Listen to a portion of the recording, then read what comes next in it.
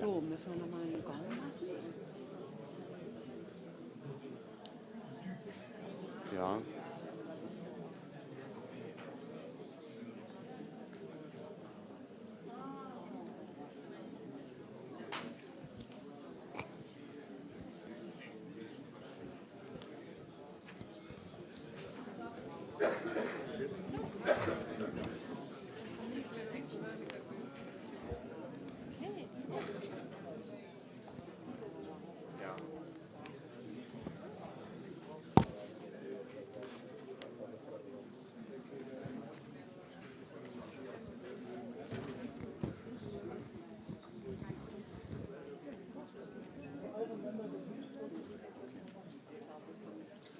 Genau, dann setzen wir uns jetzt kurz auf die Bühne, oder?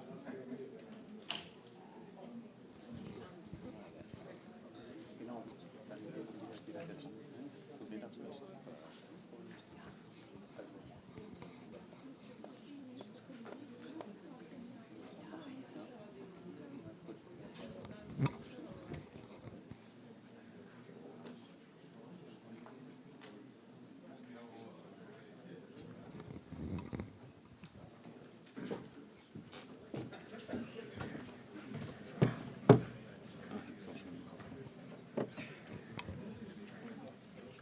Okay. I think this works. I think we're ready so far. Dear participants, esteemed ministers from the region and from Germany who are with us today, dear participants from regional organizations, governments and agencies, and last but surely not least, dear representatives from so many civil society organizations and think tanks from the Western Balkans who are with us and whose work will be in the center of attention in the coming days. Before I really want to start with this introduction, I would like to use this opportunity to express our solidarity with those affected by the terrible floods that have hit Bosnia-Herzegovina recently. Our thoughts are these days with all of those affected and especially with those who have lost their loved ones. It is my pleasure to welcome you to the forum on behalf of the Southeast Europe Association, and as its executive director, we are the network of expertise on the region in Germany, and our main tasks are to offer information on the region to people in Germany and at the same time to offer platforms for dialogue with the region for people from Germany and from the EU. And I think you can imagine that for us it has been a really happy occasion that the Federal Foreign Office asked us, together with the colleagues from the Aspen Institute, again to host the Civil Society Forum and to organize it, as this is directly within the core of our task that we have. We've had the privilege to organize the CSF already 3 times in the past 4 years, but still it's always really a new challenge to bring all the threads of so many topics together and to offer a platform that is really viable in the end, to lead to productive civil society discussions and in the end, of course, also to recommendations that we can discuss and present. And at the same time, this year's endeavor came with extra responsibilities as we are celebrating the 10th anniversary of the Berlin process, as we all know, and as we will have as a focus of the first panel of this conference. In this regard, I would like to thank very much all organizations who have been involved in this process for their support in the past month. And also I would like to thank all of you who have been really enthusiastic within this, sometimes also overwhelmingly enthusiastic in approaching us regarding this conference. To us, this has been a great motivation in the past weeks and months, and it has been great to know you all on our side when organizing this event. Especially, I would like to thank the 7 organizations who have taken over the quite busy responsibility of leading a working group, compiling the recommendations and presenting the recommendations in a number of advocacy meetings that are still not over but about to start, and to spread the word about the recommendations even further. Without you, we would not have achieved these results. Thank you very much. Also, I would like to thank our great team. Over the next 2.5 days. So I wish you, all of us wonderful discussions and a lot of impact. And with this, welcome again. And I hand over to Christian for the introduction of our first keynote speaker. Thank you very much, Tommy. And I leave you alone here. Yes.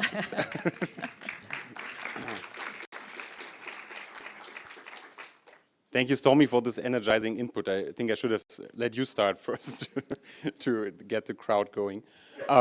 Just briefly from me, I would like to introduce you to our keynote speaker, Minister of State for Europe and Climate, Dr. Anna Luhrmann, who is joining us today. She's been Minister of State since 2021, and one of her focuses in her work has been the Western Balkans ever since. She's also a member of parliament. Actually, she has of academics and of the workforce, and we've just seen important breakthroughs actually today as we speak. We have seen the launch of the Green Agenda in 2020 to enhance the green transformation of the region, a topic that's particularly close to my heart. We have established a regional youth cooperation fund with RICO. We have 7 workshops that lay out now a roadmap for the future, as we've just heard. And I think it's an important opportunity for exchanging experiences, for solutions, for finding them in order to address the needs of the people in the region. I'm very much looking forward to the outcomes and also to your recommendations now after your work in the coming few days. On my past travels to the region, I've repeatedly met several of you also, be it in Sarajevo, be it in Belgrade, and I've been deeply impressed by your expertise, by your knowledge, by your engagement, by your creativity, and also by your efforts in making your voices heard. You clearly make a difference, and many of you face really constraints, face a very, very difficult context, shrinking spaces for civil society, lack of financing, and even worse, intimidation and concrete threats that are nowadays not unusual, as we observe currently, for instance, in Serbia. So let me be very clear, this is absolutely unacceptable. Also in situations of disagreement, it is the obligations of all authorities in democratic states, also of the Serbian authorities, to protect all actors and to protect the freedom of speech. We have repeatedly also urged the Serbian governments to respect the basics of a democratic debate and the rule of law, and we will certainly continue in doing so. In the end, it is those fundamentals that are also deeply intertwined with further steps towards the EU, and also the accession to the internal market. This is a clear chance for governments to prove that they respect the fundamental values of the European Union and that it's really serious with the EU accession. And yes, the whole path to the EU is far from easy. I've had repeated discussions with many of you also over the past years. It really entails both political and also public will.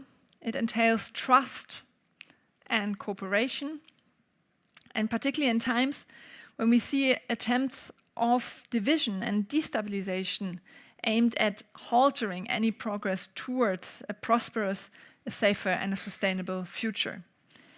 But let me be clear, the Western Balkans have their place in the European Union, and Germany is by your side to accompany on this important pathway.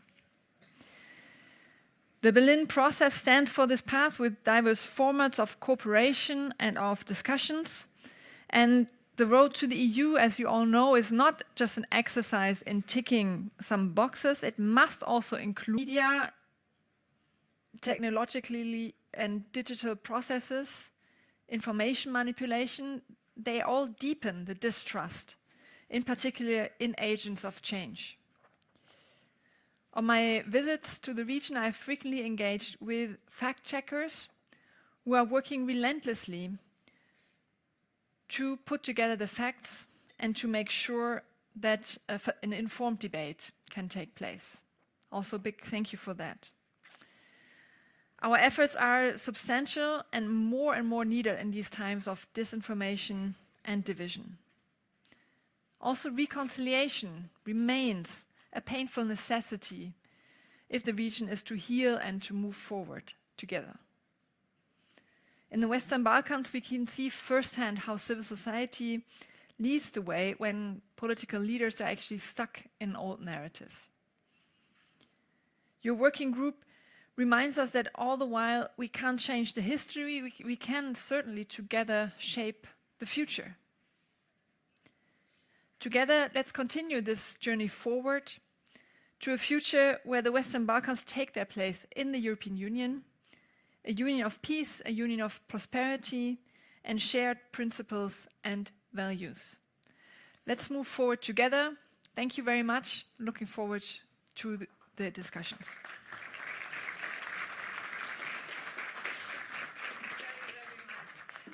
Would you be available for a couple of questions? A couple of questions, yes. Yes. Would you like to do the standing Yes, up? of course. More than that. So I think we don't have a lot of time, but maybe we can collect a few questions. And this is your chance to hop on right in. Who would like to be the icebreaker? Yes, please. And always say who you are. And the mic is coming. Thanks very much. Frauke Sebers, I am an Associate Fellow with the German Council on Foreign Relations and a Visiting Fellow with the SWP, both of them. Thanks very much for your introduction. I would be interested, because you mentioned disinformation, false narratives, which are, of course, coming from Russia, but we also see them picking up pace, let's say, from a more evangelical groups or kind of conservative groups that are also close to the possible next president in the US. And I'm wondering what your view is on how to address this, especially if we will have Trump 2.0. Thank you. Well, I think the first important issue here is that we take this serious, that disinformation actually threatens our democracies, threatens the way decisions are made, because they distort the debate. It's very clear that for instance, we have recently also as Foreign Office, we have discovered a network of fake accounts that clearly had the objective of undermining German support for Ukraine. It's very clear that, while there is freedom of speech, obviously, and we need to protect freedom of speech, there is not this freedom of reach, right? If you amplify sort of information pretending that they are real accounts, but in reality it's bots that are actually supported from Russia, then this clearly distorts public debate here and also in the region. And therefore, I think as democratic actors, what we need to do is we need to take this serious as a threat to our democracies. And we need to do many things. Just very briefly, 3. 1, we need to cooperate to uncover these kind of attacks on our information space and talk about it so that people know that what they see actually is not sort of a fellow citizen expressing in a free engagement debate, but maybe a deep fake, maybe a robot, maybe these kind of things. So to raise awareness, share information, use the Digital Services Act, for instance, to take illegal content down, to really enforce that on the platforms. The second thing we need to do is to actually educate more, and here I'm also counting on civil society, on media literacy in schools, using games and all that, so that people are made aware of how they can uncover these kind of disinformation. And also, might even be more important, how they can find information they can trust in, right? This is also something that I think might even be more challenging to achieve, but even more important. And thirdly, I think we need to become better as democratic actors to communicate strategically, and particularly in the Western Balkans, to really communicate about all these things that we as European Union have been doing for the region, right? A popular example here is during the COVID pandemic, right? Many people, for instance, in Serbia think that it was the Chinese who helped them through the pandemic, whereas in reality, the EU combined has done much, much more to also support the health systems of the regions, but didn't talk as much about it. So therefore, we really need to get our act together here, and we're working on several initiatives together with our European partners to actually do that. Thank you. Thank you very much. And I think we can take one more, maybe from this side. I saw some hands also coming up there. Or right over there. In this fifth row.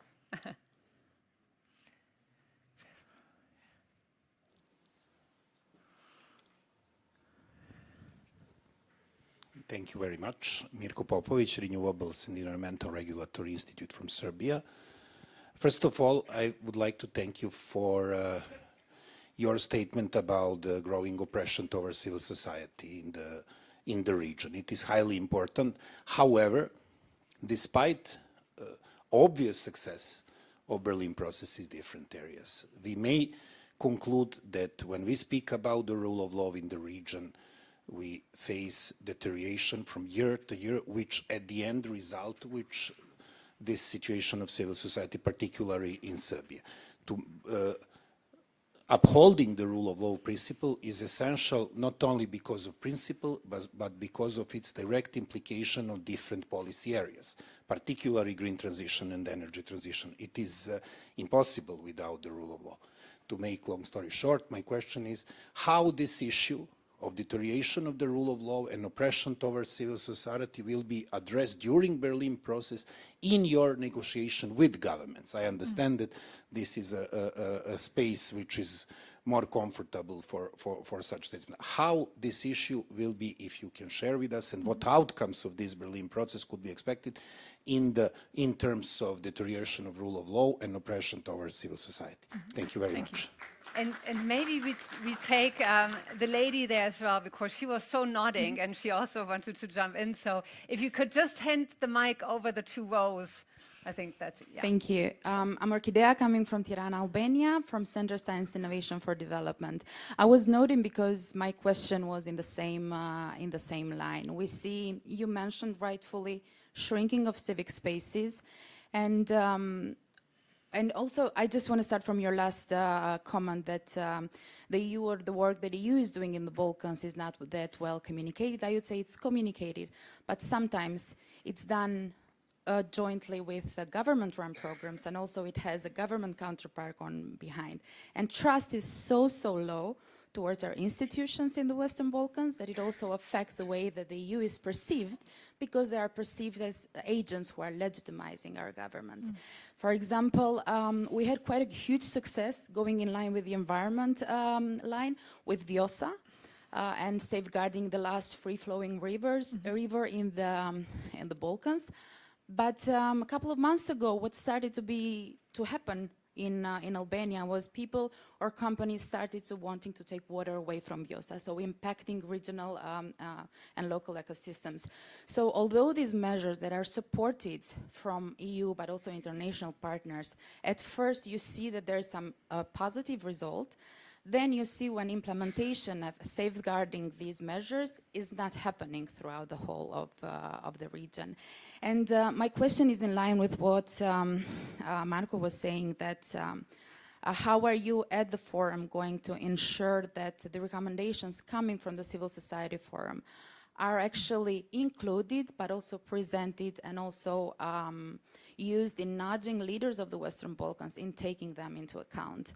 And counting on last year's forum, we need, or we believe and think that there's more need to be done from EU leaders, those who are sitting in the same tables with our leaders, in making them respect and making them follow through with measures. Because we talk all the time that spaces are shrinking, and the spaces are shrinking, but they're becoming no spaces at all. So we're standing somewhere, not knowing what is happening, how it's going. And throughout the region, you see the same thing. Although Serbia is leading some sorts, other countries are not falling behind into more autocratic regimes and in shrinking of rights, not only physical, but also in the online spaces. Thank you. Yeah, thank you very much.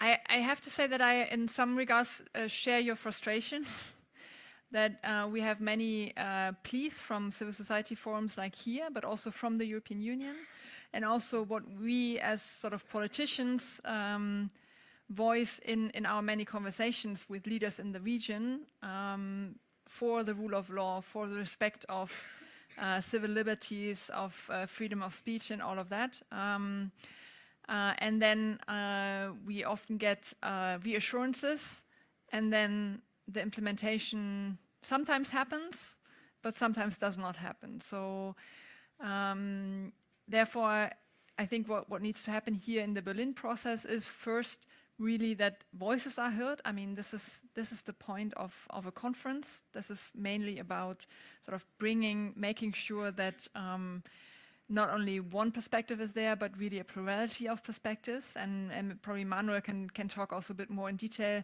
now how the technicalities work of taking your recommendations now then to the summit also next week. What for next week, what is a big focus is on the common regional market. So that's here a clear focus.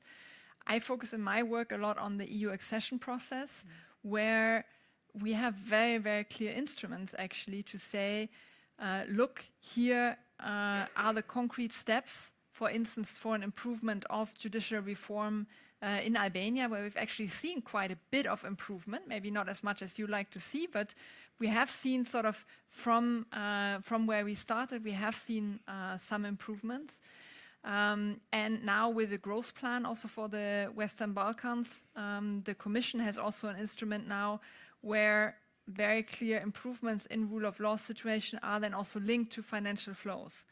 And this is also what we see in the EU internally, what often helps at least to get some level of reform in countries with a dubious rule of law and human rights record, to link additional funding also to progress in this area. But in the end, I think what needs to happen is pressure both coming from civil society from within, so that leaders know they're being watched, as well as a clear expectation also, particularly for the countries wishing to join the EU, that it's very clear on which values we are standing here, and that these fundamentals are to be achieved if the countries are serious about taking steps towards the EU.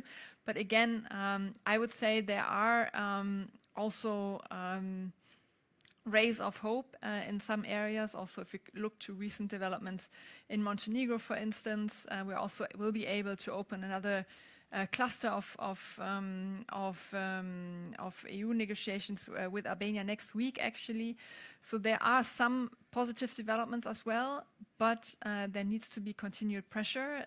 Democracy is not a spectator sport, and therefore we count on all of you. And thanks for being here again. Thank you very, very much. I know that you do have to go. We would love to duplicate you and have more than one of you. Manuel is here. I know. We would like to do the same with him as well. Have a few Manuels to be at the same spot at the same time. Anna Luhrmann now has to go to the Parliamentarians Dialogue, which is a new addition also to the Berlin process, a very important one. And they are meeting over this morning and the afternoon and tonight, and that's where she is hopping off to. I now want to take you to the next step of our journey today. As we heard several times, it's the 10th year anniversary of the Berlin process. And a few months ago, the Foreign Office, Manuel, Valeska, and also Nils von Redeker said, we need to take a closer look at what the 10-year process of the Berlin process really achieved, and we should do a mapping study. And then we said, oh yeah, we would love to do this, but we certainly can't do it by ourselves, but we want to do this with esteemed analysts and authors from the region. And if few months later, I am very happy to report that the mapping study is sitting on your chairs. Maybe you're sitting on them, or they are now below your chair or in your lap. But it is today the launch of the mapping study. And we want to take the first panel to take a closer look at the 10-year anniversary and the process the last 10 years and see what worked well and what might not have worked so well, and where we want to move, how we want to move forward, and what we want to achieve. And for this, now also our two authors are cabled. I first ask our two authors to the stage, Silvana and Marika. Thank you so much. First of all, you come up here so that everybody can give you the applause you deserve for getting through this mapping study. So before I ask the other panelists to the stage, I want to ask you, how were the last few months doing that study? Interesting and intense, I have to say. Interesting and intense. And for you? I would say surprising. No matter how much you think you know about the Berlin process, every now and then you find something new. So it was rather intense, I would say, and it was eye-opening in terms of how much this process has done, but how much more it could do. Thank you so very much. And I think this is already a good teaser to say there are lots of things in there which might surprise you. Also, those who have worked diligently in the process for the last 10 years, we hope to surprise. And for this, maybe you two can already take your seats. And with this, I would like to ask our other three panelists to the stage, Manuel Sarrazin. Give him a big applause. Aman Scarpi, also for you a big applause, come on up here. And also to Albert Hani, also a big applause. Please join us here. So you see, everybody seems to know each other, which is really wonderful. Yes. So I'm not Christian. I think I'm going to join you over here. So how we wanted to do this panel, and please, if you don't know our panelists, we also have a wonderful bio book where you can read up on their CVs and what they have done in the past. Because we are already a little bit behind the time, we want to jump right into the discussions. And how we are going to do this, we are first going to hear from our two authors about the study. I will do diligent timekeeping, and then we want to jump into the discussion on the panel as a whole. And we'll have to see a little bit if we then also can bring you in with a few suggestions how to move forward. But first of all, I hand over to the two of you.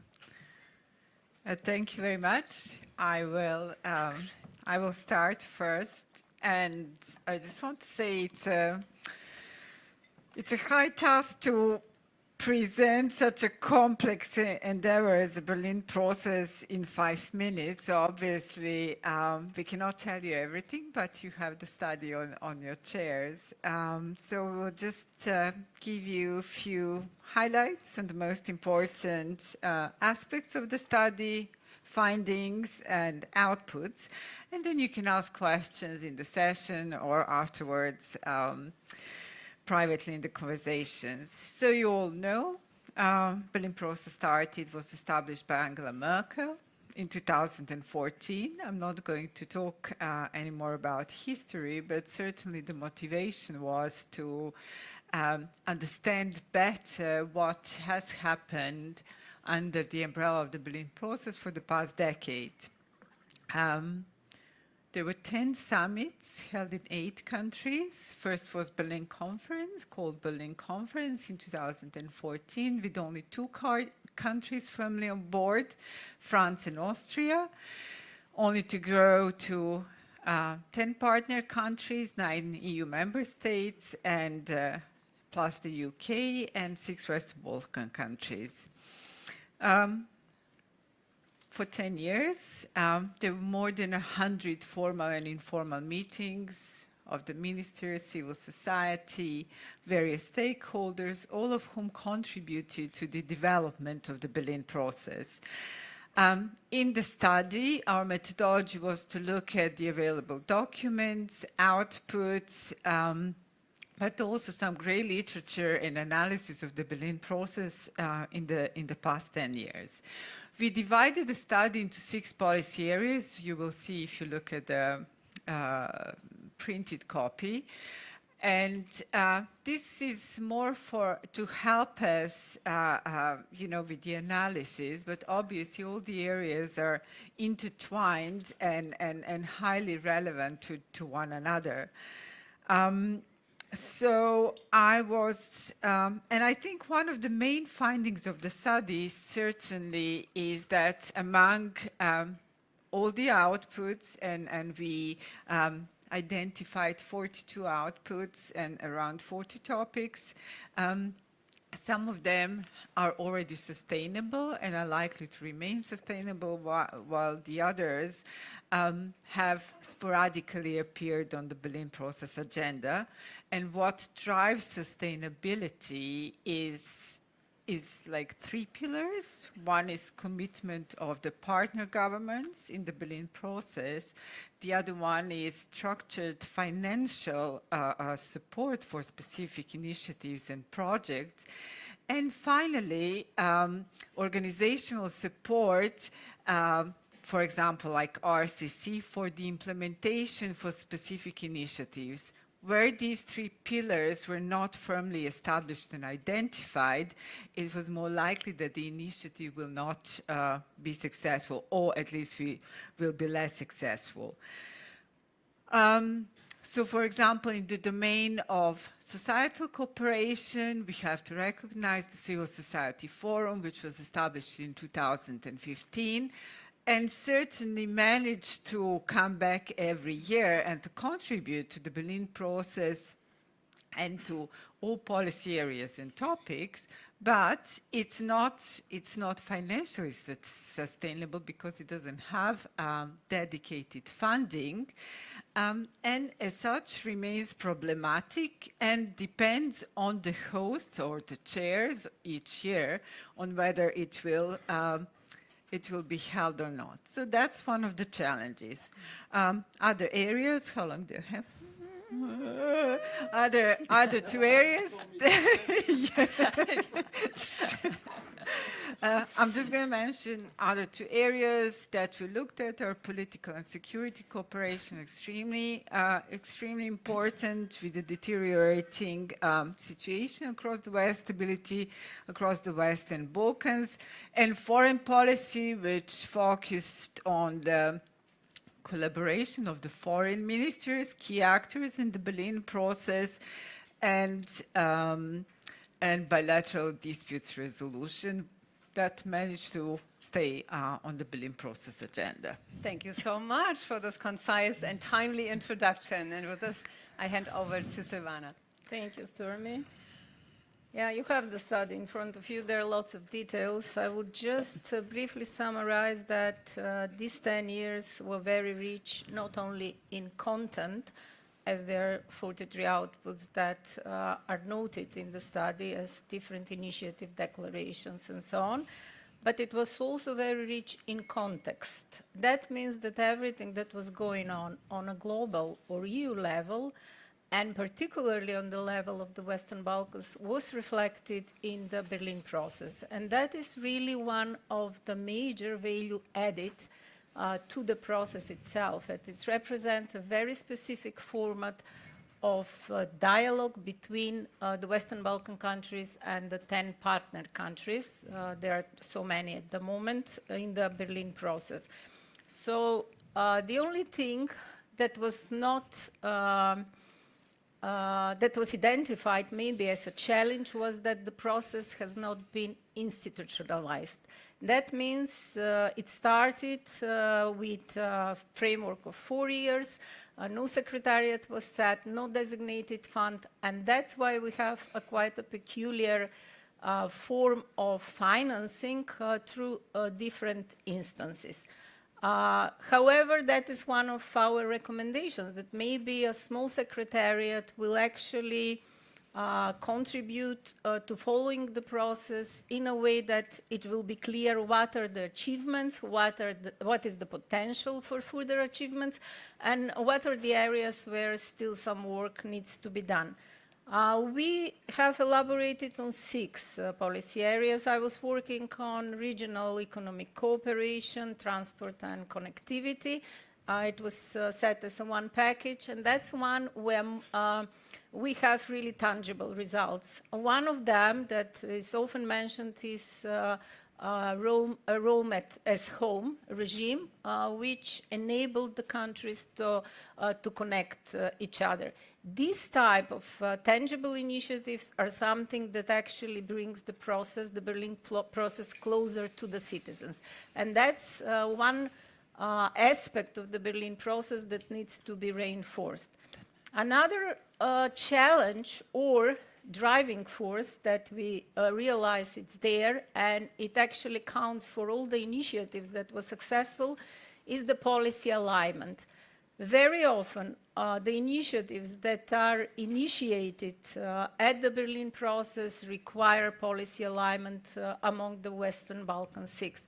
And not always that's an easy task. So having a secretariat or somebody that will coordinate that could actually bring to your further successes. The third driving force was already mentioned, but I will again reinforce, is financing. Financing was done on different levels. It was done by the countries that hosted the summits. It was done by the European Union through IPA program on financing different initiatives and so on. But still, having actually a study on complementarity on the financing and seeing what amount of finances were actually channeled into the Western Balkan process is something that should be done. That was not within the mandate of this study. It was not an impact evaluation study. It was actually a mapping study. And it was already mentioned by the minister, the keynote speaker previously, that now we need to focus on climate changes and so on. We have the green agenda, and we have also new topics that were introduced in the past 2-3 years. They're all noted in the study. So a need for more proactive approach towards getting better results and toward higher transparency with regards to these results, it's needed. And me personally, I'm really happy that this study was done because, as I said at the start, no matter how much you're working in certain area of the Berlin process, you will see that there has been much more done. Acknowledgement of the successful initiatives is really needs to be done. And also, I hope this will be further encouragement to the civil society to provide even a higher impetus of realization of the initiatives. Thank you, Stormy. Thank you very, very much. Just in case, if you're wondering why there is this chair, it's not that we have forgotten a speaker, but this is a chair for you to then also join us. It's not the hot chair. It's the chair to engage in the discussion. So this is your invitation to join us up here also in a little while. For the first round, I would like to do a very quick, fast answer round. What sometimes strikes me is when I meet people who are actually from the Western Balkans or from Germany who have been working on the process, and they're still saying, I really don't know or think what this Berlin process is about. And that strikes me sometimes as strange, because I think there's a clear definition, but there might not be. So the first round, I would like to ask all 5 of you to say just in one sentence what the Berlin process is about. And maybe I can start with Manuel. What is the Berlin process about? So, Stormy, there is the German author and poet Heinrich Heine, who once said the famous sentence in German, was Schläge sind, das weiß man wohl, aber die Liebe. So, what means being beaten up, everybody knows, but what love is, ... So Berlin process is like love in this. Nobody can really say what it is, but everybody is trying to achieve something there. And I think today for us it is that Berlin process is that 7 economies managed out to vote together in CEFTA bodies on moving forward. One sentence. Thank you very much. Albert, what is the Berlin process for you? Well, there might be a definition, of course, but we as a peace building and reconciliation organization, of course, see Berlin process as it's a noble initiative, I would say, that works on compassion and mutual respect among the communities in Western Balkans in order to create, as the minister said, new pathways to European family, wealthy and healthy there. Thank you so much. Secretary General, what would you say? Well, thank you for a very tricky question, because it's very difficult to summarize in one sentence what is Berlin process. But to do it more poetic and more empathic, I would say promoting love between Western Balkan countries and promoting love between Western Balkan countries and EU. So to say, bringing our region closer together and bringing the region closer to European Union, in a nutshell. Thank you very much. I didn't expect our panel to be so poetic, but it's wonderful. Silvana, what is the Berlin process to you? Of course, we read lots of definitions about that, and we had interviews with the host countries over the year, and it was interesting to hear what Berlin process is actually for the people that were part of it. And that somehow changed my definition of the Berlin process. I knew before starting to work this study that it's a format for a very constructive dialogue where the Western Balkan countries and the 10 partner countries from the Berlin process are actually free to exchange all the regional and other issues. But after that, now I would say Berlin process is a growing organism. It's something that has all the parts to and could function very coherently, but there are some parts in the puzzle that needs to be designed, put, or recognized by all the parties. And that made me laugh as well. Marika? I would say, I mean, we need to think about what existed, how much love existed between the Western Balkan countries in 2014, and we have to agree it was very little love. So actually, Berlin process is a platform that offers support, political support, to any intention or aspiration for connecting between the Western Balkan countries and also partner countries in order to grow and ultimately achieve regional cooperation. Thank you so much for this first lightning round. So in the second round, I would like to dig a little bit deeper into what has been achieved before we then also talk about what might not have been achieved so far. Manuel, can you tell us in a nutshell what the big achievements are? I think the biggest achievement of Berlin process are those which are not inside Berlin process anymore, but have been taken over by the European institutions. Because already also your introduction made clear that there is not real big financing behind. Berlin process is not reaching the administrative structures in the region, and we don't have a secretariat or even not something like implementation, securing body, supranational, which or who could overrule or influence when there's missing political will to implement the achievements. And we have a lack of implementation, to be so clear. For example, with the mobility agreements, I'm not fine with the level of implementation so far. I would not underrate it, but I would not say that I feel that we were so successful as we should have been since 22 and that. But European institutions have this usually.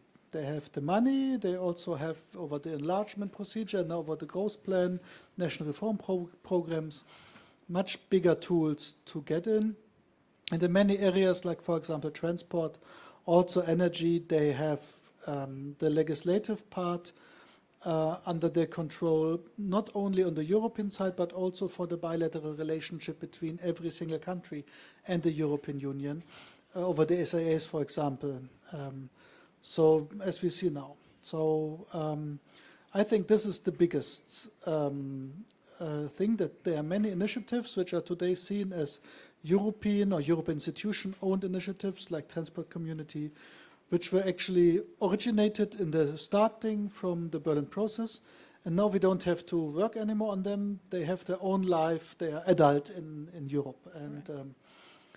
And I think that this is also important, that the Berlin process, when it started, it has been seen skeptical in Brussels to a certain extent. And today we see that if we work together with different possibilities of how we act sometimes, but with the same scope, in a European concert, that as a team we can reach more than in another way. I think this is very important. So this is, I think, the most important point of it. I think there's one more point which is interesting. One is a bit big and one is very small but important. The first is the situation when you have the partners from the region around a table, and some I see here, for example, Odetta, there is this, which you know, in human resources, you call it diversity stuff, that when you have different perspectives because of different human backgrounds in a room, this can be problematic, very annoying, a lot of talks, but it also creates momentums where you can achieve more. And we have been proved, we saw this happening, that the situation that, you know, all the so-called like cultural prejudices about how every country, you have the group from the region around, you have to agree on something, and it fits together, that the region belongs together, even when there's so much conflict, so much problems, so much history. And Berlin process was able to give a table where everybody wants to come to get this momentum sometimes, that everybody wants to achieve something together. The second is we have a fixed protocol. So all the questions of flags and nameplates and stuff are fixed. And because I think if we now try to start up a new Berlin process, it would never happen, because of the one guy would say the flag has the wrong color, you know what I mean. I don't want to be more exact on this. So this is, I mean, it sounds so small, but thanks to Angela Merkel, we can always say we have a fixed protocol, we don't change it, instead of having like this, for domestic political consumption, very important, but for results, not totally relevant point, blocking other possibilities. Then, of course, on some areas we are not well enough. Implementation of the mobility agreements, for example. I also think on reconciliation. I think 10 years ago we had the hope that there would be much better state of art regarding reconciliation, which we could facilitate in Berlin process. I think if we look to the region, I fear it's not as good as it was 10 years ago, while it was not very good 10 years ago. At least the big hopes and the ambitions and the projects which we had the hope that they would drive history to a more positive side. We weren't able to materialize them in the way. And yeah, so I would not say that it's just perfect or something like that. But I think this format can be very useful to also achieve things we weren't able to achieve so far. If we are also able to focus in a strategic way on concrete steps, and not try to overload with a lot of stuff, declarations, which are then forgotten the day after the summit, or even the same evening. Thank you so much. And for the last round, when we look into the future, we also will revisit the issue of institutional reform, what might we want to keep, like the protocol, and not touch. But maybe there are other things which there might be the need for a little bit of a reform. Albert, in Manuel's list of good points and implementation deficits, is there, from your point of view, what would you add? Yeah, Raiko, that is the lead over. He already mentioned RICO, but through reconciliation, because RICO, in fact, although we see that we can feel that not much is worked on reconciliation, RICO is a resemblance, I would say, of reconciliation in the region, and the beauty of it is because it brings this spirit of reconciliation through youth, which is yet again something that is more acceptable for our politics than to come from somewhere else, especially if it is felt as imposed. I mean, yes, for having RICO as a result of the Berlin process, for us poses a great burden in our shoulder, I must admit. It's not really easy to carry this burden because the expectations are very high from all stakeholders, including the civil society, but then our possibilities are really limited. I mean, we do a lot of work in direction of supporting youth in the region, on supporting youth employment or employability. We support the secondary schools, so we don't just do exchanges among youth in the region, but we also do now connect institutions in regional level, which is another type of work in the region that for now it doesn't require a lot of protocols, but yet again somehow it functions. And for me it's also a recognition that a lot of work on reconciliation needs to be done. We also just recently started with the initiative of Saracen here, the Youth Cultural Fund, which is another dimension of triggering young people to really tackle the issues of the society through arts and music and all the elements connected to culture. We do really a lot of work. It directly included over 20,000 young people in the exchanges. Indirectly, there are maybe even more than 50,000 of young people engaged indirectly in our activities. Numbers are big, but yet again, we cannot claim that we do enough. Without the support of the civil society, without the support of all the activities that civil society is doing, we won't be having any visible results in this direction. That's why I'm using this opportunity to call the civil society to cooperate even stronger. Yes, we've supported the civil society with over 240 projects, and we are planning to amplify this number even more this years. But this is not enough. It's not enough because the topics that we are tackling are not tackling all the needs of youth and all the needs of society. I mean, for example, we don't do much on environment, and I wish we could do it, but we still don't have expertise in that. Now, to turn a little bit the discussion, I want myself into the achievements. I want to say that RICO as such, it is a political statement, I would say, of the governments of the region to at least embark on the topic and work on the topic of reconciliation through youth. This is a very strong political momentum, and it is a result of the Berlin process. It wouldn't have happened if there was no Berlin process in place. That's my personal belief. The beauty of it is that now we are working on issues of values. Yes, there is something that is called interest, and the governments, of course, can cooperate much easier with in level of interest. But our work in RICO and the work of the civil society is mostly related to values. But these values are hardly things that are hard to be seen as results, concrete results. But I strongly believe that while we work on the values, we actually pave the road, and as Minister Lurman said, we are creating pathways for better cooperation. We are literally creating these pathways. And we might be maybe reacting with our expectations from such processes, but the way how this Berlin process have shifted the paradigm of understanding these issues as something that is imposed from outside, from, I don't know, from European countries, international community, towards something that, okay, it might be our obligation, in fact, to deal with this. It's a big shift in paradigm, and it wouldn't have happened without the Berlin process, without the strong support, especially from Germany, France, and all the hosts of the Berlin process. Yet again, it remains our duty, I'm talking here also as a also to civil society, to really secure ownership of this process in local level. Without that ownership, we will risk to constantly count the big results as the big failures. This is why I also invite the civil society to take courage and move in step of working more in track one without fear from getting labeled for being one-sided or supporting some political party. I mean, I'm bursting from... I know. And before the panel, you already said you have so much to say, and I'm still going to interrupt you because we have still a few rounds to go. So there's a chance to come back to this. But we also want to hear from the Secretary General if you share the opinions of what we just heard, or if you would add other success areas.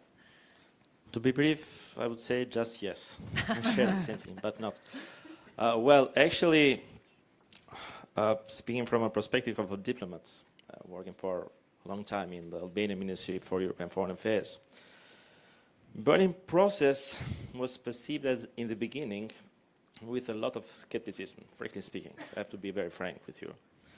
Because in our region are a lot of initiatives, not just in our region, but also in European scale.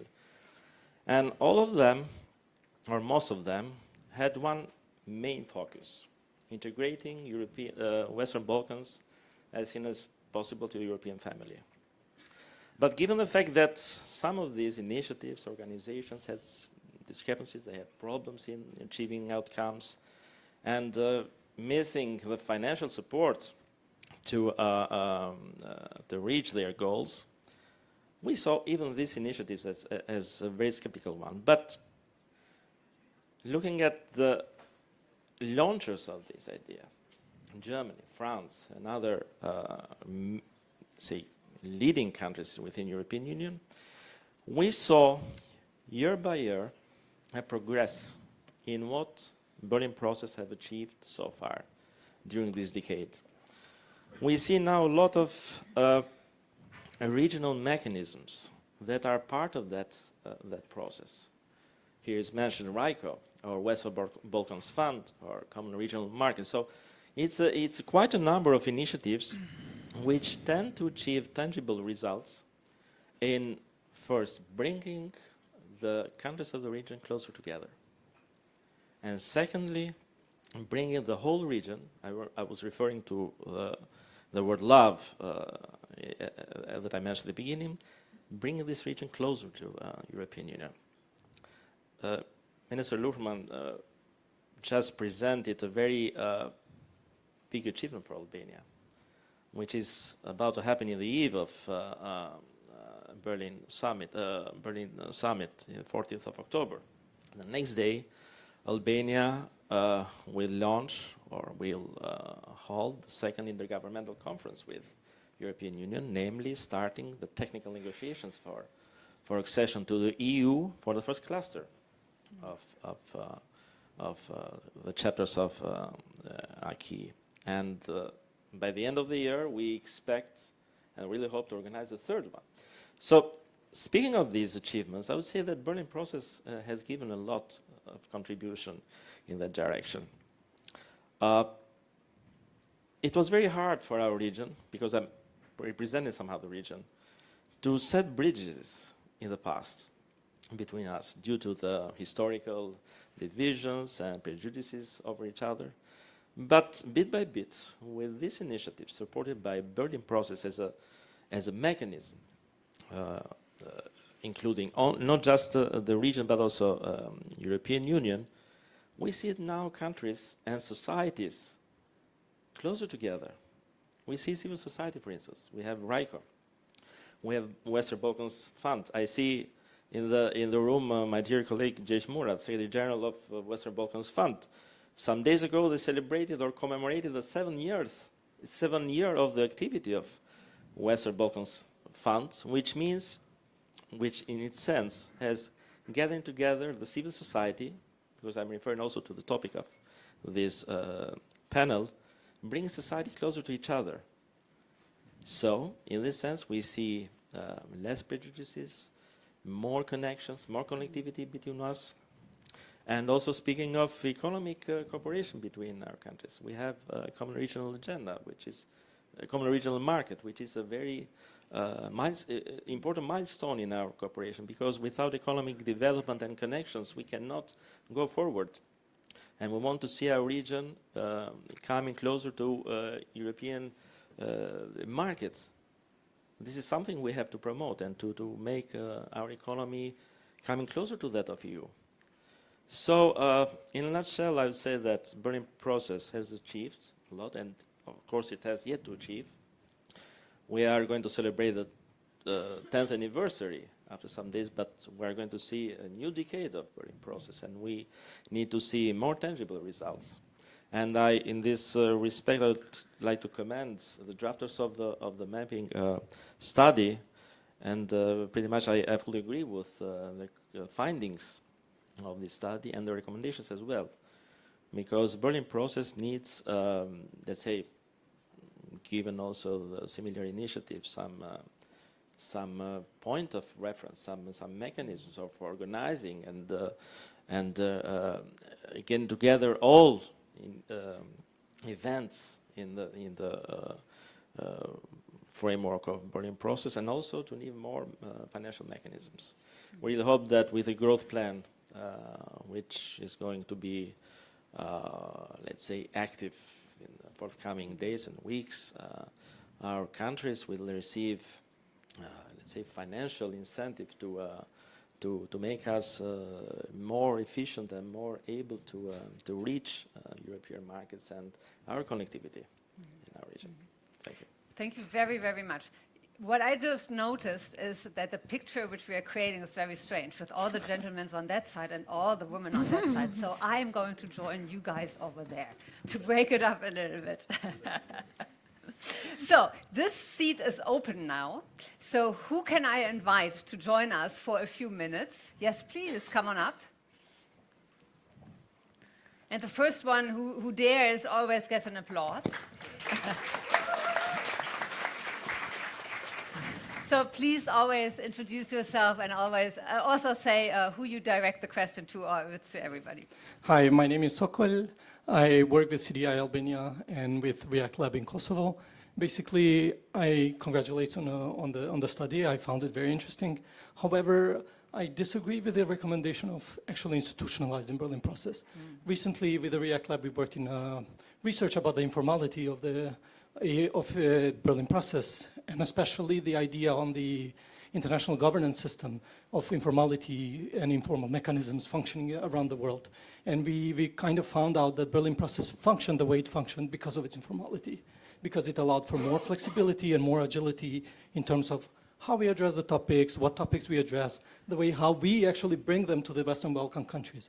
And we're saying this because, for example, many actually institutionalized mechanisms like CEFTA, RCC, even RICO have been having a lot of struggles to actually bring the Western Balkan governments to agree on something. And the moment that they were institutionalized, they were actually brought to this idea of having a consensus among the partners to how to deal with the things. And for example, if you do that, it's not easy to keep some of the things in check, because there's always a consensus. You delete something and you don't allow this flexibility, agility, and address and bring new topics all the time unless the governments agree. Whereas in Berlin process, the chairmanship brings something, they kind of need to go with it because the importance of the Berlin process that it brings. So yes, the financial institution would be interesting to bring into that, but the informality itself actually brought way more results than any formal institutions in the region actually brought. That was one of my comments, which I would really like to hear more about from your perspective. And I had another question for the reconciliation process and the things that actually didn't happen in the reconciliation. I really want us to think about the way how reconciliation actually was brought into the Western Balkan. You know, like the top-down approach that was used. Yes, RICO uses a bottom-down approach when bringing it through the youth, but it's really important to acknowledge that reconciliation cannot happen out of thin air. For example, the way how reconciliation was introduced to the Western Balkan based on the Franco and German reconciliation process, it doesn't have the same premises in the Western Balkan. We have countries which don't acknowledge many of the things that happened throughout the Yugoslavian conflict, and how the EU and how the international partners have been trying to induce this reconciliation to the region, it's highly questionable without the premises that the reconciliation needs to have. For example, some of the programs in RICO, especially on dealing with the past, they try to keep a bit of a neutrality in the way how they address. And I think reconciliation dealing with the past has nothing to do with neutrality, has to do with the fact, and has to do with the transitional justice and addressing things properly the way they were actually found. So I would really love to hear your comments on this. Thank you very much. So I think, no, you're going to stay here for a little while before I kick you off again. So let's stay a little bit with the institutionalization and then also talk about reconciliation. So would you like to say something on institutionalization? I could do that, but first I will ask you a question. So, how many of these initiatives that are listed here in Annex 2, if you had a chance to see, were you aware of? We have lots of pages here. How many of them were you aware that they exist within the Berlin process? I was for quite of them, like especially, I mean, I worked mostly on economical issues and also on reconciliation and peace building. I have the tendency to know more about that, but I was aware for many of I've been following Berlin process for so long, so I was aware for many of the things. I ask you this because it's not the intention to set up a rigid institutional structure that would actually run the Berlin process as an institution, but to set a secretariat that would actually monitor what's going on and to provide impetus to the initiatives in order to have also some impact evaluation. Impact evaluation has not been done in any of initiatives that are there. So the idea is that it's not SEFTA and RCC are very different. Organizations sat on a different ground, and the way of decision-making in these institutions is different.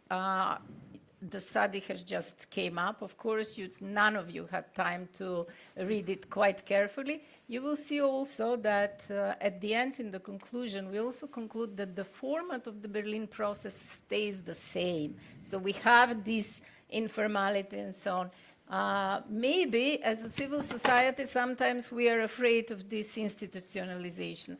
But I'm from the academia, so I have this tendency to advocate that some institutionalization is needed in order to know what we are doing and gather better results. But any comment and any proposal is, of course, very welcome, and that's why we are here. Marika, do you want to jump in? Yeah, sure. Thank you for the question. It's a very good question, of course. And we actually state at some point in the study that one of the advantages of the Berlin process is that informality allows it, and we highlight that as a positive thing, that informality allows it to bypass the complicated bureaucratic structures of the EU accession process and actually allows, engagement around certain areas, even if they're covered with the acquis, within negotiation frameworks. It allows to engage with these areas directly and to, to come up sometimes ad hoc with funding or with some ideas, or ultimately to ask the Western Balkan governments, what do you need? Do you need specific support in these areas so that you can achieve so and so? But as Silvana already said, the problem is coordination and monitoring, for which we think that Secretariat would be useful. And also there is another big debate about whether it should be just 10 partner countries, so 9 EU plus UK, or whether it should be open to more countries. And ultimately, the participants of the Berlin process and the previous chairs, they all pretty much said, we kept it. There were other countries interested to come on board, but we kept the lower number of countries to make the communication easier and to actually achieve, achieving results easier as well, which doesn't mean that there is communication with Visegrad 4, there is communication with some other EU member states, but through different initiatives. And I just want to come back to your point about reconciliation. No. We come to reconciliation in a second. Okay. Because I still also want to hear from Manuel if we need a secretariat or not. I will not give a clear answer on that because, frankly, I think there are pros and cons. I think there are important pros, but there are quite striking cons. So I think to put the idea is very important to discuss the pros. The one point is that we don't have a real institutional memory for Berlin process.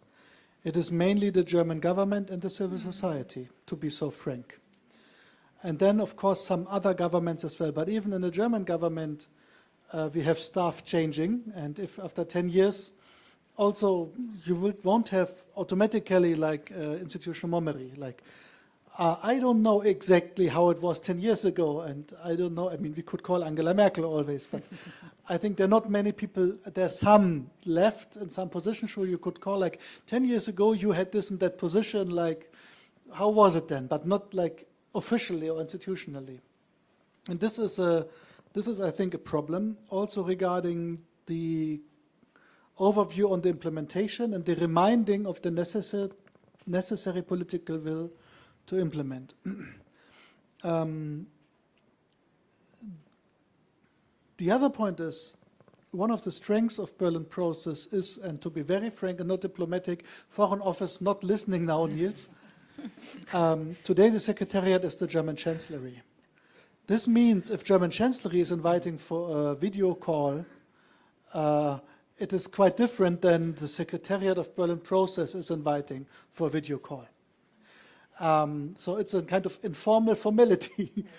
And I don't know exactly, there is a tendency if you have a Secretary General, then he's responsible for doing all the stuff, and then like, the governments could feel out of responsibility. So I don't know exactly how to solve this, but I see there an important minus. Especially also, we have in the European Union a structure of a council presidency and a rotating presidency, and it would be, should it be a copy or not of that? So we would have to be very clear on that. So there are pros and there are some cons. And the final contra has been named by you, and I think Albert knows it the best. Which country would give the first chair or the first Secretary General? And then you have to reach consensus about it, and then the probability is high that it would be blocked at a certain point. But do you want to have a German chair? So if it's about the Secretariat, which is basically helpful for the institutional memory and like secretary work, but on the, I think this could be helpful, but then for probably the main con would be the financing. Yeah, this is my 5 cents. Great, thank you so much. Marika, a one-sentence intervention. I would just say that, yes, I fully agree, but then on the other hand, the Secretariat would protect the Berlin process in case, for example, the next German government doesn't want to support it. Because if the next German government drops it, then...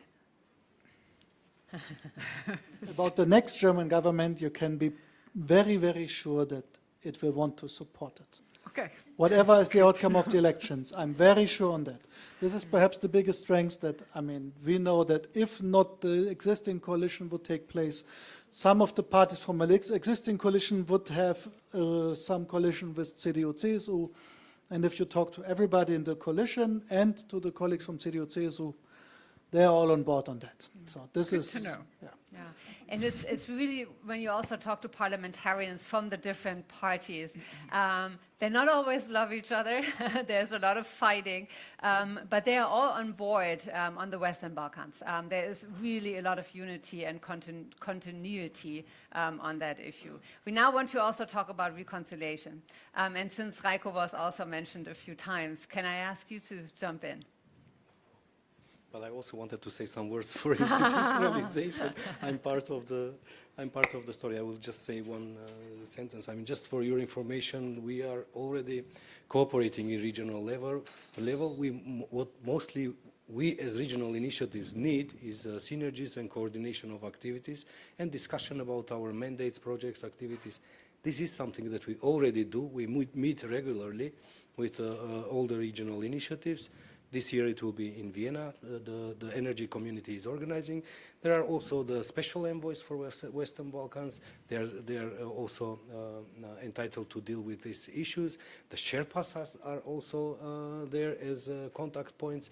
Maybe, I mean, I hear for the idea for the first time, maybe it is good, but in my understanding, and you know, it's in our culture, we say if you want something to fail, form a commission. So we want those procedures and structures, but in this case, I think we should be hooked towards the topics that we are working, towards the target groups that we are reaching, and only focus on the results there.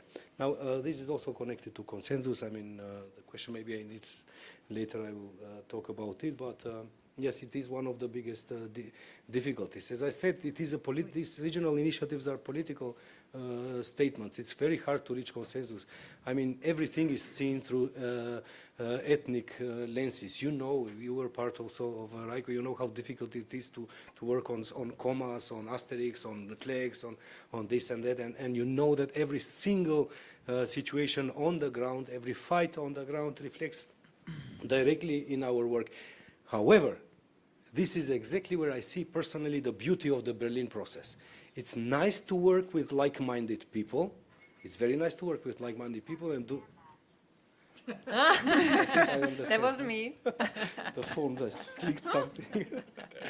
But the beauty of the Berlin process is exactly on that, to work on creating conditions for better understanding and the culture of communication that nurtures literally peace and non-violence into it. This is something that we missed all the time, and this is why we hardly sign any agreement today, because we see the others through enemy lenses. And this is connected to the last question with reconciliation.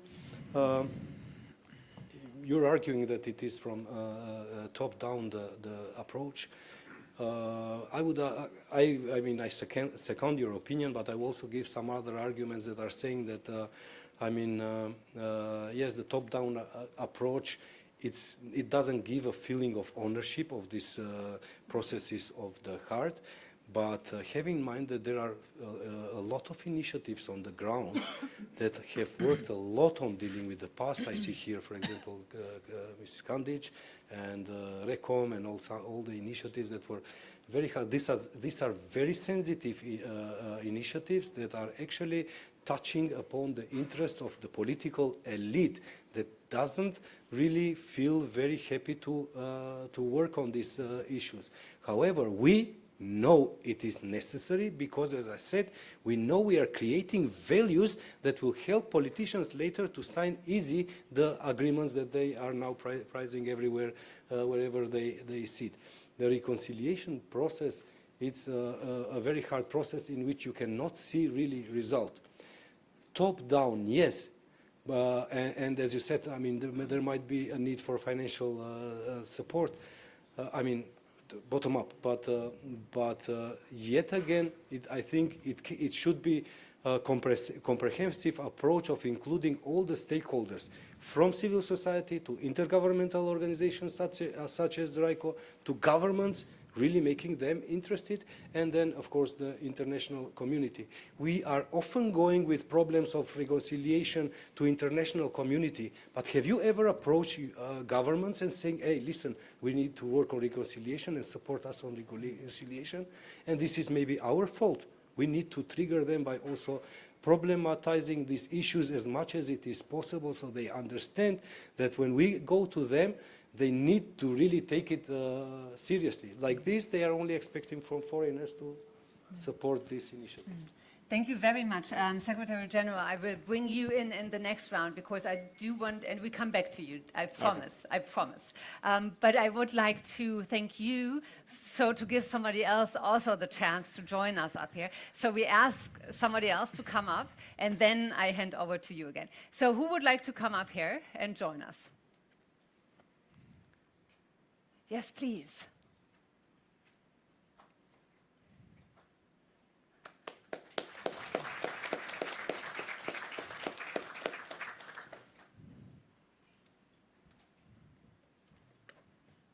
Yeah, and please introduce yourself. Absolutely. So my name is Ellen Dellas. I'm from the Kvinna till Kvinna Foundation.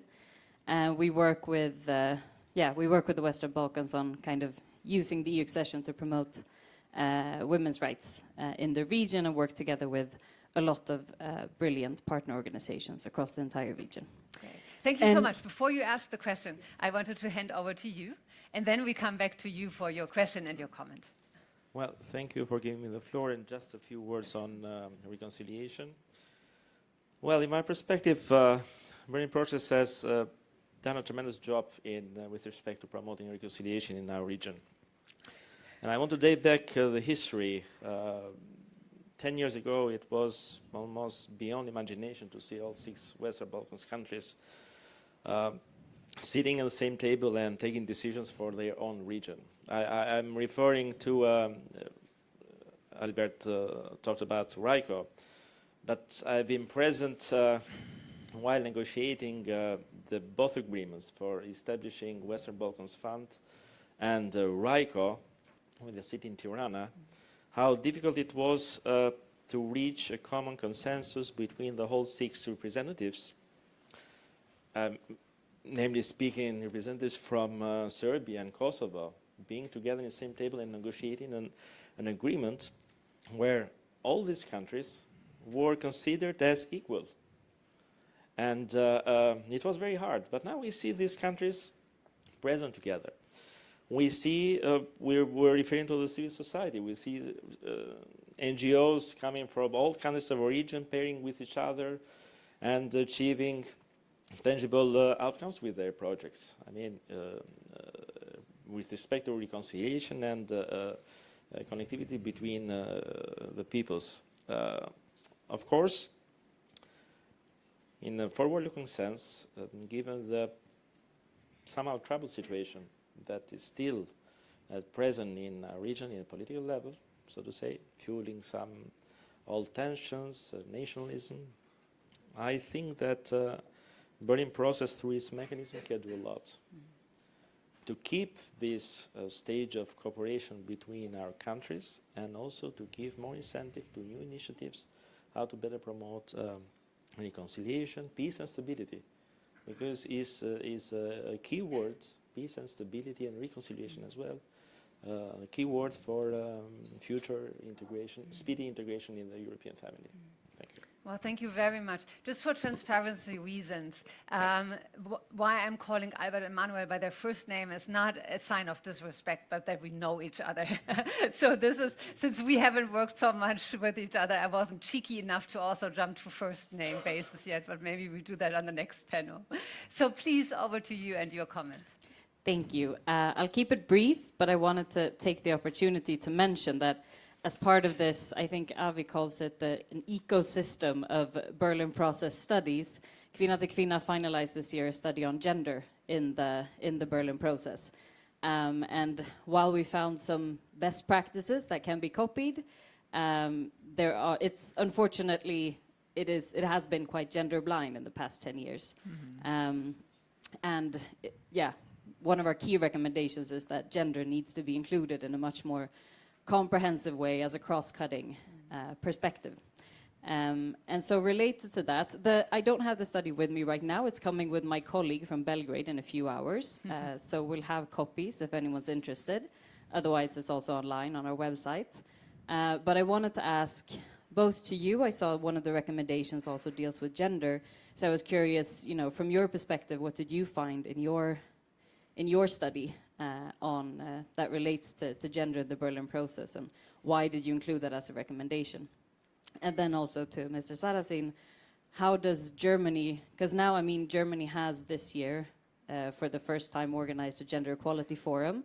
Kvinna till Kvinna were expert partners to GIZ and BMZ. Very happy to have been part of that.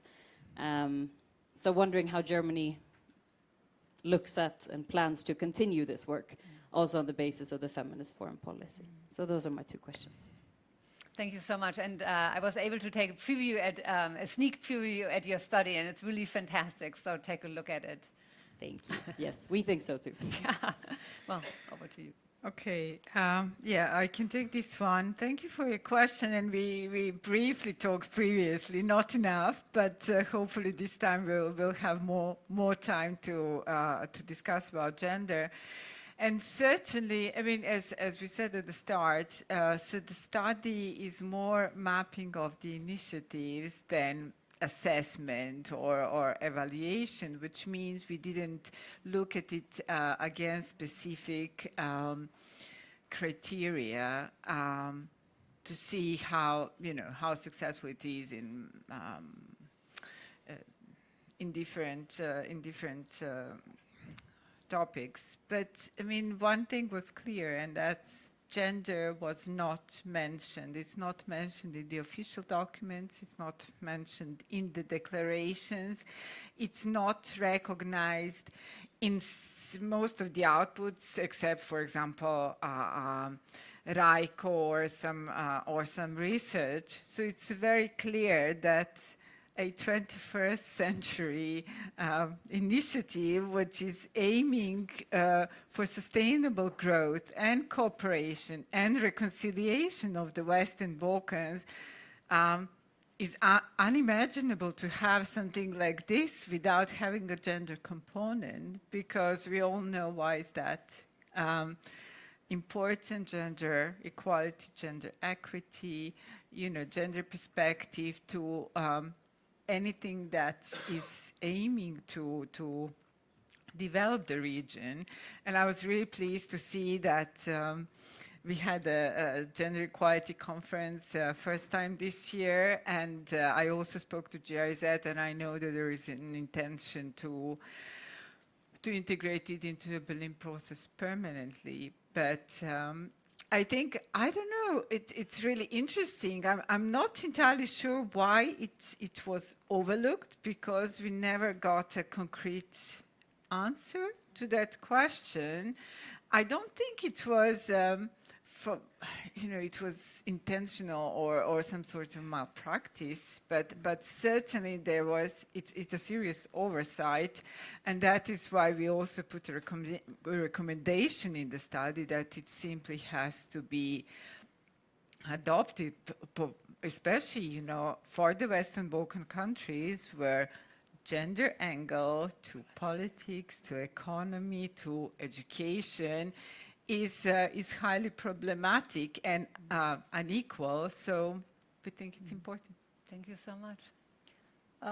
I will, as it is a mapping study, the forum was announced for 2024, and we put it as a mapping initiative. But I will now go back, I will connect this to institutional structure. It happened previously that some of the topics were introduced by the host countries and then they were abandoned. Having in mind that gender is a very important topic, we actually put it in the recommendations in order somehow to increase its visibility and to stay. And that is one of the cons of not having a secretariat or something, because if a host country place any topic, like this year it's your forum, then if the host country is not taking any efforts furthermore to develop that initiative, that could actually be something that just in a year or two will be completely in the past. That happened, for example, with the health issues. It was introduced during the COVID. Everything was about it in the Western Balkan Summit in 2020, organized jointly by Bulgaria and North Macedonia, and that was completely abandoned. And there is certainly something that should be talked about topics related to health. So I gave this explanation just to say there is no specific reason, as we were not doing the impact evaluation and we were not also making any assessment of why it was not included before. But okay, it was announced, it's very important, is also very much related to the Sustainable Development Goals, and that's why we highlighted it. That was the reason to stay there and to develop more. Thank you so much. Manuel, do you want to jump in? Yeah, perhaps first, I also know from us, but also from GIZ and our partners from the Development Ministry, which is financing actually the gender event, and your cooperation is longer already there, that they are very delighted with it and they want to put this on a permanent basis, and which is fine. But I want to say two things. First is, I think it is relatively obvious that it's relatively easy to promote the first step of gender mainstreaming, which is having more awareness and rising of the specific gender-related perspectives on things. I think at the point when Berlin Process tries via multilateral or also bilateral initiatives to make steps on the ground, we of course step into structures on our side as well as on the regional side, where we need for implementation of it, implementation bodies which are not gender sensitive yet as much as we wanted. And I explicitly say on our side and on the regional side. This is not only for the gender topic, I think, frankly, this is all even for the climate topic. For example, we invest in energy market bilaterally in the region, but you know the energy market in the region, as everywhere, is sometimes a bit political. But then you invest usually via government cooperation, and quite easily you are within structures which are perhaps not perfect, to cite diplomatically. And this also happens to this. So I think there's big points coming up there, but we have to try to tackle it. The second is, I think the awareness that one part of the problem of the region is the kind of role model of successful politician who, whether if it's a female, a male, or something else politician, is the classical role model of a seemingly male, strong leader. I think this problem is more being successful also on our side than being less successful in the Balkans, if you understand what I want to say. Yeah, and we will not be able within Berlin Process to cope with that. But of course, awareness rising and having more specific views there, and also developing perhaps more ideas can be also a step. Because I have to say it so frank, and this is a bit private, and I'm looking at Valeska. Valeska, please look at me. So stop me when I'm saying something wrong. But when we started our work around 2 years ago, 2.5 years ago, and we decided to take the mobility agreements as one of our core projects of the first summit in Berlin 2 years ago.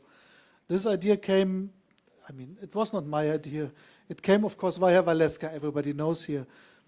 But actually, even she hasn't, it was not falling from heaven to her head, but from civil society and from your work. And I think this can be something that we institutionalize the gender work for bringing ideas up to us. And also to say this, we want to become better in implementing what we decided, also being able to agree more with the leaders on things which are coming from civil society. But of course, there is a 1 to 10 ratio in general of good ideas coming from you, which we are able to get the leaders of the region on deciding on it. Yeah, but this is the point. So we are very open on that. I personally think it's very important. But if you look to the debates in my country, not to talk about the region in my country, and what an argument is about like gender, it is of course not the most easy time to be most successful in it at a short run. Thank you very, very much. We are almost at the end of this panel because you also need some fresh air and some coffee, and we need to stick to the timetable. But I want to conclude, so sorry for everybody who I couldn't integrate, but we are going to have wonderful following panels where there's still going to be an empty chair and then you can join up here. I want to close this round off by taking a look into the future, into the summit itself, and I want to ask you one question and looking forward to a short answer. What would make the upcoming summit for you a success? Can I start with you? Well, looking at the report that the ladies Silvana and Marika has produced, Berlin process didn't look like this 2 years ago again in Berlin. I remember the critics of the civil society and in other forums about the results and achievements.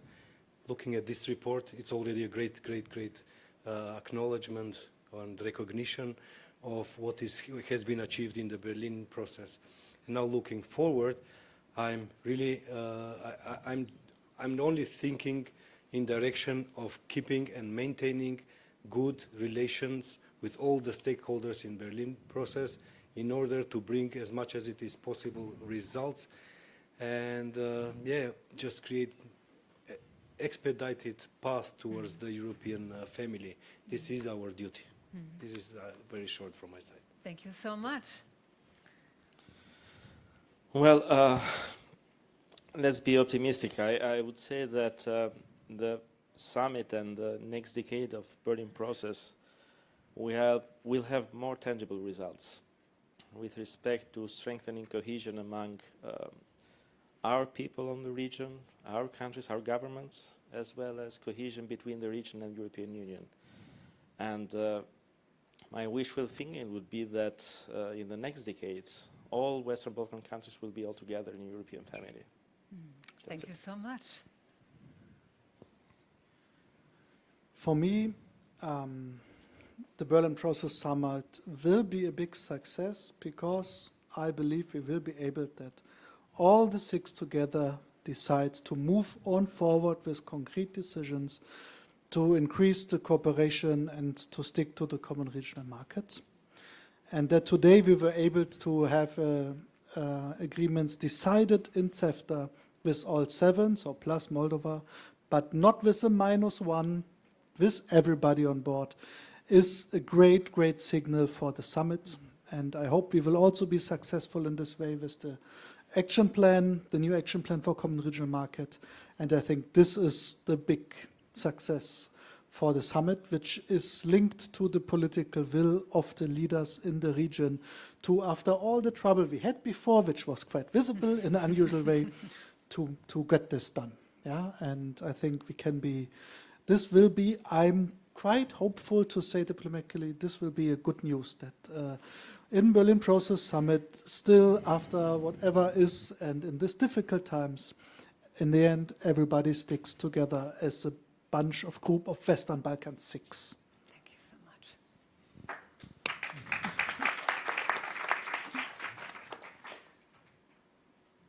I would say it would be successful if it provides also some instruments how to move forward.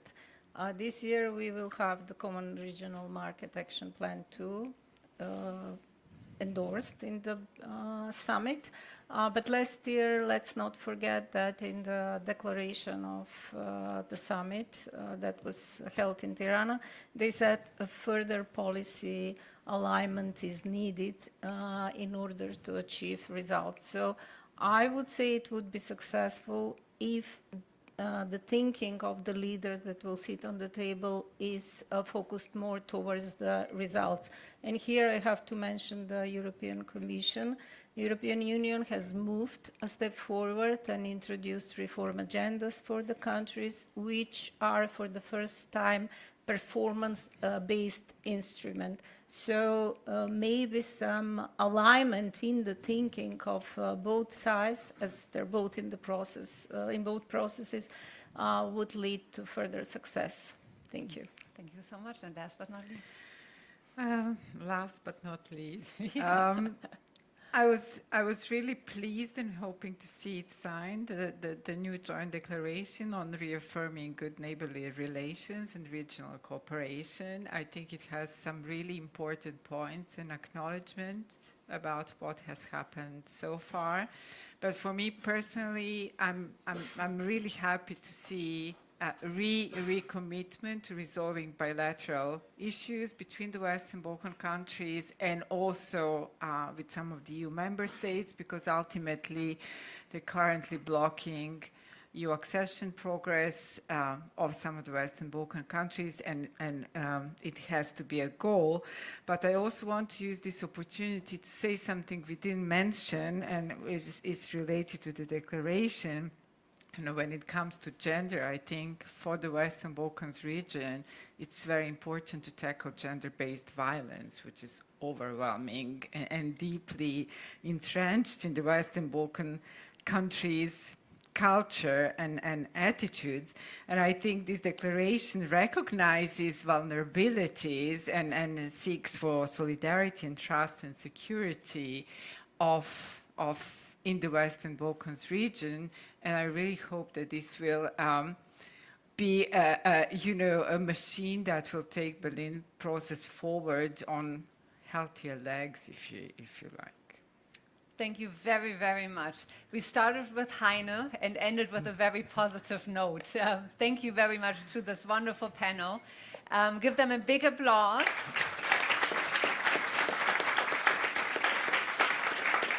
We will now send you in a coffee break, which lasts 15 minutes. Yeah, 15 minutes. So for all our online participants, we are going to be back in 15 minutes. Enjoy the break and make lots of new friends.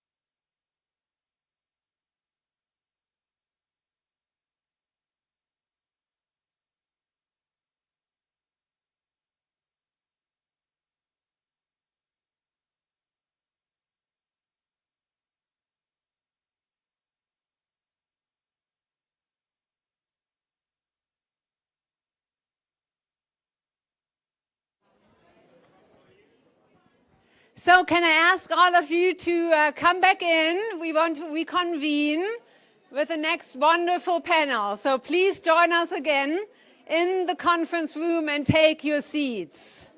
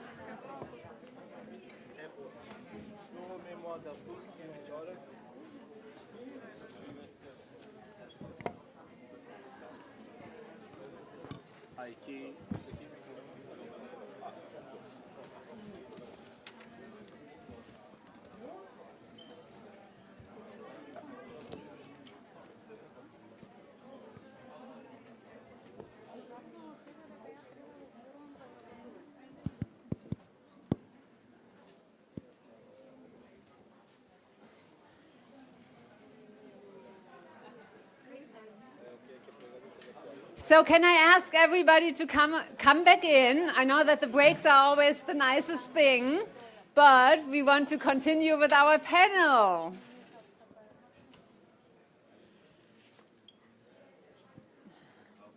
So I know there are still quite a few people outside, so help us all, help the team to push everybody back in.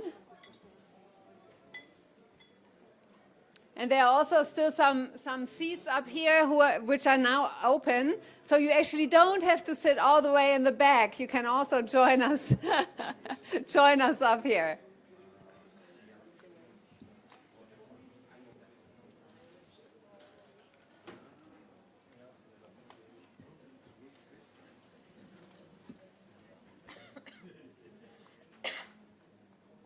Just give us 2 more minutes. Yeah, of course.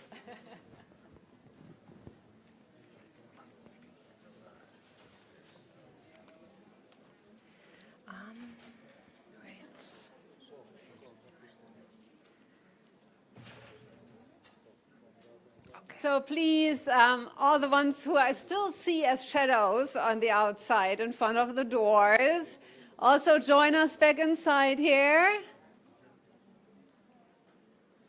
Perfect.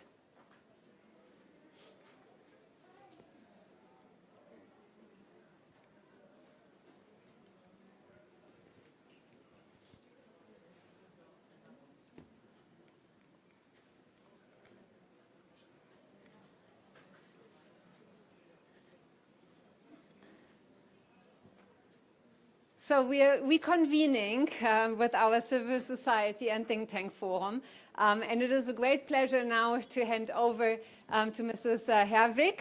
Thank you so much for taking over the moderation of this wonderful panel. So thank you so much, and the floor is all yours. Thank you very much.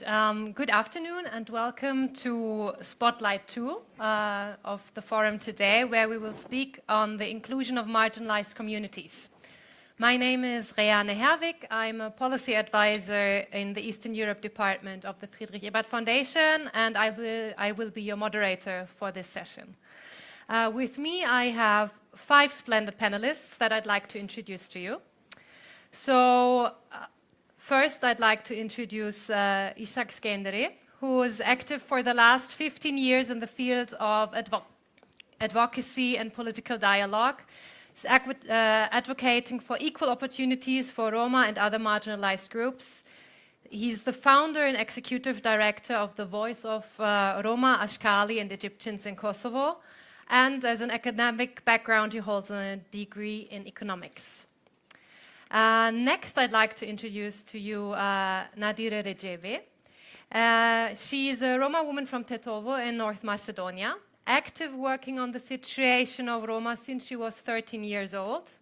She holds a bachelor's and master's in the field of economics, and she is founding member of the Institute for Research and Analysis, Roma Litiko, and the Roma Economic Development Initiative, REDI, where she directs the operations for the Western Balkan countries. Next on this great panel, we have Iriselda Sefa. She's the mayor of Lușnia in Albania. Very warm welcome to you. She holds a doctor in the field of history and served as university professor for a couple of years. Since the year 2006, she has been part of the public administration, and she is the mayor of the municipality of Lușnia since 2021. And this year, she was voted one of the most Roma-friendly mayors in the Western Balkans in Turkey and the most Roma-friendly mayor in Albania.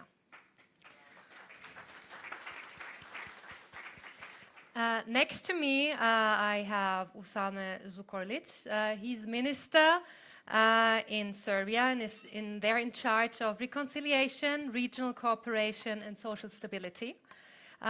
He holds a degree in law and degrees in pedagogy and communication from the Faculty of Islamic Studies, as well as a master's degree in economics from the University of Novi Pazar. And he's founder of the Development Educational Society, RED. And last but not least, I want to introduce to you Rachiela Mustafovska. She's an expert on Roma integration with experience of more than 15 years and since 2016 with a focus on the Western Balkans. She worked as a senior program analyst with the Roma Initiative Office of the Open Society Foundation and now is with the Roma Foundation for Europe, which is the first institution of its scale and scope managed by Roma leaders. And she has an academic background in law and public policy. A warm welcome to all of you.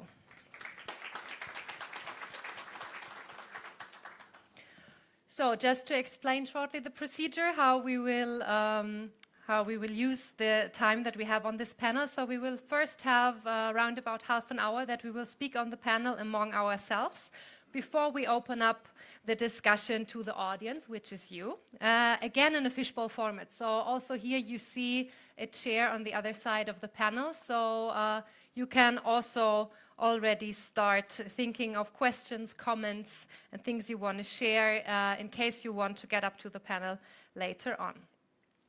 So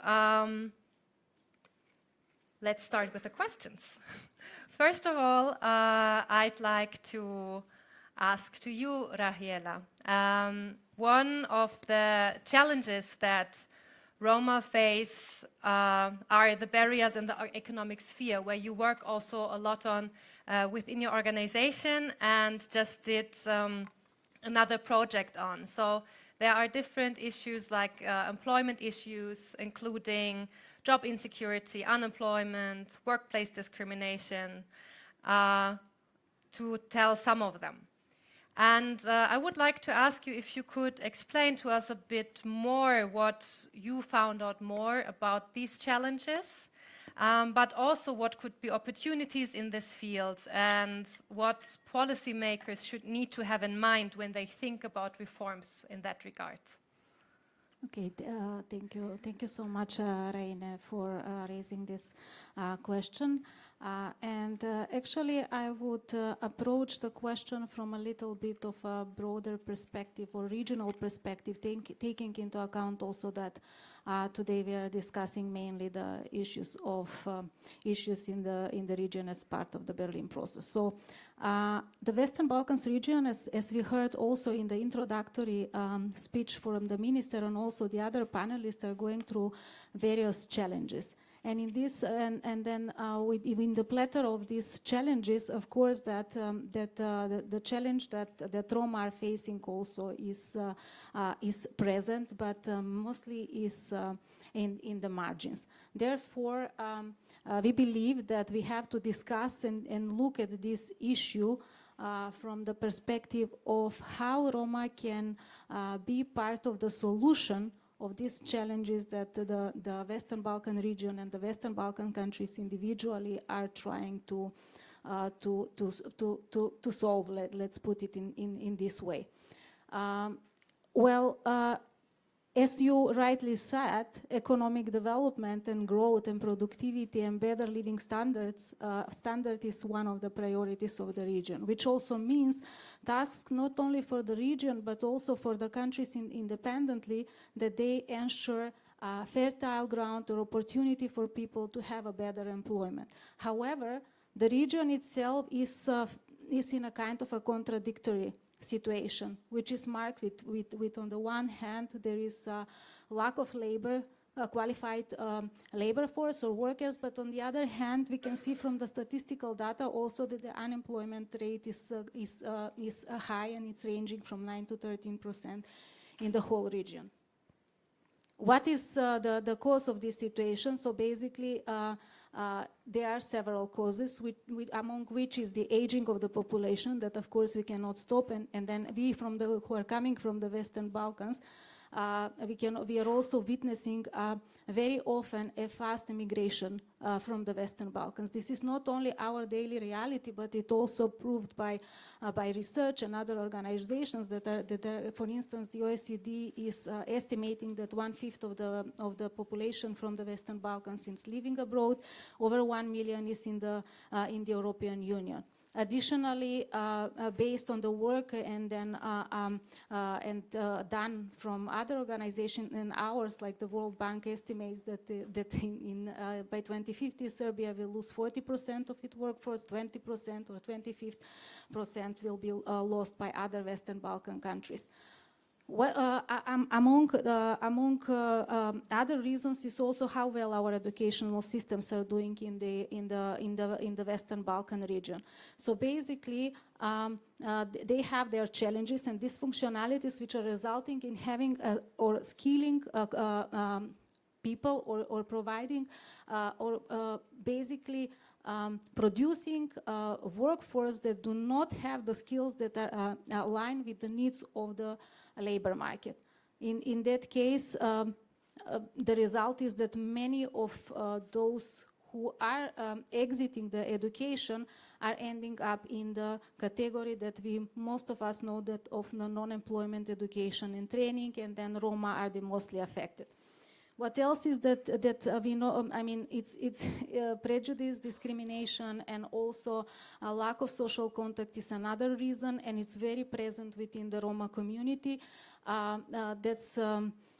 That's also proved by the research. Our internal research that we conducted says that 25% of Roma are facing unfair treatment when they are applying for jobs.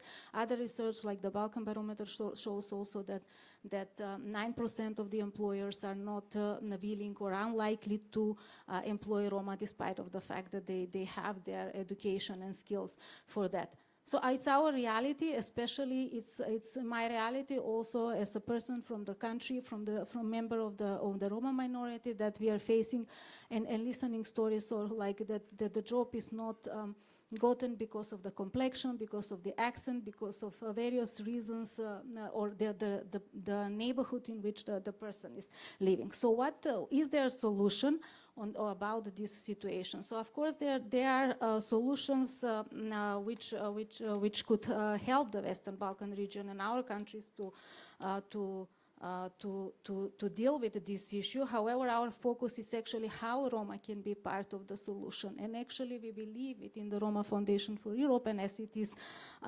indicated well and in our recently published brief on this topic, is that Roma can be one of the solutions for these issues. And why do we say this? It's because in the time where actually the population is aging very fast, Roma are still the youngest population and the most vibrant and growing. So 1/5 of the Roma people are younger than 15, which also indicates, according to studies that we have, internal studies, that is expected that in 10 years, almost 40% of the new entrants in the labor market are going to be Roma. But more importantly, why we believe that Roma can be part of the solution is that investing in qualifying core skills and upskilling Roma for low and medium skill, with medium skills for filling in deficit occupation will last short time, but will bring more benefit and revenues to the countries that will they can be invested for other fields like employment itself or education or other priorities of the region. Let me maybe pick it up from there. Thank you very much already for this very great introduction and overview and the points that you pointed out, and what you just also pointed out, that there could or there will be a solution when investing more also in education and in skilling and bringing more people with a Roma background also into the labor market, also having in mind the situation of a brain drain from the countries of the Western Balkan. And just from there, I would like to steer the microphone to Nadire, because you are with an organization that works on the very practical side, on working with people from the Roma community to empower them economically and find ways of financial inclusion of Roma entrepreneurs. So before, of course, later also coming back to your points, I would like to give the floor to Nadire and hear also from you, why is it so important to support in that sphere, and what are you doing very practically to do so? Thank you very much for the questions, Riani.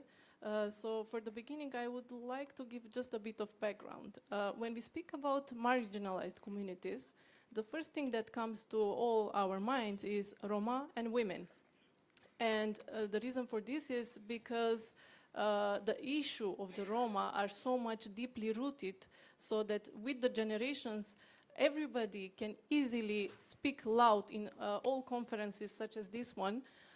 What are the issues, define them, and present them in front of the authorities. But when it comes to solutions and concrete actions, we cannot say this as we know about the issues. And the reason for this is actually there are solutions, but there are not that many investments that can support largely enough these solutions to support the issues that are actually available with decades on the Roma sides. And in my speech, I will actually focus on providing these solutions, taking into consideration what we experience in Redi and how the things that we are doing could be scaled up and could be brought at a regional level. So I would start first with the fact that around 90% of Roma are actually in the informal sector. And they work either in the informal sector or they own informal businesses, which is unused potential by the governments for their labor market issues, for job creation or economic development.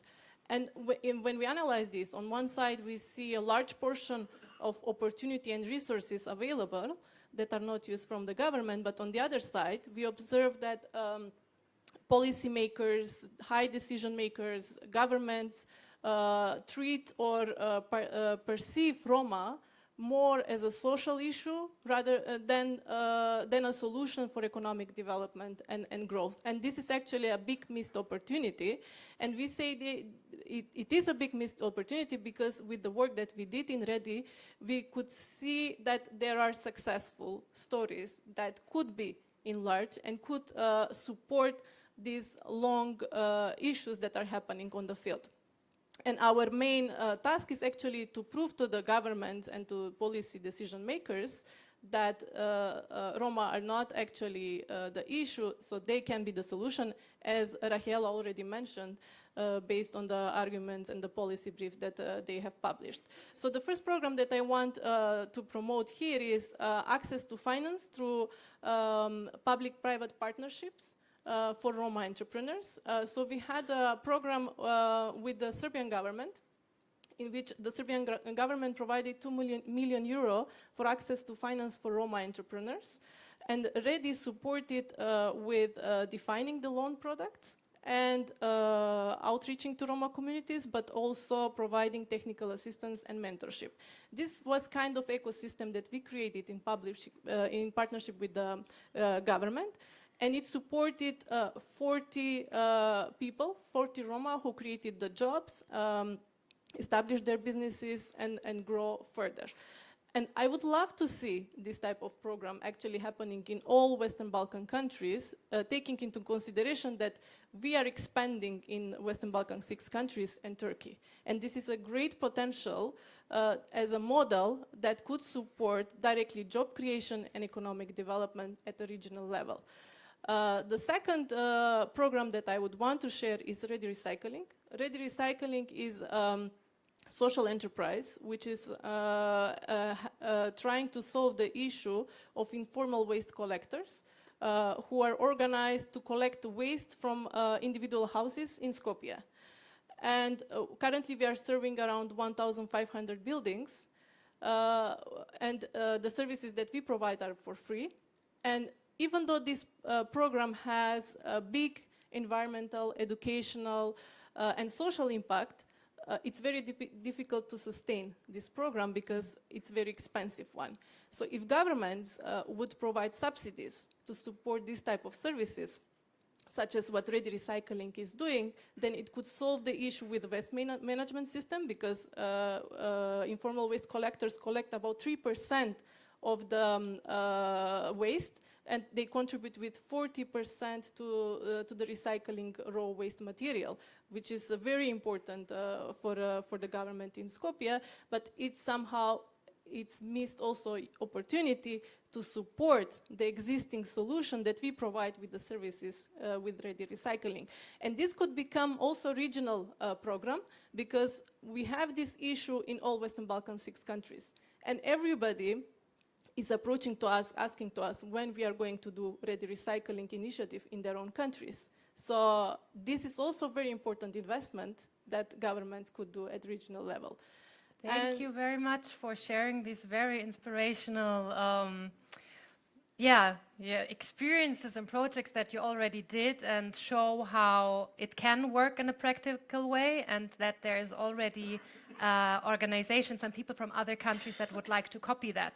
So we now already heard 2 examples from our experts where they root for more investing into the community, and by investing, bringing also better things back to the whole community of the countries where the people are living. So thank you very much for this first insights. We will have more time to speak more in detail a bit later on.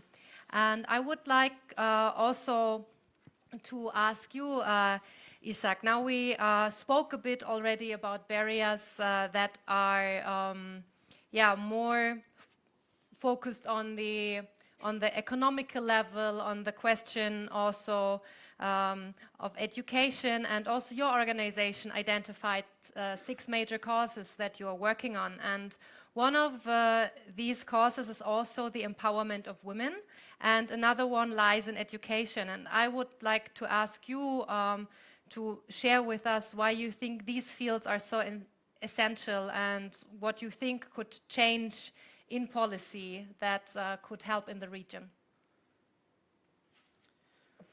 Thank you very much for the questions, and also thank you very much for the opportunity. It's a real pleasure for me to be here today and to see it together with the distinguished panelists and this wonderful audience, and talk about, among others, also the issues of exclusion of Roma as a community from our Western Balkan societies, and not only. So truly, with the organization that we run, we put a specific focus on the issues of education, since we believe that the education is definitely a key for success. And it would definitely enable the Roma communities tomorrow to be more competitive in the labor market, because one of the challenges that we unfortunately face as a community is that that competitiveness in the labor market due to inadequate qualifications. However, also, as you mentioned, the issue of women and their place in the society, especially in the community, is quite important. The Roma communities, specifically in Kosovo, are quite traditional. They live according to some established patriarchate rules, where the position of women is already predetermined, and where a girl or a woman doesn't really have much to say, and we will really want to change that, because the society, of course, and the community cannot move forward and fight for equality if at least those first challenges are not addressed within the community itself. However, when we speak about the specific barriers for exclusion, we have to be very careful when we say that in order to find the solutions, we need to understand what actually the barriers are, what the problem is. And of course, the studies have shown that the discrimination and the anti-Gypsyism, for the moment, are the key factors of exclusion of the community, and also the challenges that the communities face in all the other spheres are a product of that exclusion, of that specific discrimination. So the work in, say, integrating the communities within the societies in the Western Balkans, but also wider, has to have into account the more holistic approach. So on the one hand, we definitely need to continue invest in closing the gap in various socioeconomic outcomes, including education. Of course, it's the first step. It's the key, because we still have many Roma kids who are unfortunately not participating in the mainstream educational systems. And the civil society organizations, including ours, has developed very good models which shown that if applied correctly, can help support better participation of Roma kids in the mainstream education. But what's important is that we need institutional recognition of those good models of interventions and their participation through accepting the so-called institutionalization of those specific models, because the civil society organizations have a limited capacity to address the needs of the mainstream society, Roma society, in the areas we work with. So we can develop good models of interventions which are based on the real problems that the communities face.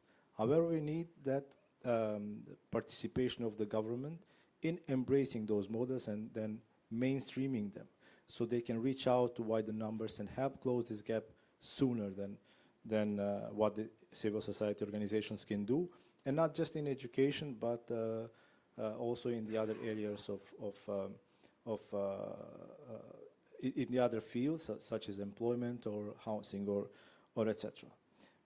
Still, one of the another issue that's also very important is civil society, and I also wish to put an emphasis on this specific issue.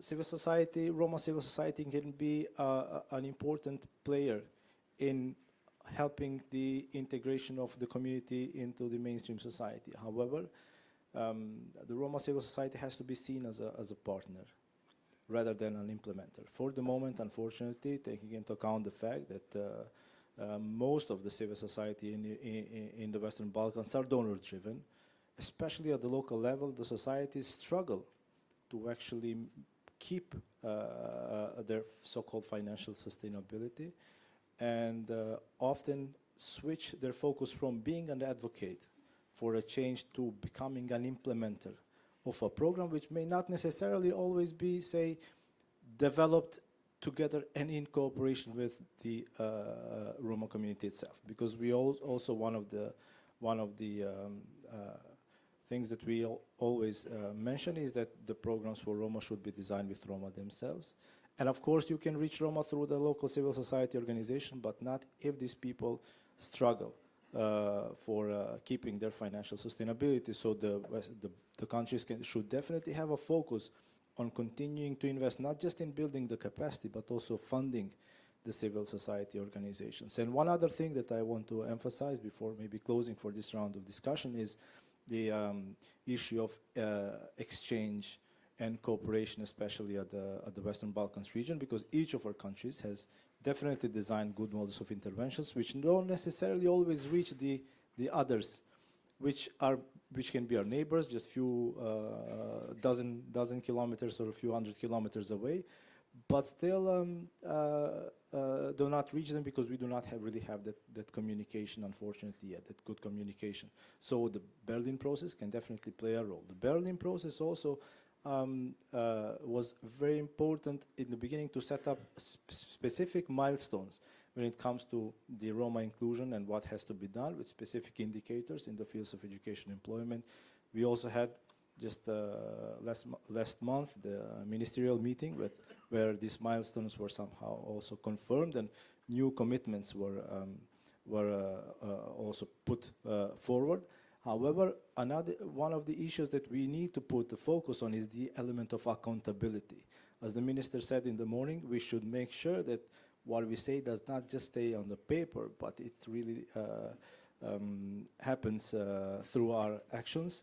And unfortunately, what I can say from the experience so far is that many of the policies that we have designed, and we have designed many policies when it comes to Roma inclusion at the European level, regional level, national levels, often stay on the paper. So we need that commitment, and then we need that, of course, cross-border and transnational cooperation, but also that accountability of the institutions when it comes to the things they have committed to, especially the Poznan Declaration, now also the commitments from the last ministerial meeting, previous ministerial meetings, and of course the civil society, as I said, can play a significant role of being a good partner in shaping those policies, but has to, in principle, that cooperation has to be put in practice rather than just stay on the paper. So Thank you that very would be all much. from me, yes. Yeah, also for pointing out this very important points of like emphasizing again that there are already very good projects and approaches done by civil society organizations. But as you said, donor-driven, there is no core funding, there is no equal-footed partnership with the governments, and like that all of these, and also the accountability after having agreements, that these all need to be enforced. Thank you very much for pointing these out again. Next, I would like to ask you, Eriselda, so we are going a bit from the civil society more to the people that are in politics in that sense. So you were voted the most Roma-friendly mayor in Albania this year. What are you and your municipality doing differently, and how are you doing this? And if you would like to, what would you recommend to other municipalities to go in a similar path?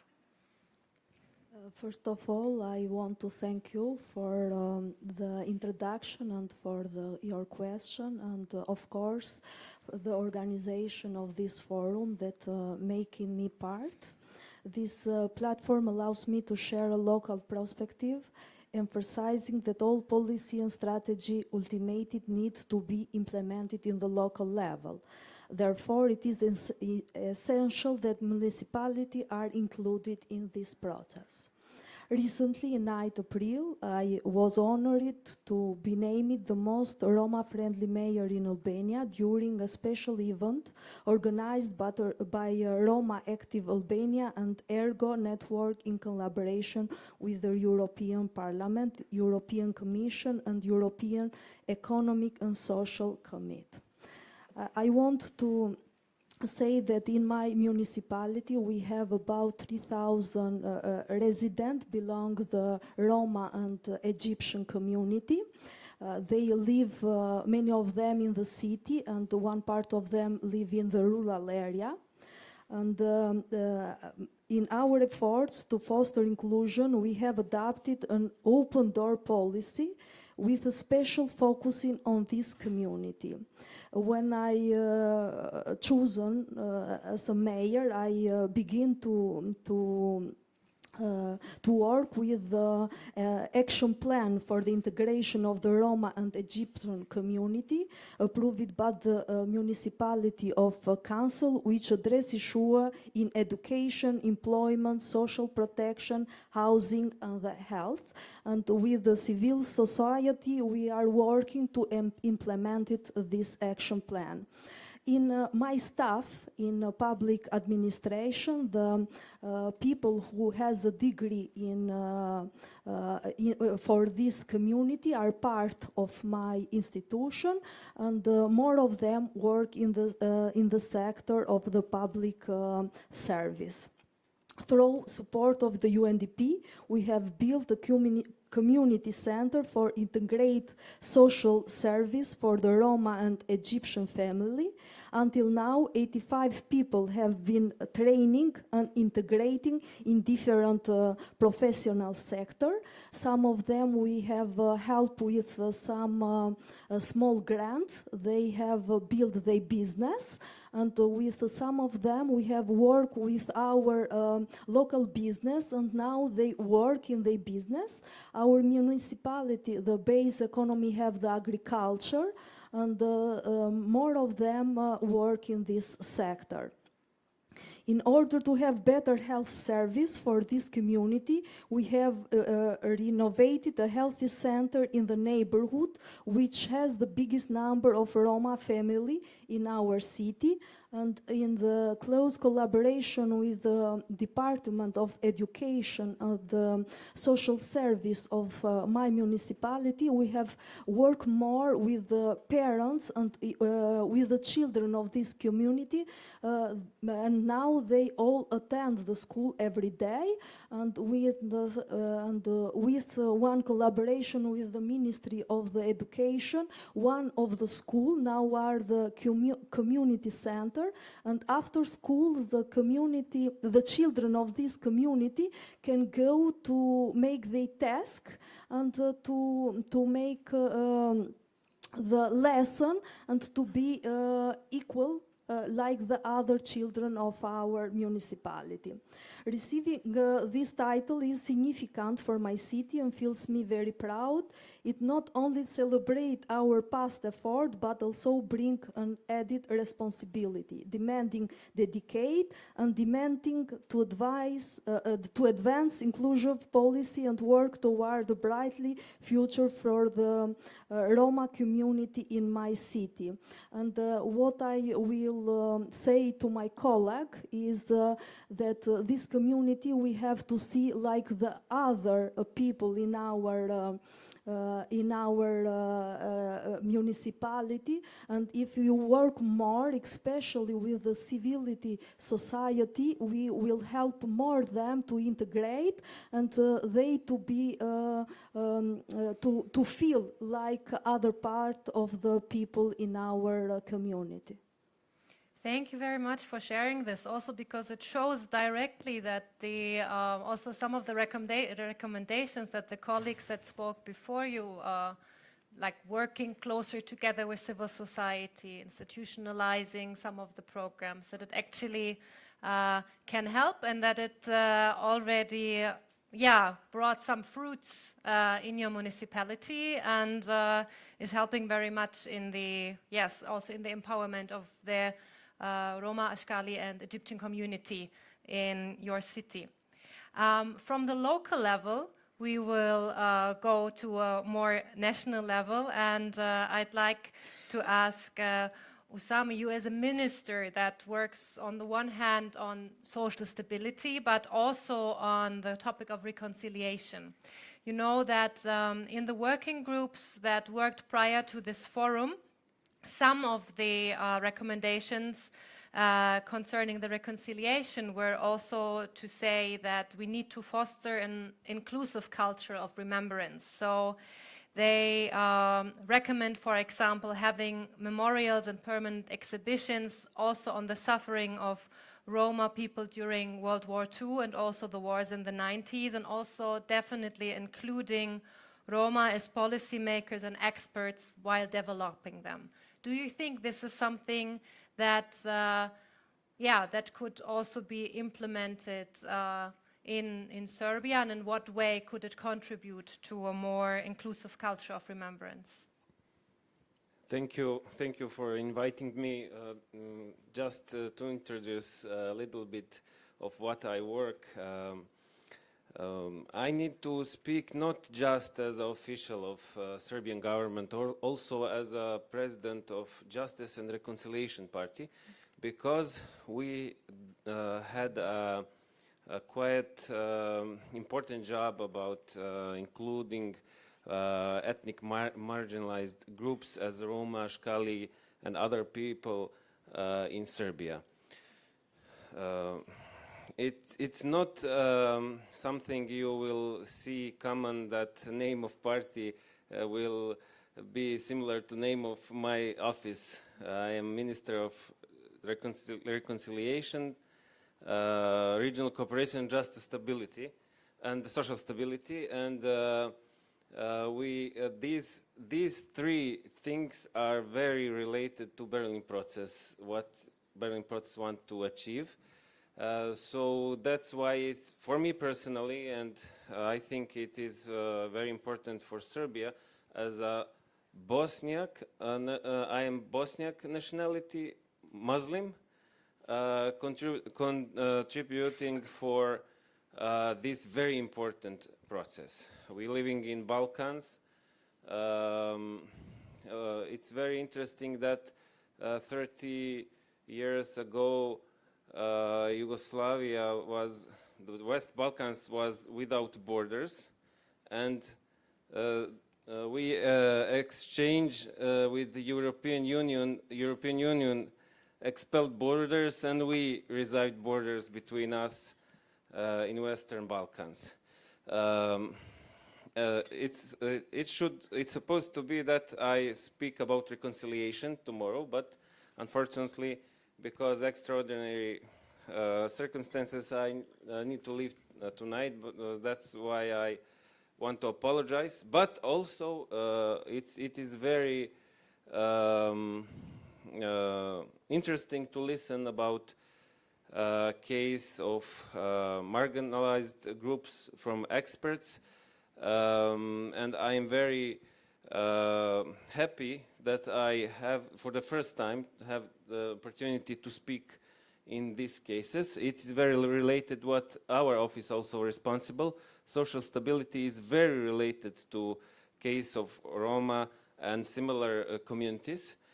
And also in these days we have a concourse for financing civil societies in field of we as an office in field of social stability.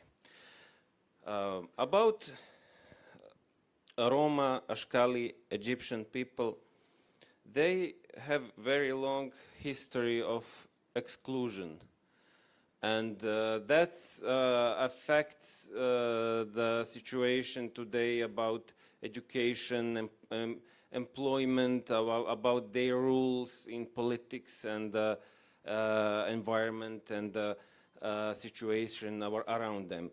That's why we need to help in different ways to empower them. I will give some example how my rule was in that way, because we started as a Bosniak minority party, but in one moment when we realized that there is other minority groups who share the problems and the goals with us, we changed the name of party and gave the opportunity for others to use our instruments to fight for their goals and the justice. The result today is that Roma department in place Bujanovac in south of Serbia, where Serbs and Albanians live half-half, they today came to government power and have director of touristic organization, and used our instruments and resolved a lot of local problems, the roads, the infrastructure problems, and other things. The other way, in Serbia, it's not easy to deal with these issues because the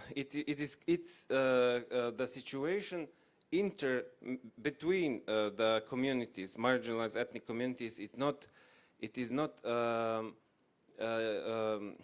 we say simple at all, because You have Roma, and you have Ashkalis, and you have Egyptians, and you have similarities and differences between them. And especially in Serbia, half of them are Christians, half of them are Muslims.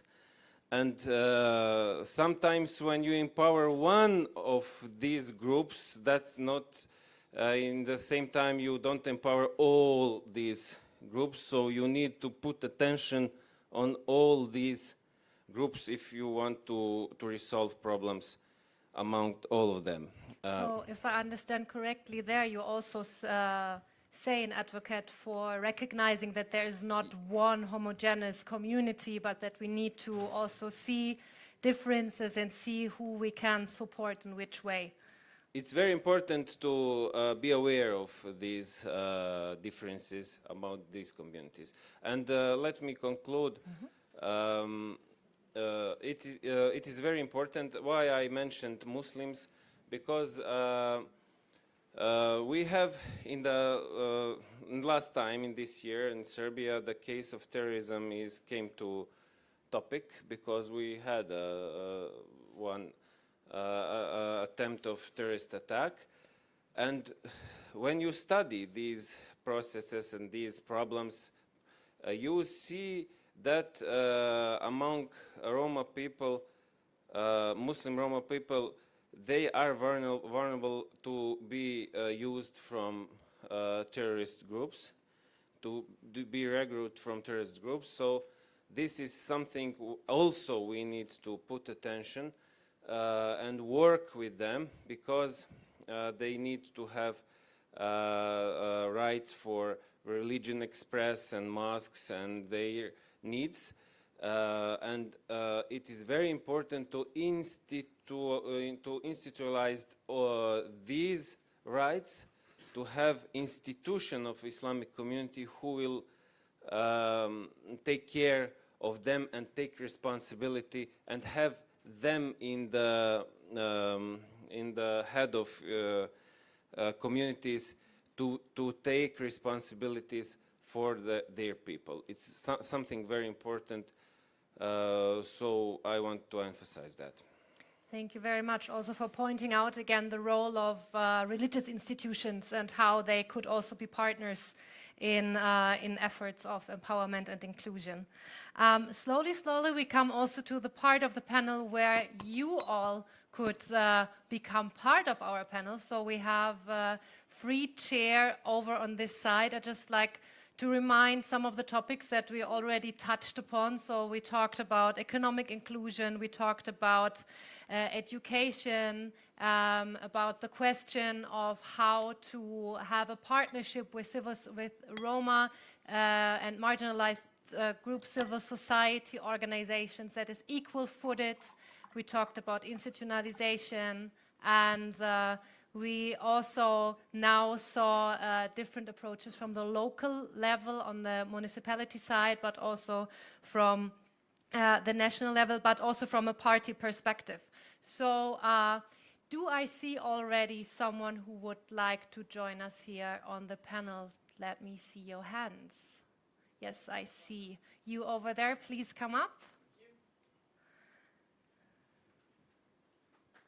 Yes, and give a big applause. Yes, I really liked this during the first panel. So it would be lovely if you could introduce yourself to everyone and then ask your question. Yeah, okay. So my name is Ahmed Karovic. I'm a PhD student in political science at Linköpings University in Sweden.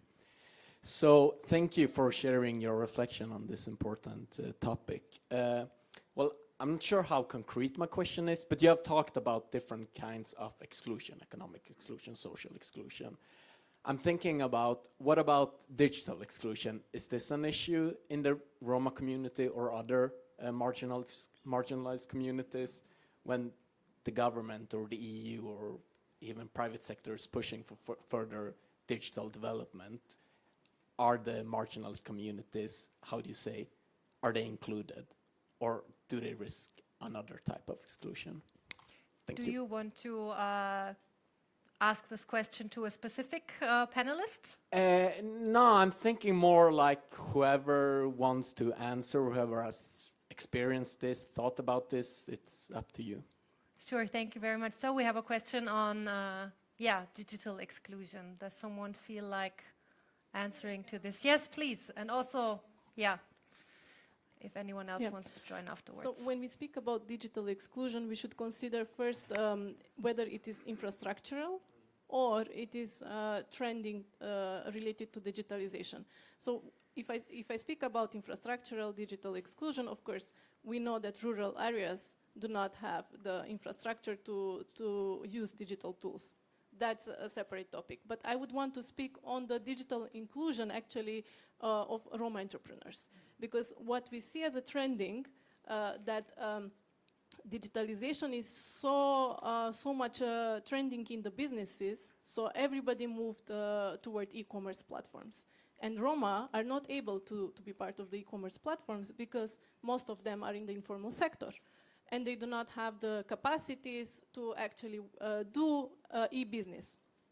And this trend actually is widening up the gap between Roma and non-Roma, and there is a big digital exclusion happening. And I would mention here that we are trying to solve digital inclusion by providing some accelerator programs and trying to find the best model that would work to include informal businesses in some sort of platform that we could sell their products, because we have a lot of handmade artists, producers, and so on.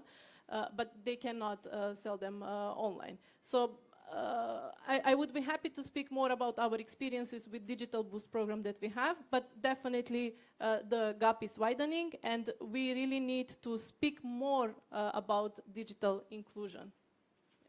Thank you very much. Anyone wants to add on this? Yes, please. I can also add a little bit, and thank you for this quick reminder, because one of the obstacles that I missed to mention in my initial introduction speech was the digitalization as one of the causes that is bringing this shrinking of the labor workforce, and it's particularly also present for the Roma community, and all as a community that in principle or more often is not having the formal education, and based on that it has the limitations or getting any kind of certificate or entering vocational training programs or other educational programs that will allow them to get these certificates for working in even more modest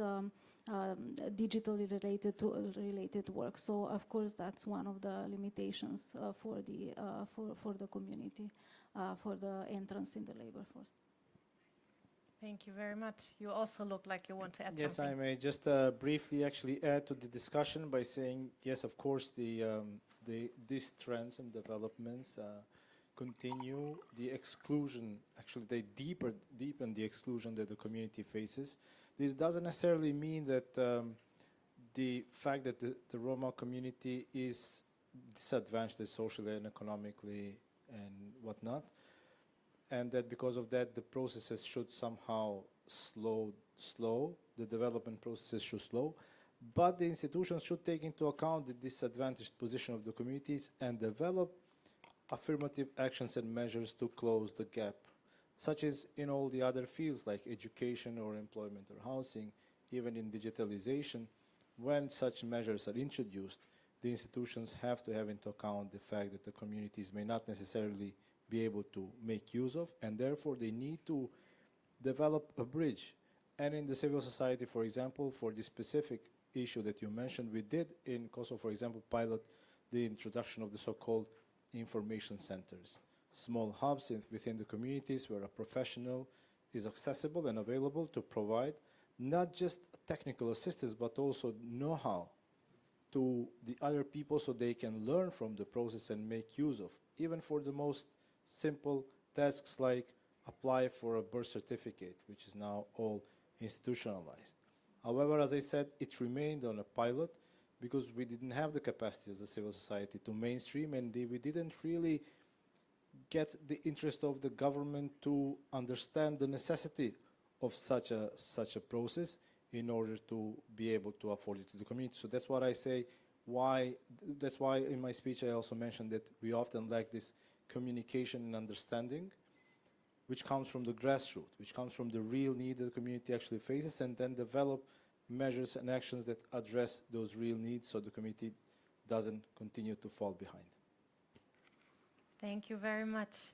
Thank you for your question. I think this opened up another very interesting point in that discussion. I'm looking into the audience. Anyone else that would like to come up and ask a question? I don't see a hand so far. Okay. Then I'd like also to ask back to our panel, because you mentioned a couple of times also the situation of not being equal-footed in partnerships and the lack of, for example, a core funding in the work that civil society is doing in this field. If you could think of one recommendation that you would give now also towards the summit or to policymakers as like people from the civil society, one thing, what would you like to tell them that they should have in mind when they plan further? And any one of you who would like to start, you can build upon your answers, but yeah, I would love to hear this and use the stage so we can bring it out there. Yes, please. Nadira. Okay, so very quickly, I mean, one thing that I would ask the government is to be ready to spend, to invest in new initiatives that might give even failure, because even failing on certain things will give know-how to know what works, what doesn't work when it comes to solutions. And I think this is what we are missing when it comes to common understanding of policymakers and decisions, because everyone wants to have the high returns on the investments. But the issues are so multidimensional, we really need to have a space for pilots. And I would say investing in Roma would be equal actually to contributing to positive economic development by giving the space for piloting things, by giving the space to learn what works, what doesn't work, and by giving the space for civil society organizations who are on the ground to directly contribute to all the targets that the states have. Thank you very much. Do you want to continue, Rahela? Yes, I would continue maybe where actually Nadira also stopped, and then what would be my suggestion or recommendation to policymakers is basically that now is the momentum and is the timing to make the right investments for more sustainable results towards Roma. And why I'm saying the right investment is the right timing is also because connecting to our my initial presentation and the work the Roma Foundation is doing at the moment, the Western Balkan region and governments have an opportunity to use the EU funding mechanisms also for additional investments, such as the growth plan that can support initiatives. And also it is the momentum, because there is readiness among Roma people, as our studies are showing, that there is a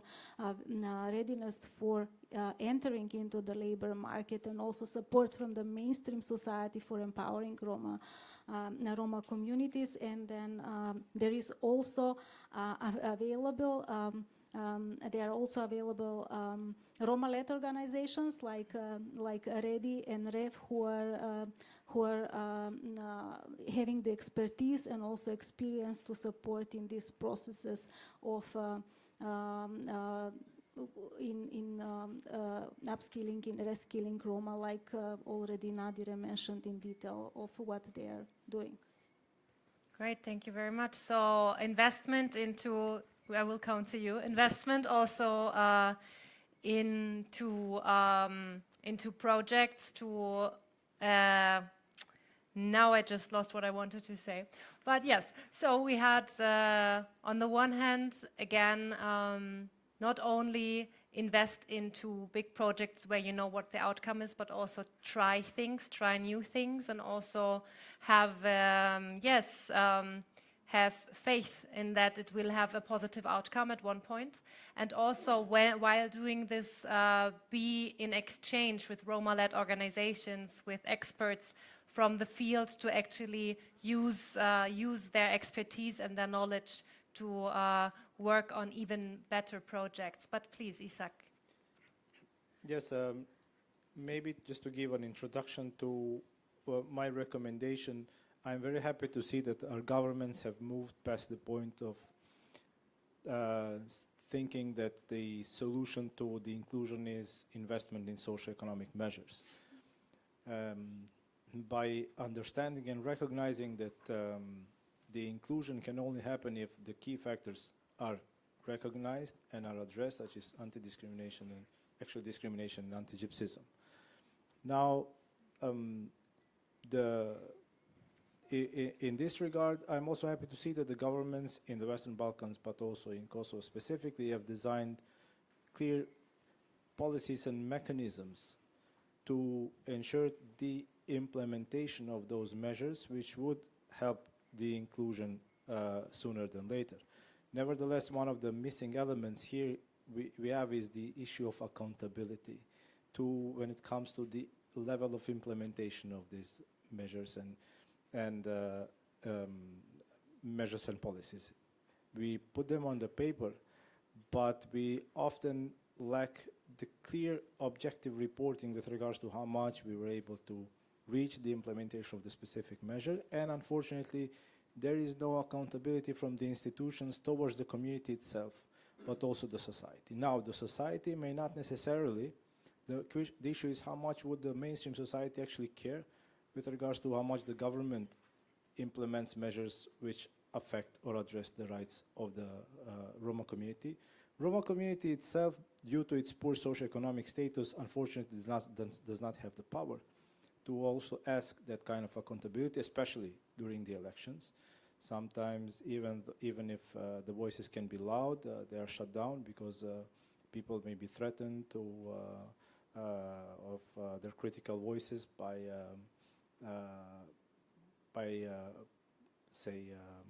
political parties when it comes to voting, and manipulate somehow the voting. So the question is, who and how could this accountability be enforced in order to push forward the implementation? So we need friends, of course, within the national governments. We need friends from the international community, and the Berlin process is definitely a friend. But the voice has to be much louder, and the request has to be much louder when it comes to specific actions and results that have been taken, rather than actions that will be taken. Thank you very much that you emphasized again the question of accountability, because yes, there is a lot of things on paper, but how do we actually make sure that they are implemented and being taken care of?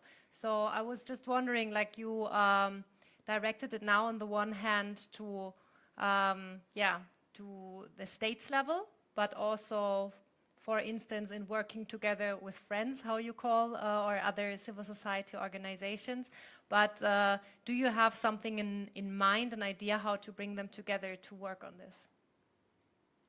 I mean, for example, I want to share an experience we have developed in Kosovo. We have established for our social justice program, we have established the so-called Friends of Social Inclusion, which brings together prominent members of parliament, ambassadors of foreign states, also key public figures, who, regardless of their political affiliations or views, are still brought together by that value of social justice, equality for all.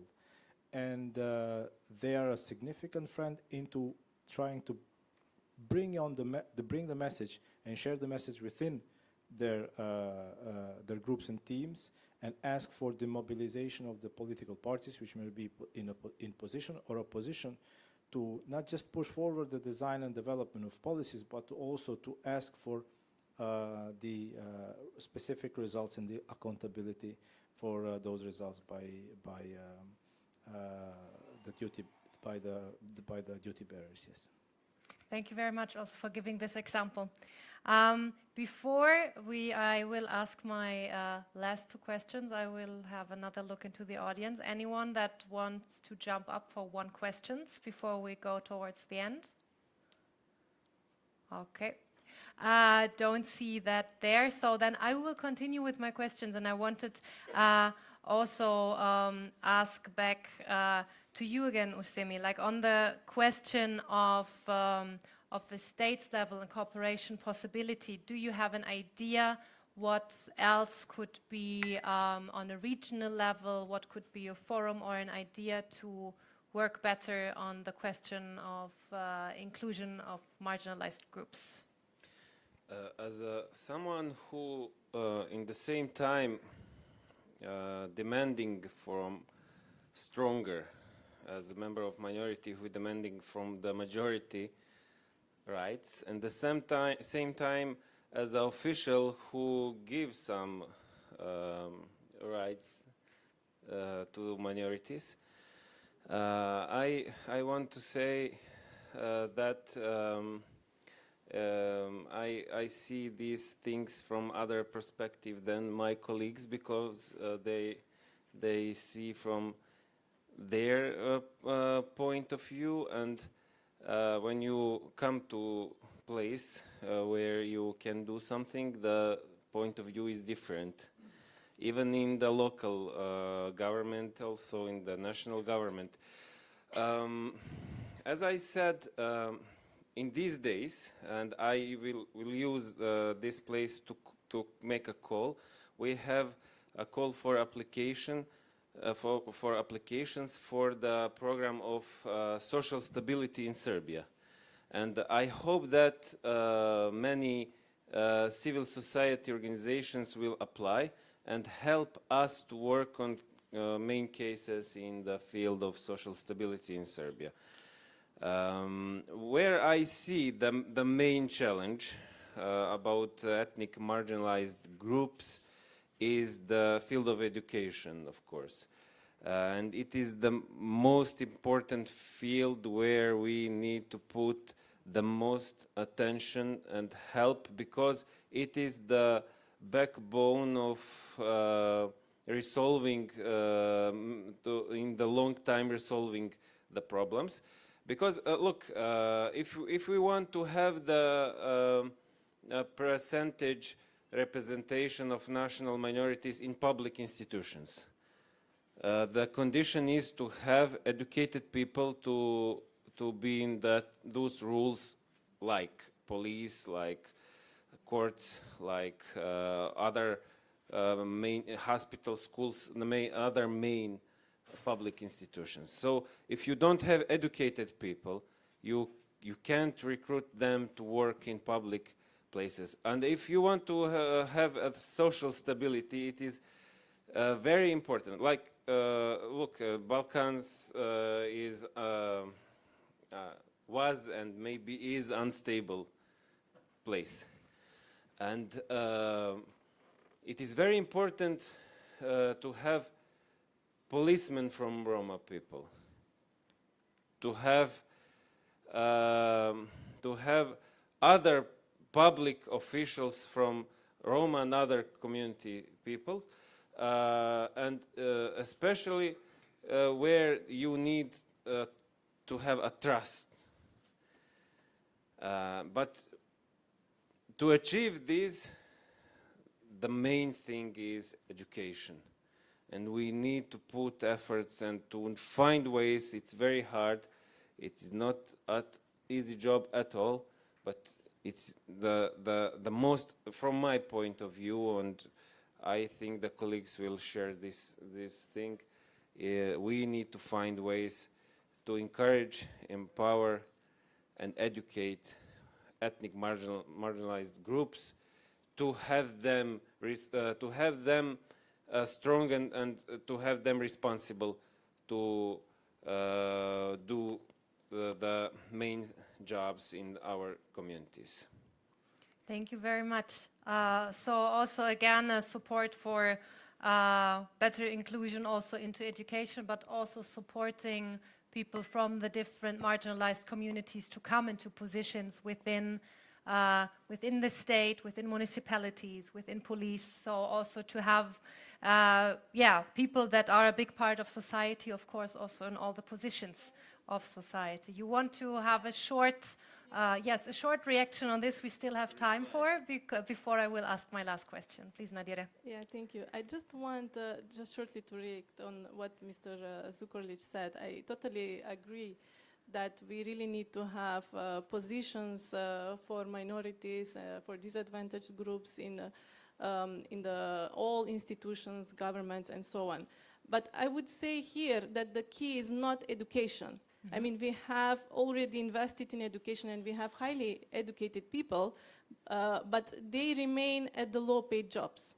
And they cannot enter to high-paid jobs, and especially not in public institutions and in decision-making processes because of the political unwillingness. And I would say here that the key is actually political participation, so that this could unlock the doors to get to the higher positions of disadvantaged groups to be in the decision-making processes. So this was my only point.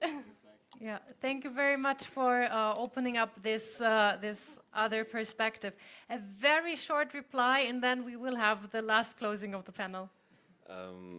I mainly agree with colleague Nadira, but I will remain with the statement that education is the most important things. We don't need just some percentage of educated people. We need to educate all ethnic marginalized group people, and from them, when they educated, will rise better politicians and better officials who will be able to resolve bigger problems. So this is my opinion. Thank you. Thank you very much. So different opinions, but with a similar goal, bringing more people into key positions. And before we will close the panel, I would also come back to Eriselda one last time and also ask you about the organization that gave out the because you were voted the most Roma-friendly mayor in Albania, but you were part of a group in the Western Balkans and in Turkey. So there is actually a regional aspect to this. So I was wondering in what way these kind of initiatives could also be used to connect the local level with the regional one, to have an exchange also on best practices there. I think if we collaborate all in the region for about policy or about project, we can give each other the successful initiative that every one of us made with these citizens, not only with the Roma community, but and with other citizens, and we can implement them in our public institution, because we all need to make the good practice and the good initiative, because we need the necessary of our citizens, but we don't need the others. But if we collaborate with each other, we can do very beautiful work. Thank you very much. So I would like to thank all of you for sharing your expertise and your recommendations on different levels. Also to share your disagreement with one another, because also I think this is really important for the discussion. Thank you to you, the audience, and yes, I wish all of us more interesting panels and debates, but before we go there, please give a huge applause for this great panel.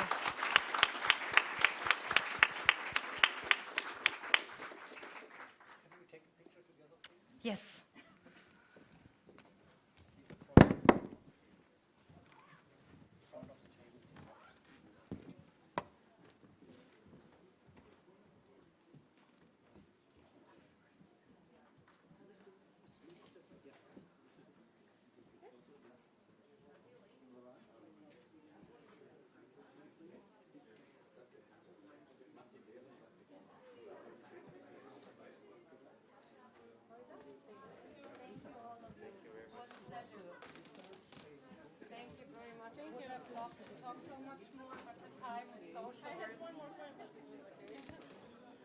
Thank you very much. It was really good. Thank you very much.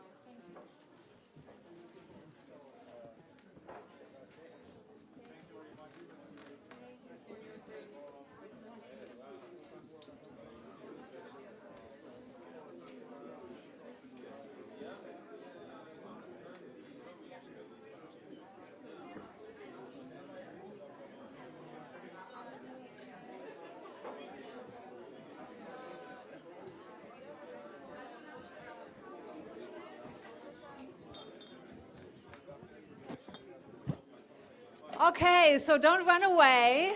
We still have another wonderful panel coming up. So please stay seated. We are just changing the setting a little bit up here before I hand over to our moderator. So can I please ask you to retake your seats? I'm so sorry. I know that this is the fun part, but I do need to ask you to take your seats again. Sorry. We need to continue with the panel. I'm so sorry.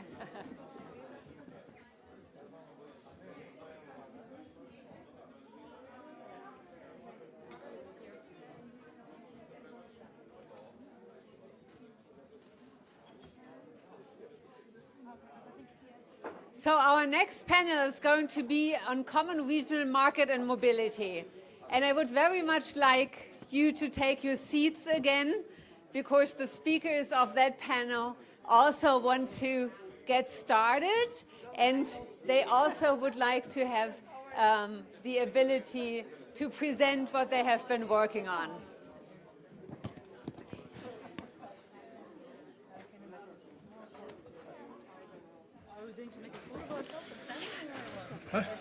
Sitting. Yeah. Oh gosh, this is really hard and I have to be very strict. So please, please, please, please, please take your seats, because we are so keen on now handing over to the next panel. And I know that it's late, but you will have a wonderful dinner also tonight, where you can meet and greet and chat.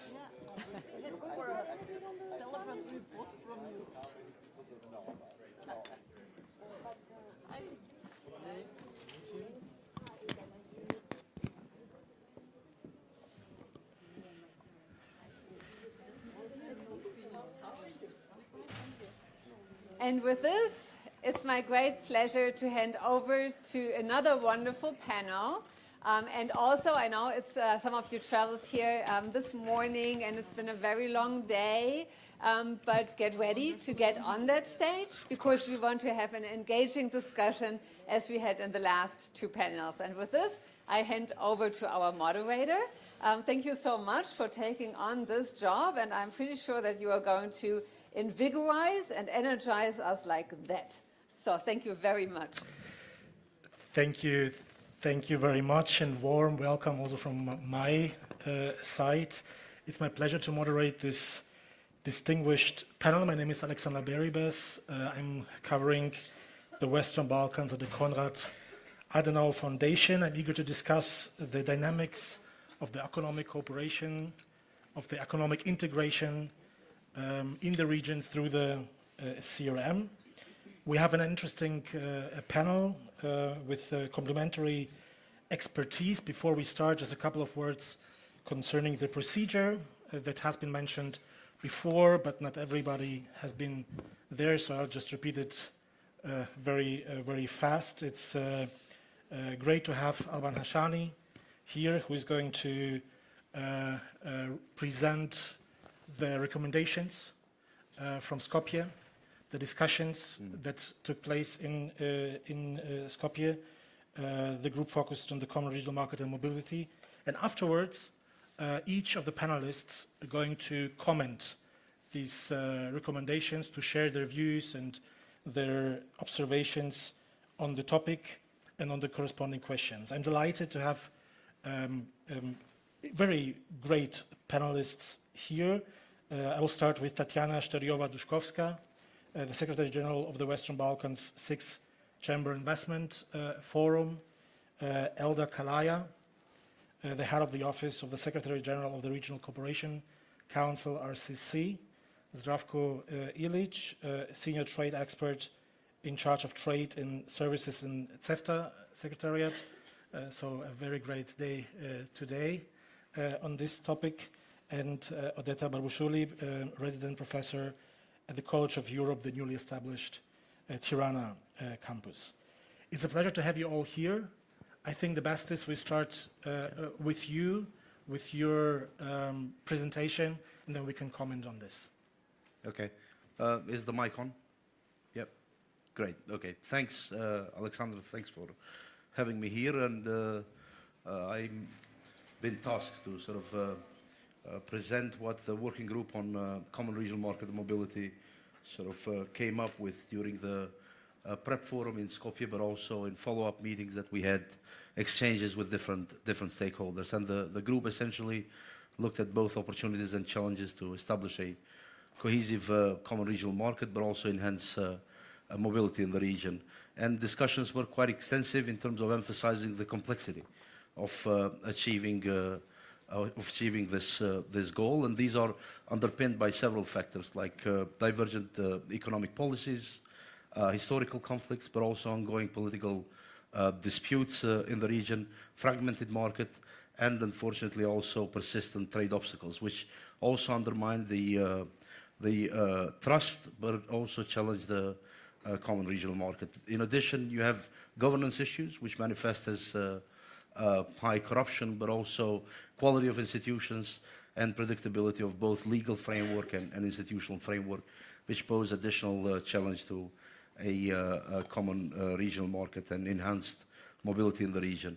Also, the worrying trends of migration in the region are also that prevent the region from essentially creating a stable labor supply, which eventually could show up as a shock in our labor supply. Just in the background, every 2 minutes, a citizen of a country from Western Balkans legally emigrates to European Union member states, which amounts to 250,000 annually.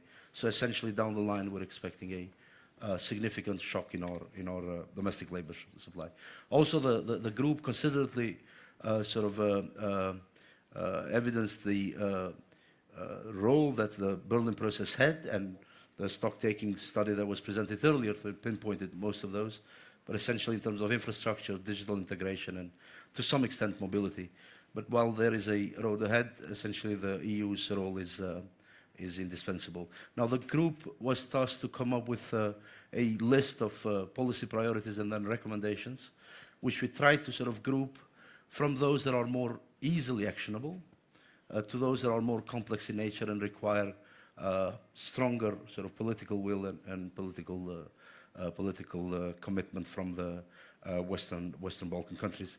Obviously, it's not an exhaustive list, but it's rather a list of some important elements. Now, the first recommendation towards Western Balkan governments relates to establishment of regional platform for collecting and sharing data on migration.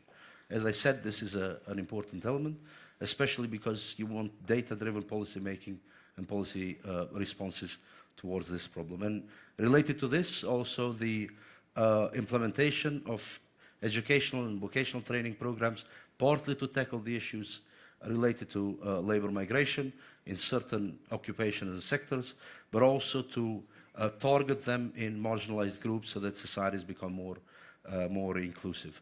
And the third sort of recommendation relates to involvement of civil society actors and think tanks in policy design, not just as a checklist exercise, but essentially creating space for meaningful role, because it's not just to provide and give important and diverse views, but also it creates the buy-in of the society in a much-needed environment where we need a basic consensus in the society.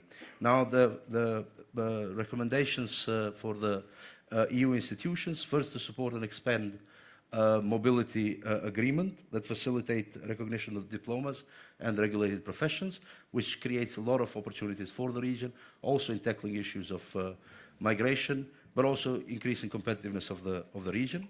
The second recommendation is to increase significantly the support for export-oriented SMEs. There was almost a consensus during the group discussion that these are important actors that are driving growth, innovation, and employment in the region. And also, these could essentially serve as a catalyst for creating backward and forward linkages in value chain and supply chains in the region, because currently countries are rather competent than are more complementary. So essentially, that could bridge this gap. The other recommendation is to devise a new growth plan within the framework of EU accession process, essentially linking up conditionalities with the gradual EU accession process. So essentially this adds to the push factors to incentivize governments to follow up and see through the reforms there.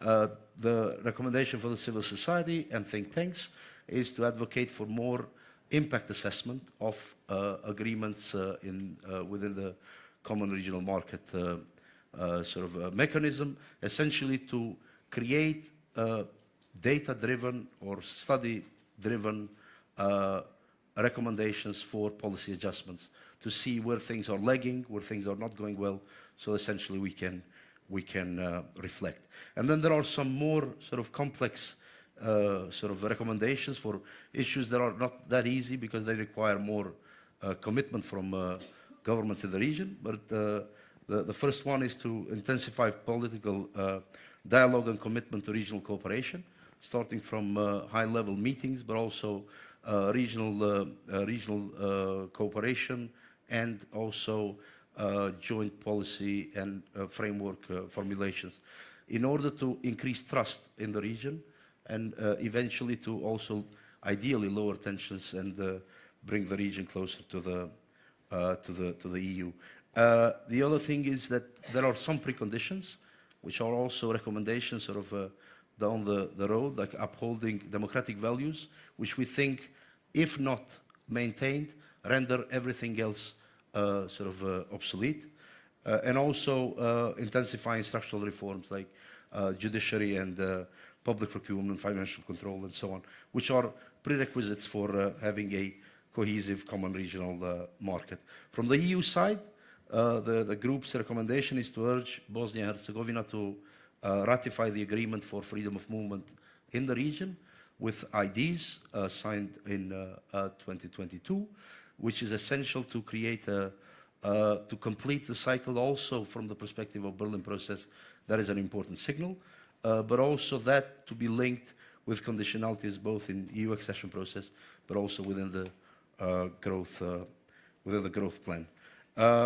Now, going ahead, essentially, I'll just sort of, I'm aware of the time, even though Alexander promised to let me sort of be not that strict, one additional minute.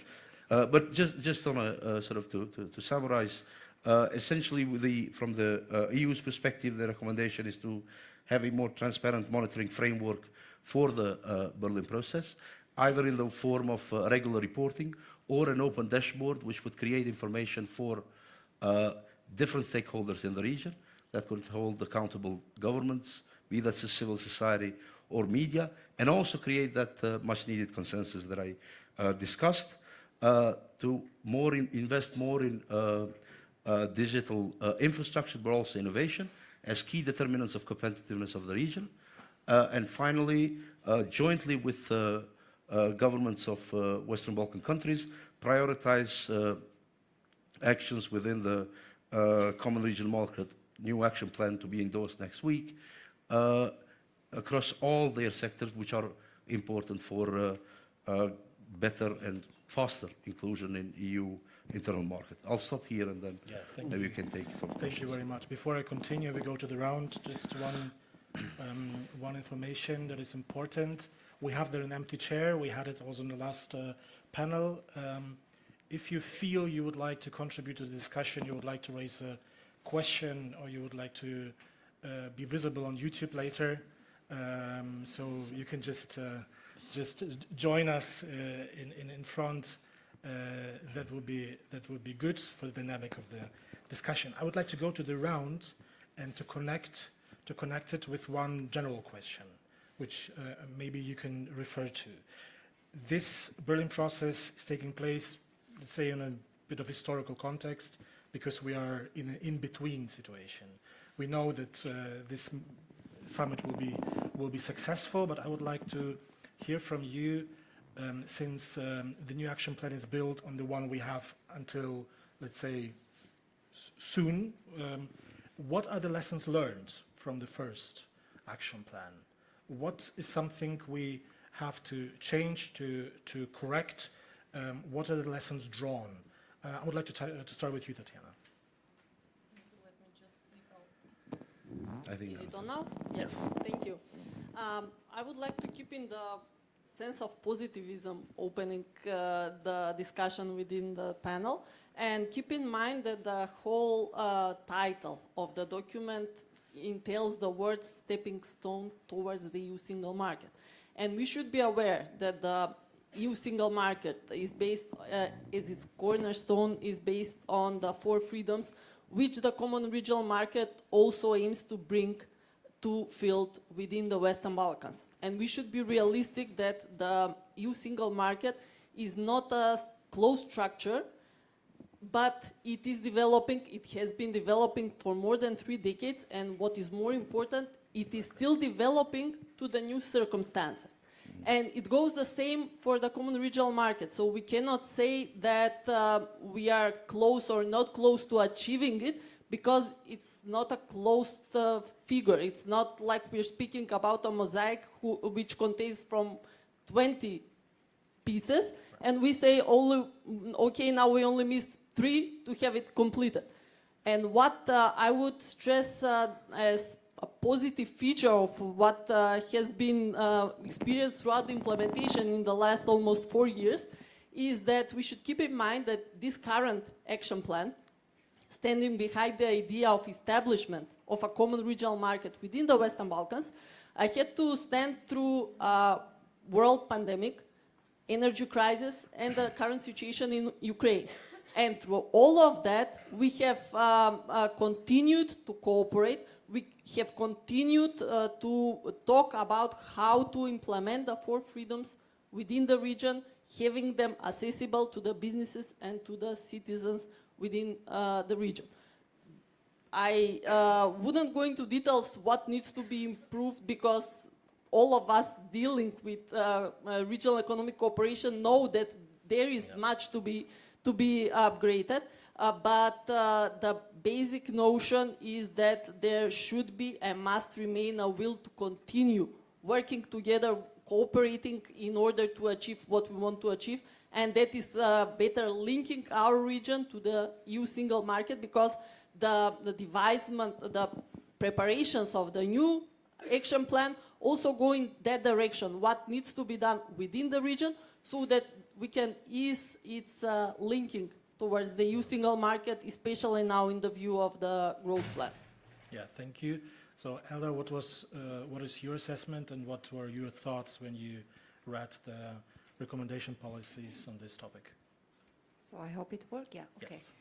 So I will start for what Tatiana was mentioning. So 4 years ago, when we started to work on this current common regional market, we were in the middle of a pandemic situation. I mean, so, and what our consideration, I mean, together with the economies of the Western Balkan 6 and us as a regional organization, we were working. I mean, maybe we have like limitation of what we could do together.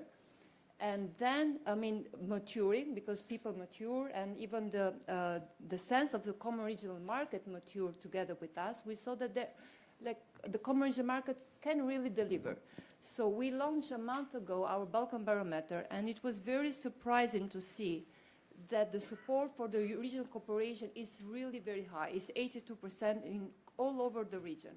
While unfortunately, we have noticed a drop on the EU support gradually. So I'm not saying that it was a peak from last year, but gradually in the last 3 years, we have seen a gradual loss of the support. And I mean, at least our reading is that because we have delivered during this period, maybe not on the same path that we wanted to, but we have seen some results. And if we go back and assess what have been the impact during these 5 years, we have seen that first the intra-trade between Western Balkans have been increased double, but Zdravko will say more on that. We have seen that the region is connected with a roaming-free zone, which is sometimes, I would say, even better when I compare with my SIM card that I have in EU. And then we have seen that as of a year from now, we have a reduction on the roaming charges in the EU, which we have the recent data, which is like 100% increase with a year ago. And then we have the citizens using the ID card to move. There was no, we always take the case, which is really that was the reason why we introduced this measure between Kosovo and Bosnia, that still the visa is there, unfortunately. But there was a visa regime between Serbia, there was passport needed between Serbia and Albania as well. So we don't have to forget that as well. That's why it was initiated as a measure. So all these results ended up that people started to hear more and more that we could cooperate together. And that's why what is new, I would say, as a lessons learned toward the previous implementation. First, and I think you would like that, is the fact that for the very first time we started to open and consult with the civil society. When we have drafted and we started to draft the common regional market, we had a very open discussion with the civil society, and then we saw the extensiveness of the comments coming back. Maybe we wanted more, but okay. And you will see that reflected on the common regional market. We had we put more visible vulnerable groups and youth, women entrepreneurs, or other vulnerable groups which needed more visibility on the common regional market, and especially when it comes to skilling, digitalization, financial services, and so on. So they are in different areas. And then what I was saying you that we have reflected, there you will see more EU-based rules, measures that will bring the region more to having access to the EU single market. That will be, I think, the news, and you will see more and more actions like that, not only of how the Western Balkans will cooperate with each other, but even how we are potentialing them to access to EU single market, because that cannot be done only with the CRM. Wonderful. Thank you very much. I will pass to you, Zdravko. In the recommendation paper, there is also a reference to CEFTA. So what is your take on this? I don't have to do anything with the microphone now? No. Yeah, okay, thank you. It works. Okay, but let me actually start in the same way that Elda and Tatiana started, because with some reminiscences to my beginnings in CEFTA, which actually was there in the beginnings of the CRM and the pandemics and everything. It was so actually bizarre a bit, I would say, because we managed to put in place there in the pandemic years, in practice, something that effectively was not done in the EU, and these are these green lanes and corridors. So that's, we started by taking the idea and the elements of the mechanism to put it into practice, and we actually saw when we talked to the truck drivers actually who were interested, whose life was most affected by this, that it's working even better than within the EU. And now this became even a brand ours and of all our partners in the regional plane. And but afterwards, what happened was that this great enthusiasm that I personally had kind of crashed, because we did not manage to push through something that seemed to me, at least theoretically, easier. And I would say that one of the big lessons learned that we can't ever forget is that when implementing this, and I come actually from a team of people who are technical experts, you know, you ask us about certificates, the qualifications, this kind of stuff, so we can talk a lot about it, is that economy and technical cooperation goes hand in hand with political one. And that we cannot ever forget. You cannot talk about it. No, we just do this because, you know, this is easy, this is technical, this is something that targets people's lives, you know, and then the politics is somewhere else. No, everything is basically intertwined. And this is something, and this is why we rely so much on Berlin process, because it actually gives us this political support. It gives us this. That's why we have leaders next week coming together to discuss and resolve the issues like we had. And I think that most of us who followed CEFTA know what kind of problems we had, which were luckily, and this is why this is a good day for us, are resolved. And today, actually, we at 1 o'clock, we had a joint committee meeting, which ended up in adopting 12 decisions, out of which 9 are directly facilitating a trade in different areas, whether it is digital trade, or it's customs, or it's intellectual property, tourism, travel agencies, and so on. So this is how various our topics are.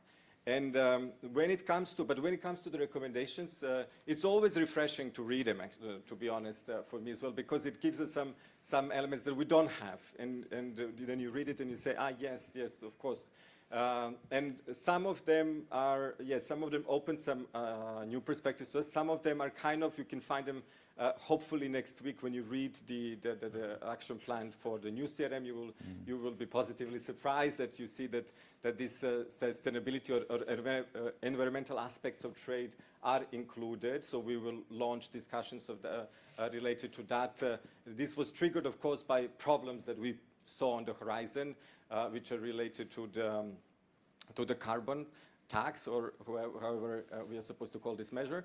But another ones that what I wanted to see more in your recommendations is actually this bread and butter, the core elements of the free movement of goods and services, maybe not so much to people, but goods and services, of things which are related to Chapter 1 and Chapter 3 in the EU acquis, which would say, yes, we want, for example, this, you mentioned in your introduction that the persistent trade obstacles, and and it's true that these trade obstacles exist, and the only way we know how to resolve them is basically using these European mechanisms which exist between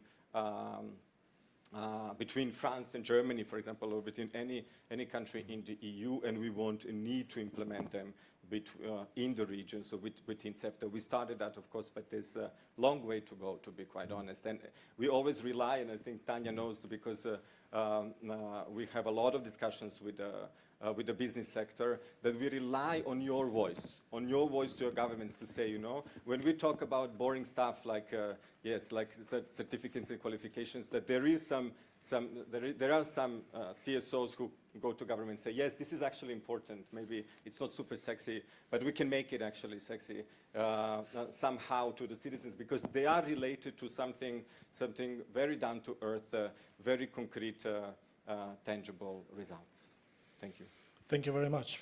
Perfect. And to close the circle, I will give it over to you, Adetta. It's interesting because you're resident professor, but before you were directly in the political sphere. So let's stay at the topic and the question of lessons learned. What are your lessons learned? Where do you see potential for improvement? Thank you very much for inviting me here. Is this working, or do I need again? It works. Okay, it works. Okay, thank you for inviting me here. Indeed, today it is a bit of a personal plus political sort of event, as we celebrate 10th anniversary of Berlin process, and I've worked for the past decade very much engaged in the policy aspect of this process. For me, it's a double pleasure to be here in the position of Professor of College of Europe, because College of Europe is a byproduct. In fact, one of the successful deliverables, not directly of Berlin process, but in fact, I would say of a momentum of acceleration and of a stronger, enhanced relationship between the EU and the Western Balkans, in which regional cooperation and Berlin process has contributed to create. So in that sense, for me, it's a double pleasure and honor to be here. Lessons learned, I think, while we compare Common Regional Market 1 and Common Regional Market 2, which I understand is under the process of final negotiations today, there was also a predecessor, which is regional economic area, which was a predecessor not less ambiguous or imbued with contestation than Common Regional Market 1 and 2. And why do I mention this? I mention this because from the very beginning, Common Regional Market, or the objective of creating one, was seen and regarded as linked, or rather in opposition to the process of EU integration, as a substitute politically in some EU capitals, not in the region, even though sometimes used as such, or as an auxiliary instrument, and indeed hence the title of the Action Plan for Common Regional 2, CRM, as a stepping stone towards single integration to the single market. As my colleagues, distinguished speakers mentioned, the first Common Regional Market was indeed approved, was prepared on the heels of the pandemic, and I would call it in a way a plea for solidarity, not only among the countries of the Western Balkans, but also between, and most importantly, between the countries of the Western Balkans and the EU. And it was in that context that we started actually preparing the thesis, also what we heard from the leaders of the Western Balkans, what came to be known as a plea for solidarity in the context of vaccine, in the context of energy crisis, and so on. The Common Regional Market that we are approving now, or the second action plan, Common Regional Market 2.0, is in a completely different context, and I think in a much more favorable context. This is why I think we need to discuss with more positive, through a positive optics. First of all, it's being approved and prepared in a moment when there is, like I said, a revived perspective of EU accession of the countries. We expect Albania to open the first cluster of chapters next week, immediately one day after the leaders' summit on Monday in Berlin. And we expect that not to be the first cluster for this year. And let's remember the last time that a chapter was closed in 2017. So we have quite a gap, a timely gap there.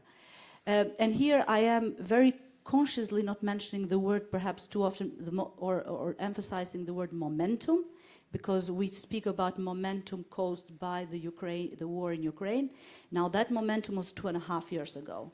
So for that momentum now we expect to have results.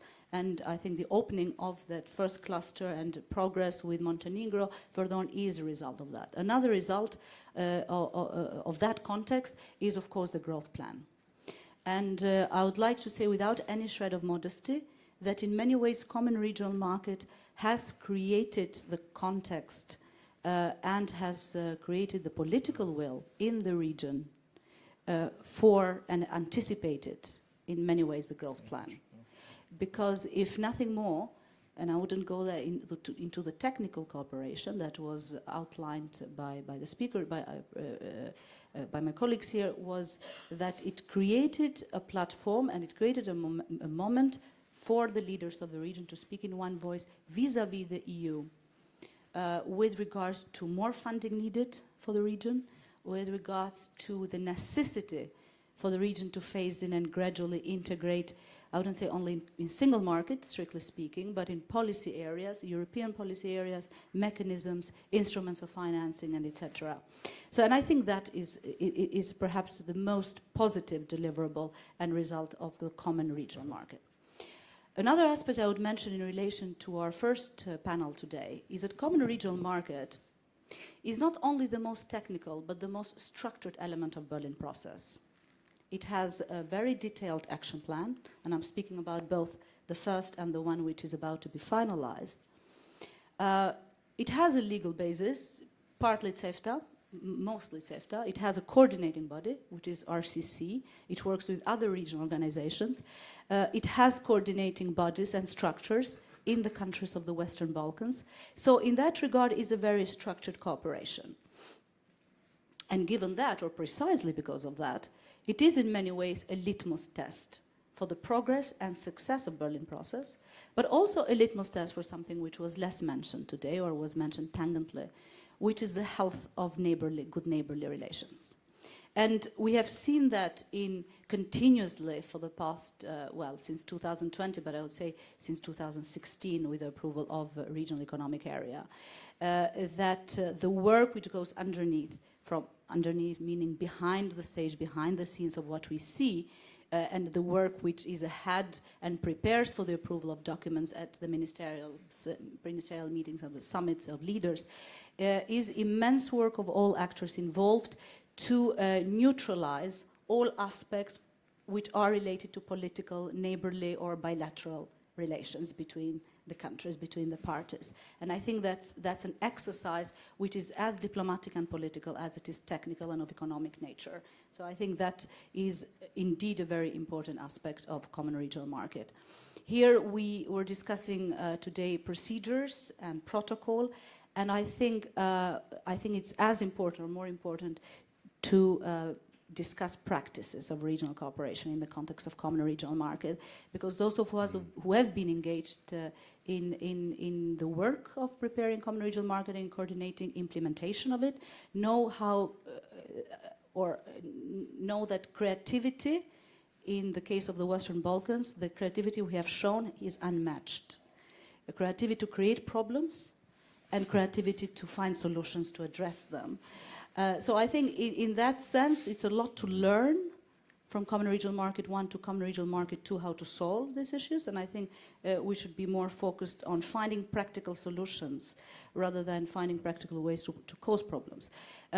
Which leads me to the political will. And I think it was slightly, I need to elaborate this because I think it's very important. You promised the same as you promised to both of us.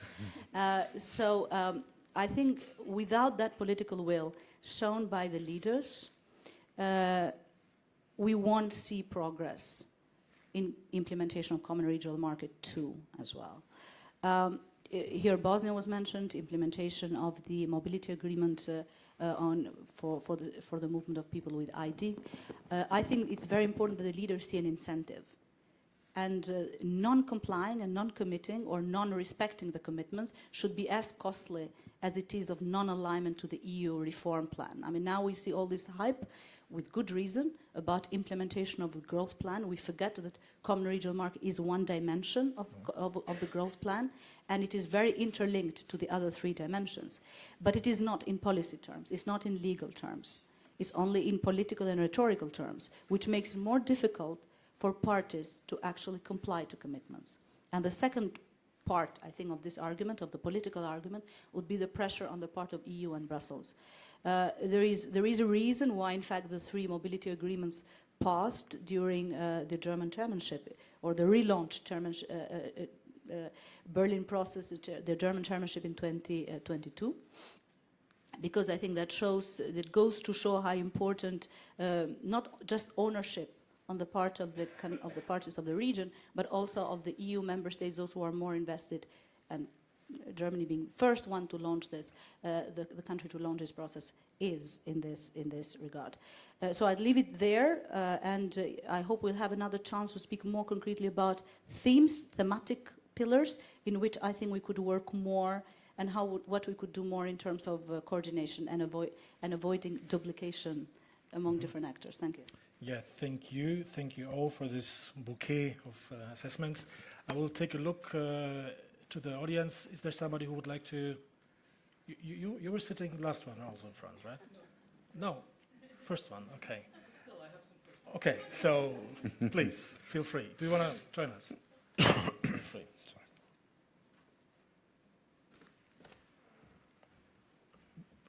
Before you raise your question, I would like to add something what we discussed in the previous panels, and that was something as an institutionalization of the process, like to create some new institution, like a secretariat, as was mentioned, small secretariat in this study which was presented today. So I would like, when you give your further assessments, to comment also on this.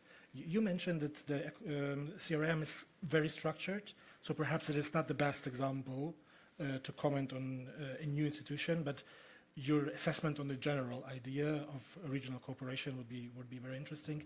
Or maybe is the CRM a good example which we can kind of like take for other areas? But please, first, your question. Yeah, hi. So again, my name is Sokol, and yes, I was hearing everything that was said, and I think as much as the COVID justification is valid, I think it was quite an opportunity on some of the things related to CRM, like the digitalization and the green lanes, which came out of the need to actually fight COVID and fasten the process itself. So I think it's worth recognizing. And what I wanted to ask and also discuss, especially on the gap, the cooperation gap between CSOs and, in general, regional trade. I think one of the biggest issues is that the space of the CSOs to actually contribute to the regional trade, both at RCC and especially at CEFTA, has been very low.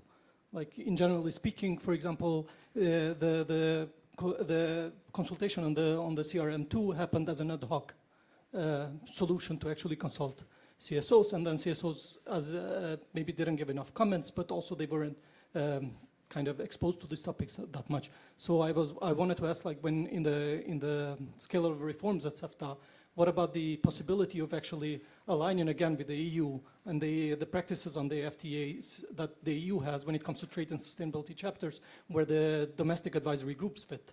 And that domestic advisory group actually would enable to close this gap between CSOs, trade unions, academia with regional trade. I think that would be very beneficial when it comes to actually allowing us to cooperate and tell what we think and how we think about certain things. The second thing is when it comes to the trade and sustainability chapters, and also when it comes to climate and environmental issues, CEFTA and RCC and both the EU in the region have been acting on ad hoc solutions again. Everything, the green agenda came out of the necessity because there was a Green Deal.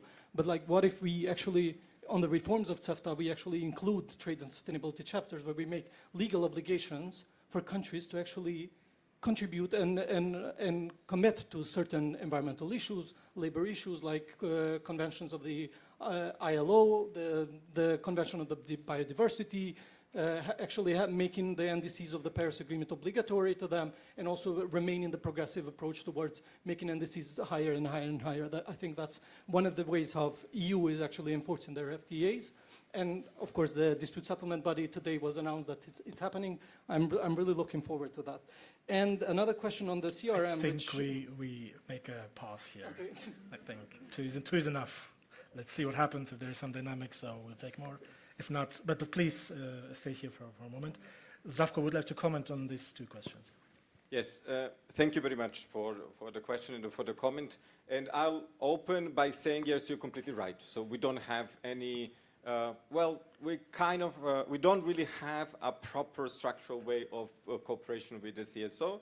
That said, this is because we are working in trade and we are kind of a little bit obsessed with business community. So this is what we are first looking when we are talking about with the civil society. So we want to know whether this makes sense for businesses, and this is why, for example, we reached out to the Chambers of Commerce. We have this memorandum of understanding, and then we try to dig into that and see, for example, how we can use this two-way relationship. On the one side, to get the information, what is relevant, what actually is the problem. Otherwise, we just learn it from the, they don't know her feelings, from the academics, which is also very good. But what people know on the field actually is unmatched in terms of the visibility.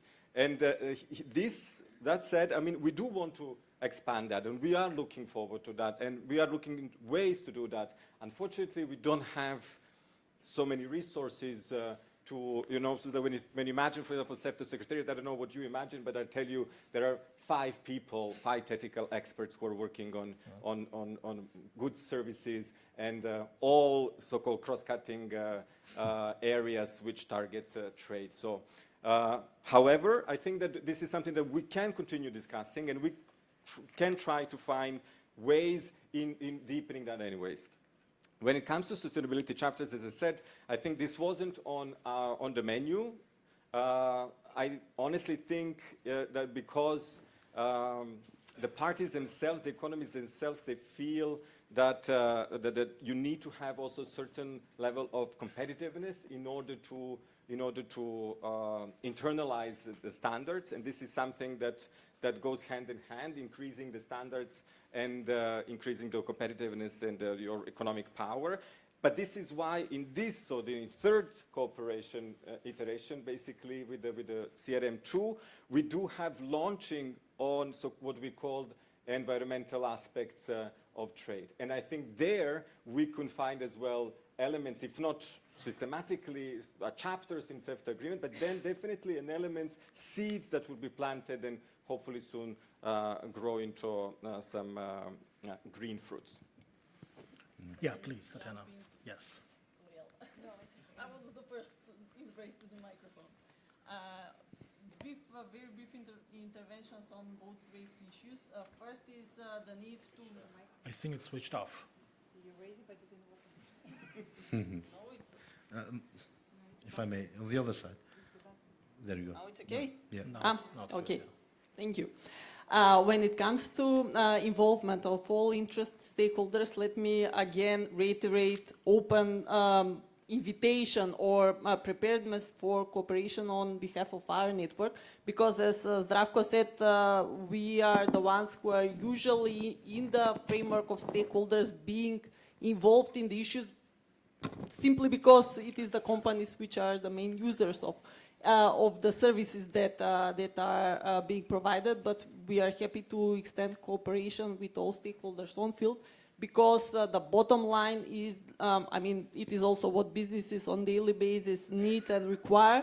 It is concrete results on field, tangible benefits that they can feel and use in their daily operations. When it comes to the second issue, maybe a small intervention when it comes to the backside of the preparation of the new iteration of the Common Regional Market Action Plan is that, in fact, on behalf of the businesses, it has been proposed that another building block was added covering some of the issues related to sustainability, but the will on behalf of the economies has been that it is already being settled under the framework of the Green Agenda for the Western Balkans. So there is no need to intertwine both areas. The rationale behind our proposal was that there have been issues which are interrelating trade and sustainability or environment protection. However, it remains to be tackled and further developed under the framework of the Green Agenda. And whilst I have the microphone, let me address one of the recommendations which have been raised in the opening of this panel, relating to the need to provide much more support to the exporting companies.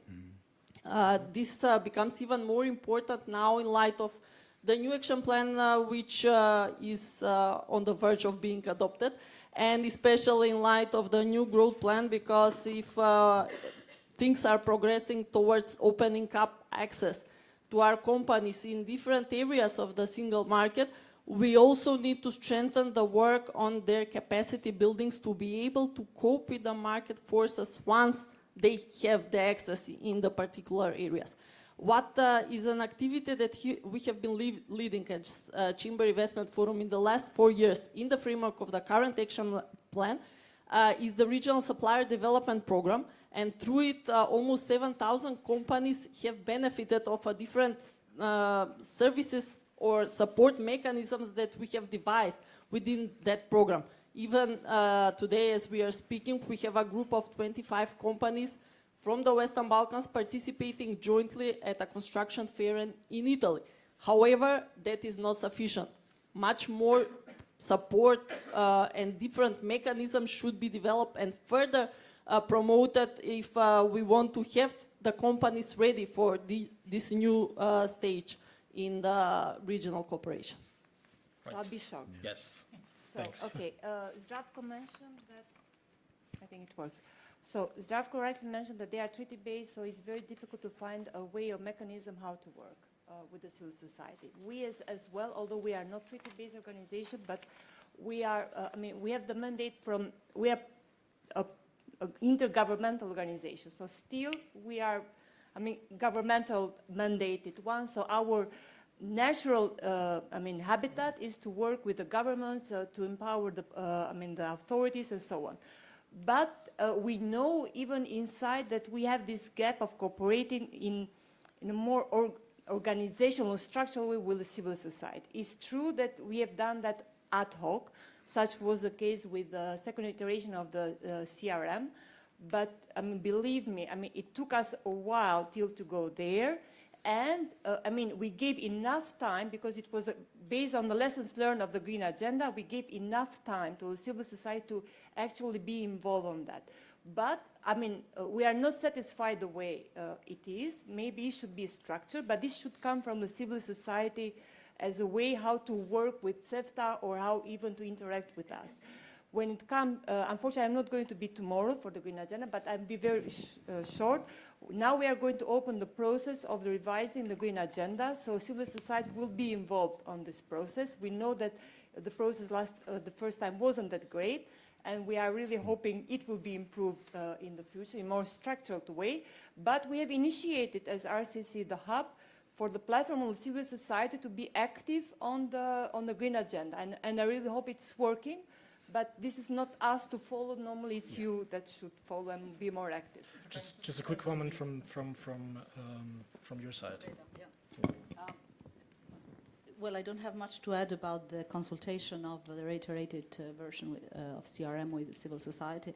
But I have one brief comment, which I think what we have seen in the past 2 years is that we have seen ideas, in fact, coming from civil society, first and foremost, which made it to the agenda of Common Regional Market, and are now some of the initiatives which are seen or regarded as entry points of the countries into the single market, like SEPA, what we have seen with the idea of the green lanes, of extending the green lanes, not just among the Western Balkans, but also with the neighboring EU member state. I see here CDI, for example, who has done great work in that regard, and other organizations on the mobility front, as also part of the civil society platform launched during the Albanian chairmanship last year.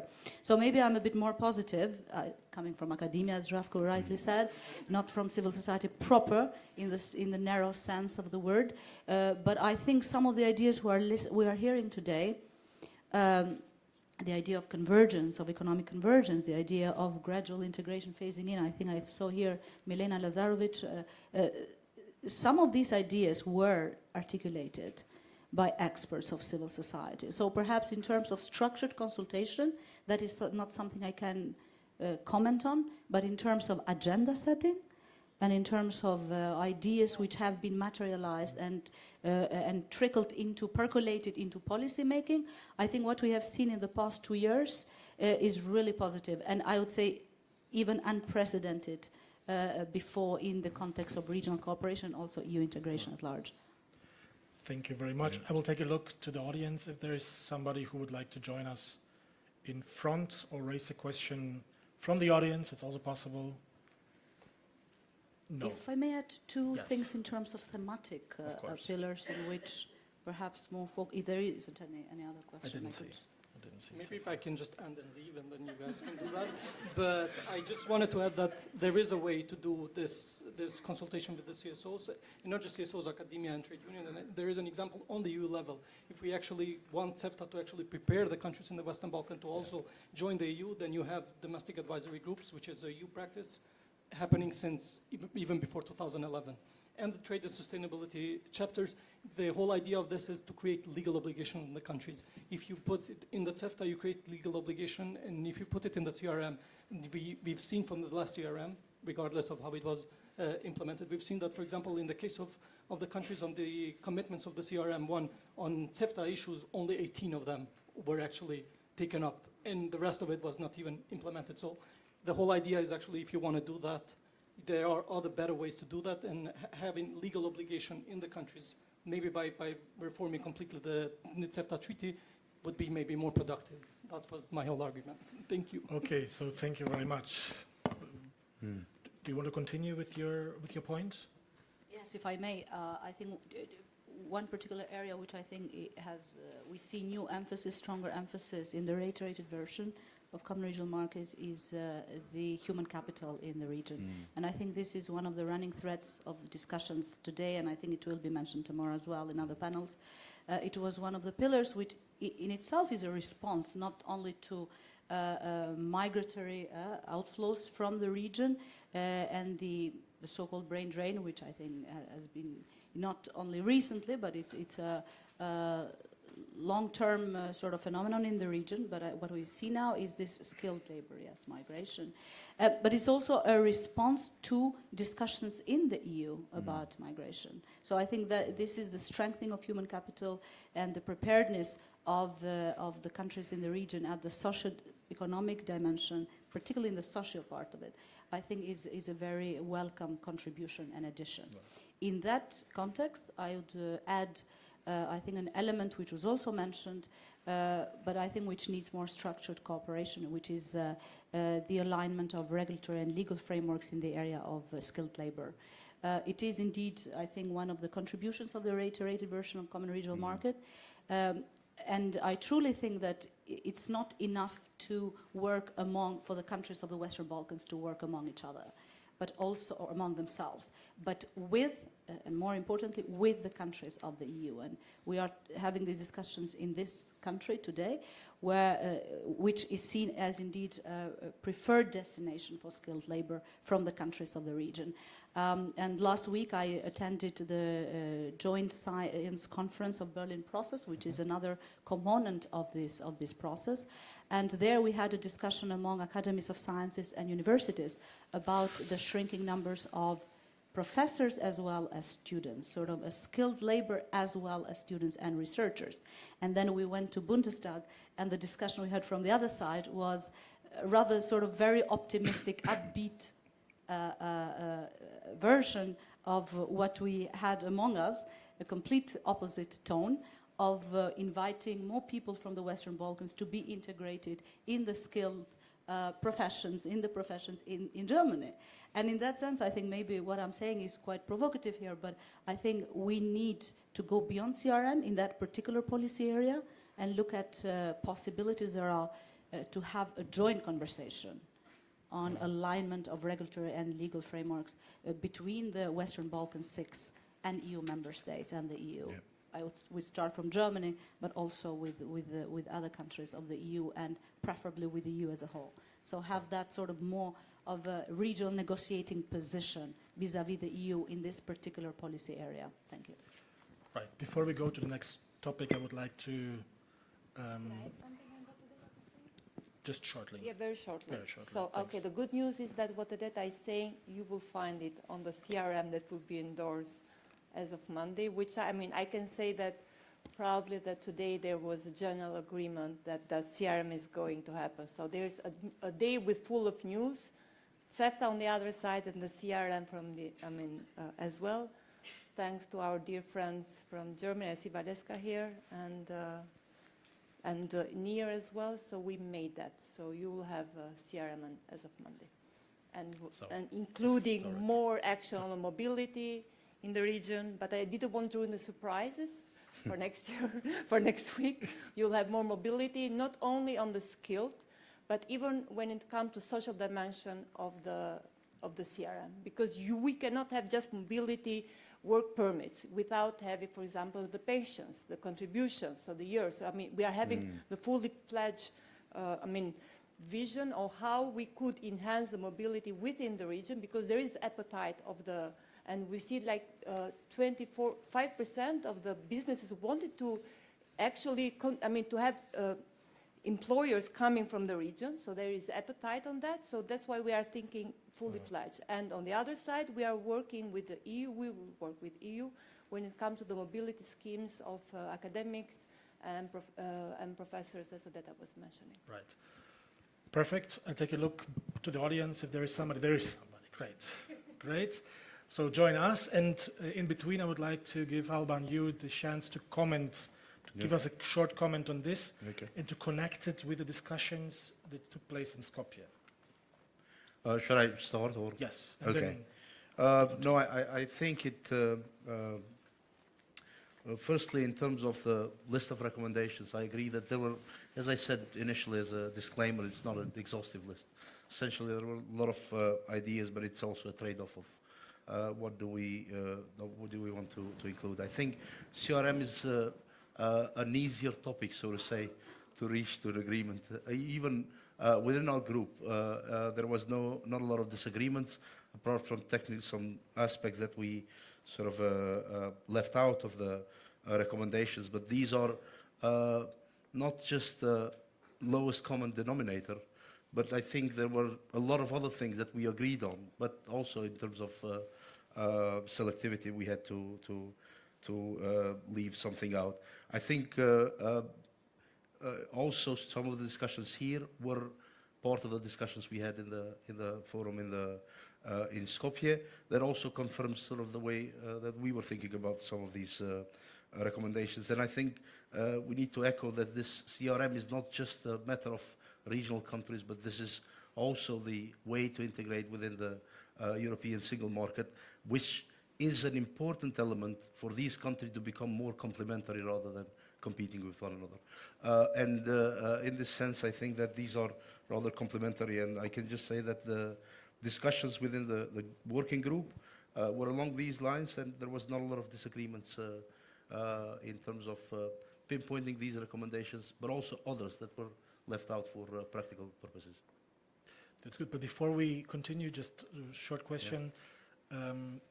In the groups, what were the questions where you had to discuss the most about? Like, which were the questions where you didn't agree easily, let's say? Well, I think the one issue that we didn't agree was the degree of formalizing the Berlin process. You know, and I think this is something that there was. I think the group was leaning towards less formalized, but there were also voices to have it formalized. But we left it out because there was no agreement on that. Okay, thanks. So we go to the German business. Yeah, thank you. I just wanted to comment on 2 points which were raised here. So my name is Anja Küring. I'm the Regional Director for Southeastern Europe at the German Eastern Business Association.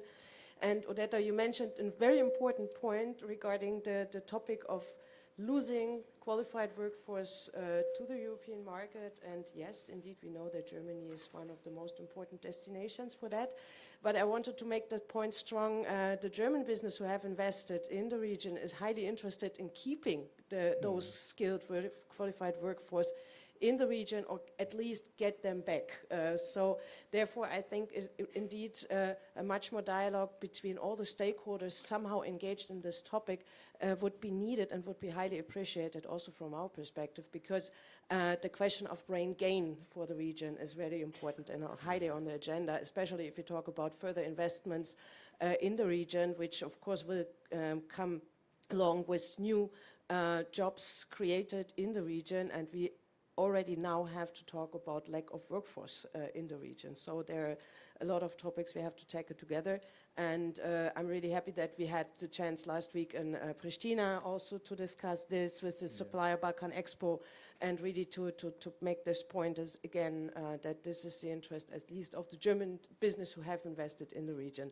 So that was the comment I wanted to make, and maybe also to use the chance sitting here, being at YouTube,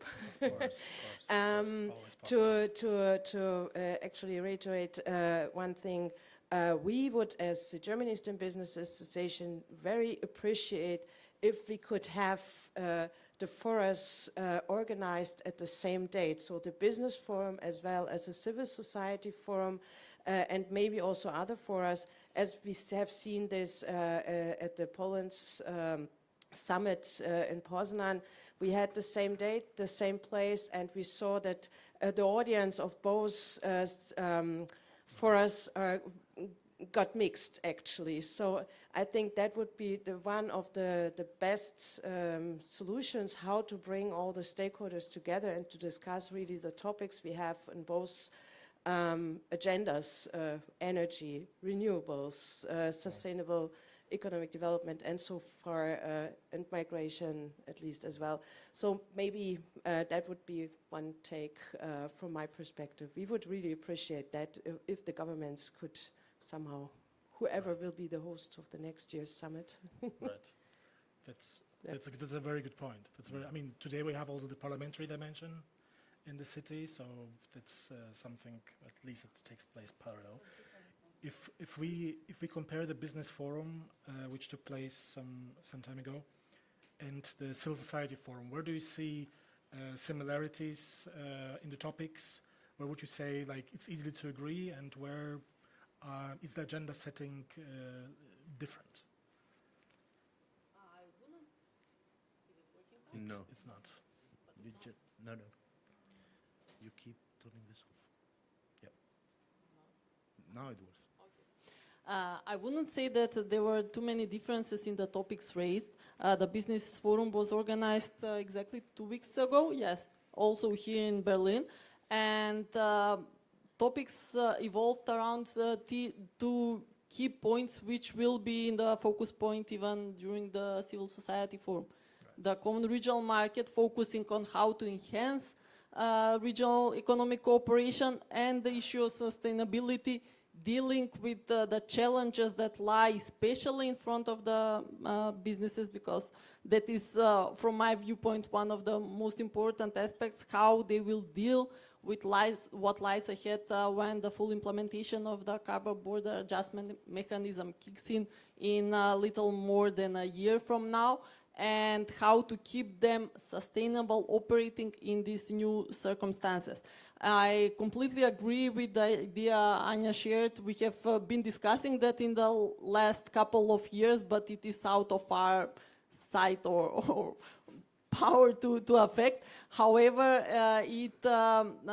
discussions amongst different stakeholders always bring added value, because we each have different standpoints, but we, bottom line, work or talk towards reaching the same goals.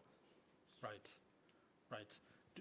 Is somebody adding something to this topic, or otherwise I'm looking again, there's somebody else.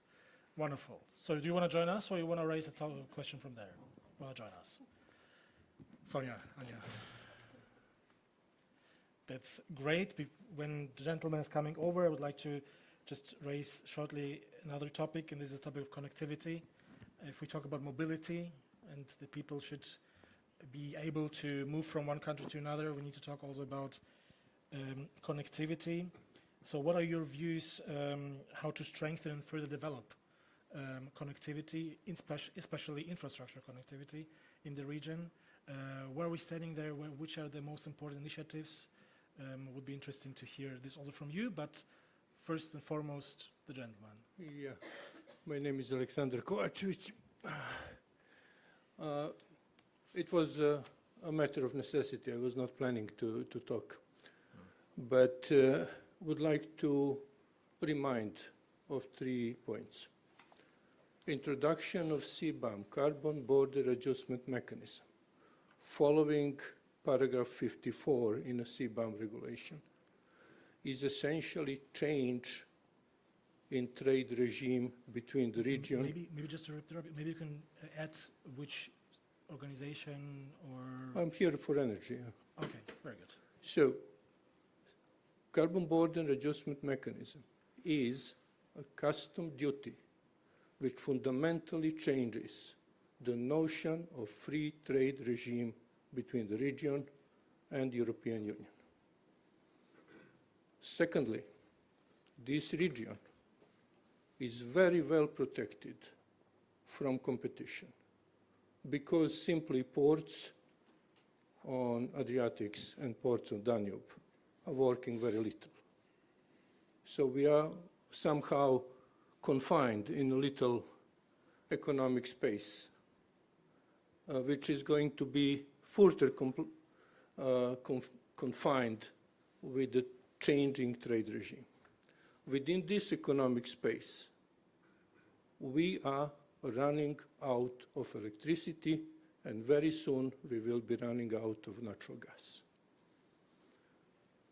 The prices of electricity for industrial customers are already the same or even higher than prices in EU countries.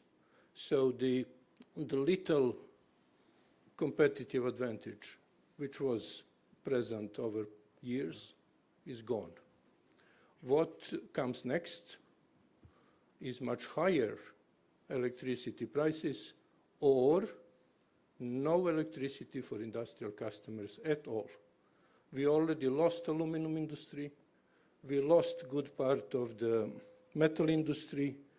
We lost recycling of aluminum and copper. So-called important raw materials from the EU perspective. We are contemplating lithium, which needs huge amount of electricity, which we don't have.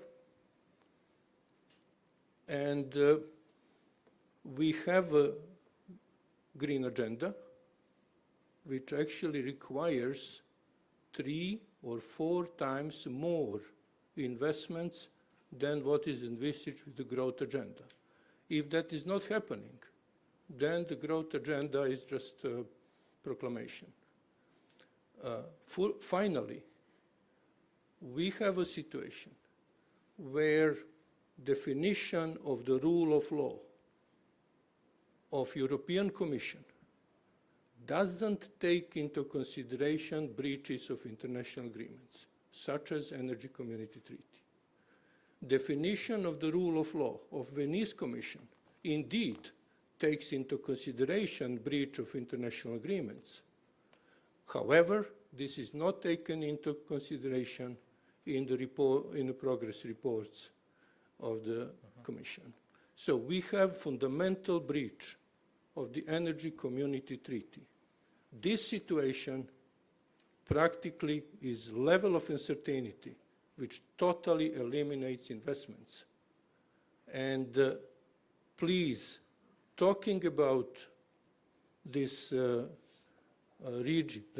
common regional market, take it seriously.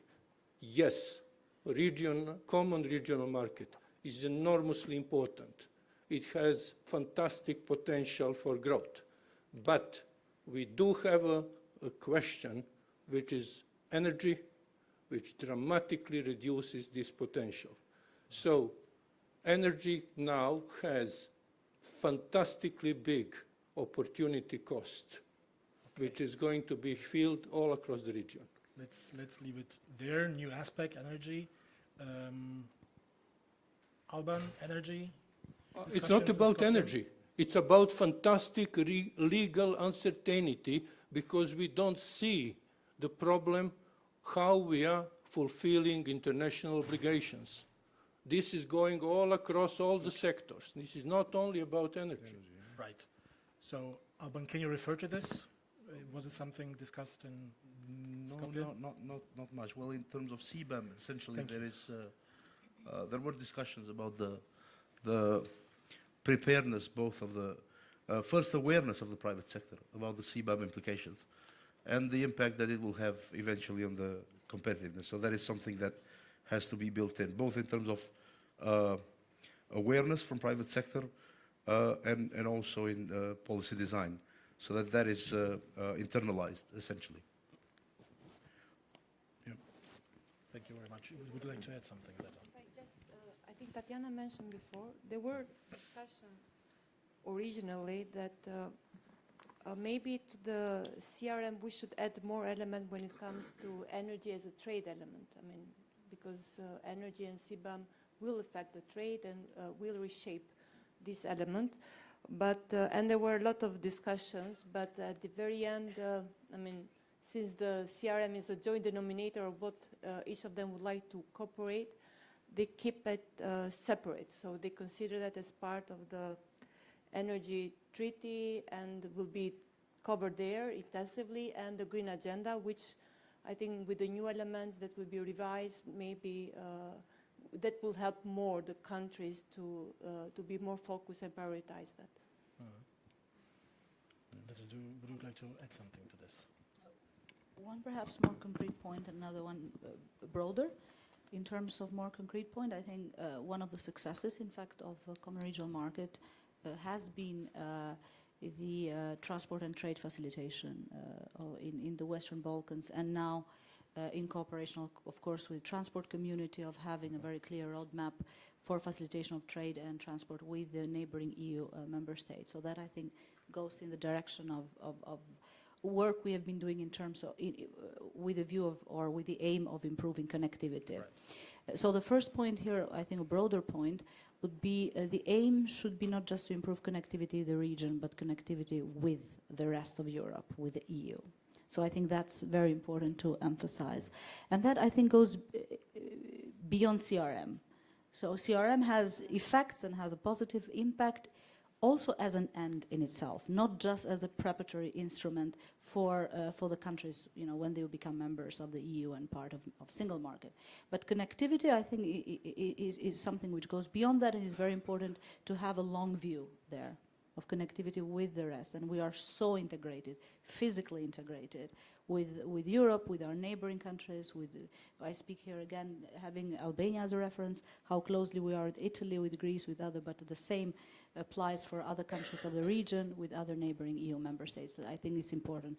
This is the first dimension. The second dimension, which I think is, if not explicitly expressed, but maybe implicitly expressed here by Alexander, is this integrity aspect of connectivity projects.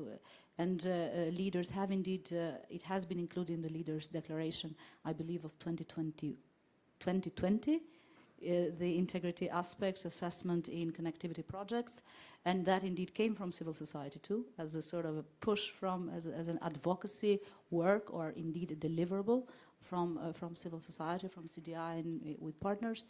And in that regard, I think that's important to see how accountable the countries are in terms of keeping the commitments. And third, which is even broader point, it boils down, I think, when we speak about connectivity or CRM, trade or energy, I think it boils down again to accountability, to implementability of the commitments, and to the political will, and also to the pressure from the outside, both EU and EU member states, to the countries to keep to their commitments. I think this is what it boils down. But it's important, I think it was mentioned previously, how costly non-compliance is.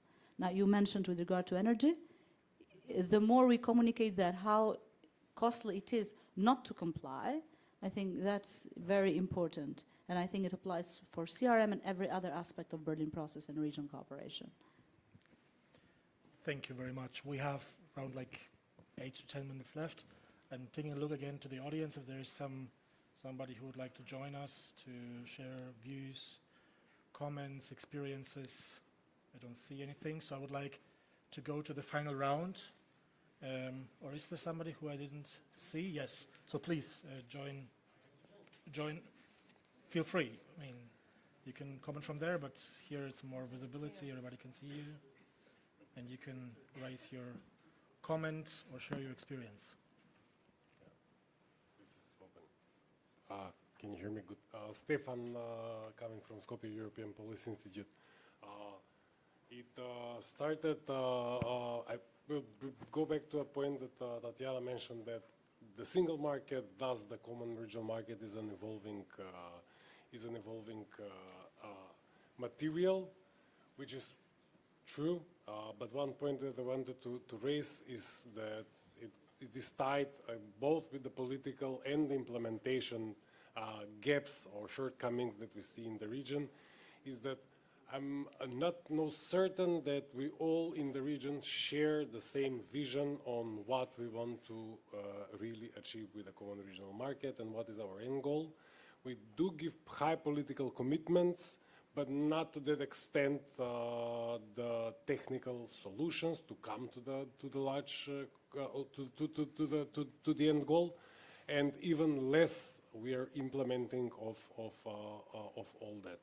It is very good to hear that CEFTA's decisions have been passed today, but we are very aware that that process lasted for very long, both being technically agreed and even more, I think, some of them to be politically approved. So when we're talking about how much we can, what is the cost of non-compliance, we have to assess how much we have lost by not implementing these decisions earlier. And even further, to understand what are the benefits and who will benefit from all this. So the point that I wanted to say is that without having proper information on what are the benefits from the common regional market, so this is the information gap that I think that we are lacking. The business community is, or the Western Balkan Investment Forum, it does its part on it, but are we certain that all the possible gainers or beneficiaries do get this information? So the information gap can be supported, I think, with the civil society. The assessment on what are the possibilities or what are the constraints for all actors, again, can be supported and should be, not only by the civil society, it can be done and should be done by civil society, but also by the business community to ensure that it will benefit. And again, we have to make sure that I agree that new mechanisms should be discussed and explored how to mainstream the monitoring of the whole process, but we should not forget that particularly for the common regional market or trade-related matters, we already have established institutions. So we have to make sure that we are using them. So I urge the international organization or platforms to use their platforms to send clear messages where we are lagging behind and what we are losing if we don't comply with the commitments that we have gave throughout the years. Yeah. Very shortly. I mean, communism, I mean, I fully agree that, unfortunately, not much have been done. And this is only political, because this is a political process. Berlin process is a political umbrella created in order to enhance the regional cooperation. And I recall at the time when it was established, it was like, okay, let's gathering the 6 leaders to discuss. So it was that kind of process at the time. And now we are totally advanced. We have to look back on the impact that it have had, and they are good showcases. I fully agree that there have been political stalemates for all this time. And we've been blocked for years for agreements which should have been passed like that, just to give access to the students to move around in the region. It's like for more than a year that we are discussing. Or the higher education. So students now cannot recognize diplomas, so we have to be loud on that. They are not recognized because it's political stalemate. And so it's like we are doing our part of the job, but even civil society should be more active. I mean, even in the media. I recall when I was working at the Ministry of European Integration in Albania, that was all over the news discussing on the topic that are daily on the agenda of EU integration of the country. So now we should be on the daily agenda. The think tankers should come and discuss and maybe even blame gaming. What's happening? You have signed agreement 3 years ago. What's happening with this agreement? Where is that? Why is not happening? What can be the way out? So us, we are facilitating, but you are the think tanker. You can speak out loud, not us as the regional organizations. Yeah, Tanya, please. If I'm, sorry. No, go ahead. If I may add on 2 very brief points. The first relates to the issue on some of the points actually raised in the first key spot. If we get to actual implementation and many of the issues that have been stalled, it is a reiteration again on the issue of love. Citizens, businesses will be seeing, will be feeling everything that has been changed in the legal and regulatory environment in daily operations.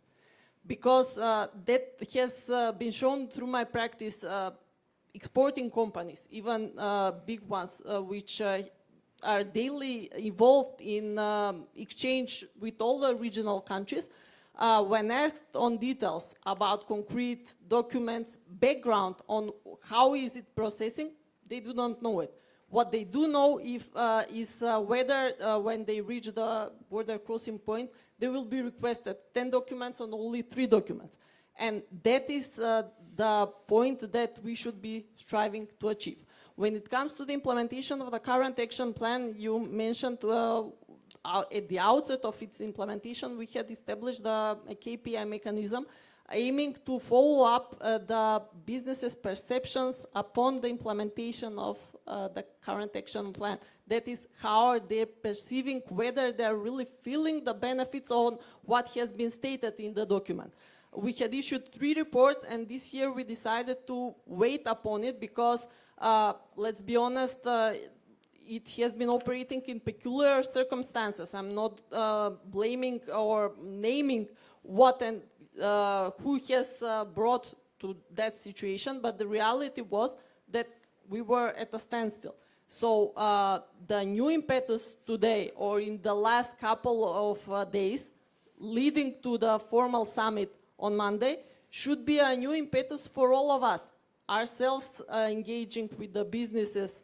On one hand, informing them what are all these new changes that they will have to adopt in their daily operations, but also all other stakeholders, citizens, CSOs, everybody on field.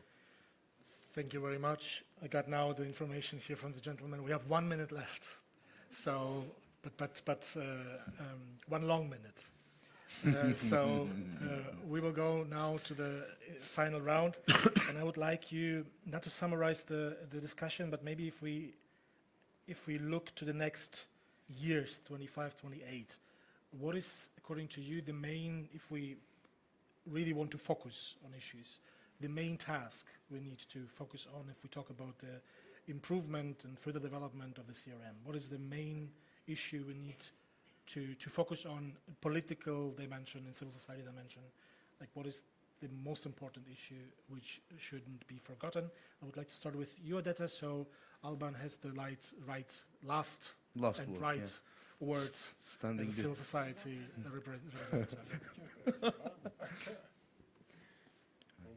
Stay on YouTube. I would say, well, catch the momentum and do not act business as usual, because I think this is a rare opportunity. It's a golden moment now for all actors to work towards transformation of the countries of the region. And I think Common Regional Market is an important contribution to that, with a view to make these countries like European, like EU member states, even parallel to or before their actual and full-fledged membership in the EU. Perfect. Zdravko? Thank you. So I think that since we are here basically on one side the regional organizations and the civil society organizations, I would say the main message, I mean, from Monday on we will have a new plan, a new table basically with all the activities. And the main thing that I would say about it is that we can come together indeed through different ad hoc and systematically, but I think more often, more frequently, more engaged, just to work together on promotion, if you will, of the whole this very complicated plan written in a super difficult language, to translate it and say it is citizen-centered. Behind this complicated language, there's a lot of things that you will get, whether you will not pay a fee when you're crossing a border, or you'll get your bananas cheaper, or something else. But there's a lot of really concrete things. And there is a structural problem with that. I think our colleagues in the European Union know that if you go around Berlin now here and ask you, did you actually benefit from the EU integration, the question is to what extent people will know. And I think this is our joint task. And I will take that home to Brussels with me. I hope that you will do the same. Perfect. I'd like to continue with Elda, joint task, message, main issue. Okay, so Zdravko mentioned joint efforts on communicating what needs to be done. Odeta mentioned the political aspect. I will go to deepen a little bit on that. So all of us should be more mature and focused in order to deliver, because we don't have to forget that, like 3 years from now, EU is preparing themselves for the new financial framework. We need to be smart enough to jump into that exercise, because this is very much needed. So, I mean, if the country start to deliver now, show maturity that they can work on the 6th, it will be easier for them in order to enhance or even ask for more money, as it was the case with the growth plan, to be more structured. So it's not just one ad hoc instrument, but to be more structured on that way. Perfect. I will be even shorter, maybe not a recommendation, but a wish list that we really actually tap the opportunity of 10% growth that we are calling upon in this new framework. Perfect. And then Alban. Well, I think it's refreshing that some of the things discussed were already internalized in the second iteration. And also that there is readiness to cooperate, even informally, ideally from our side, formally, sort of structured way. But I think also from civil society and think tanks' point of view, we have a recommendation that we also need to be creative, how to impose ourselves in setting agendas.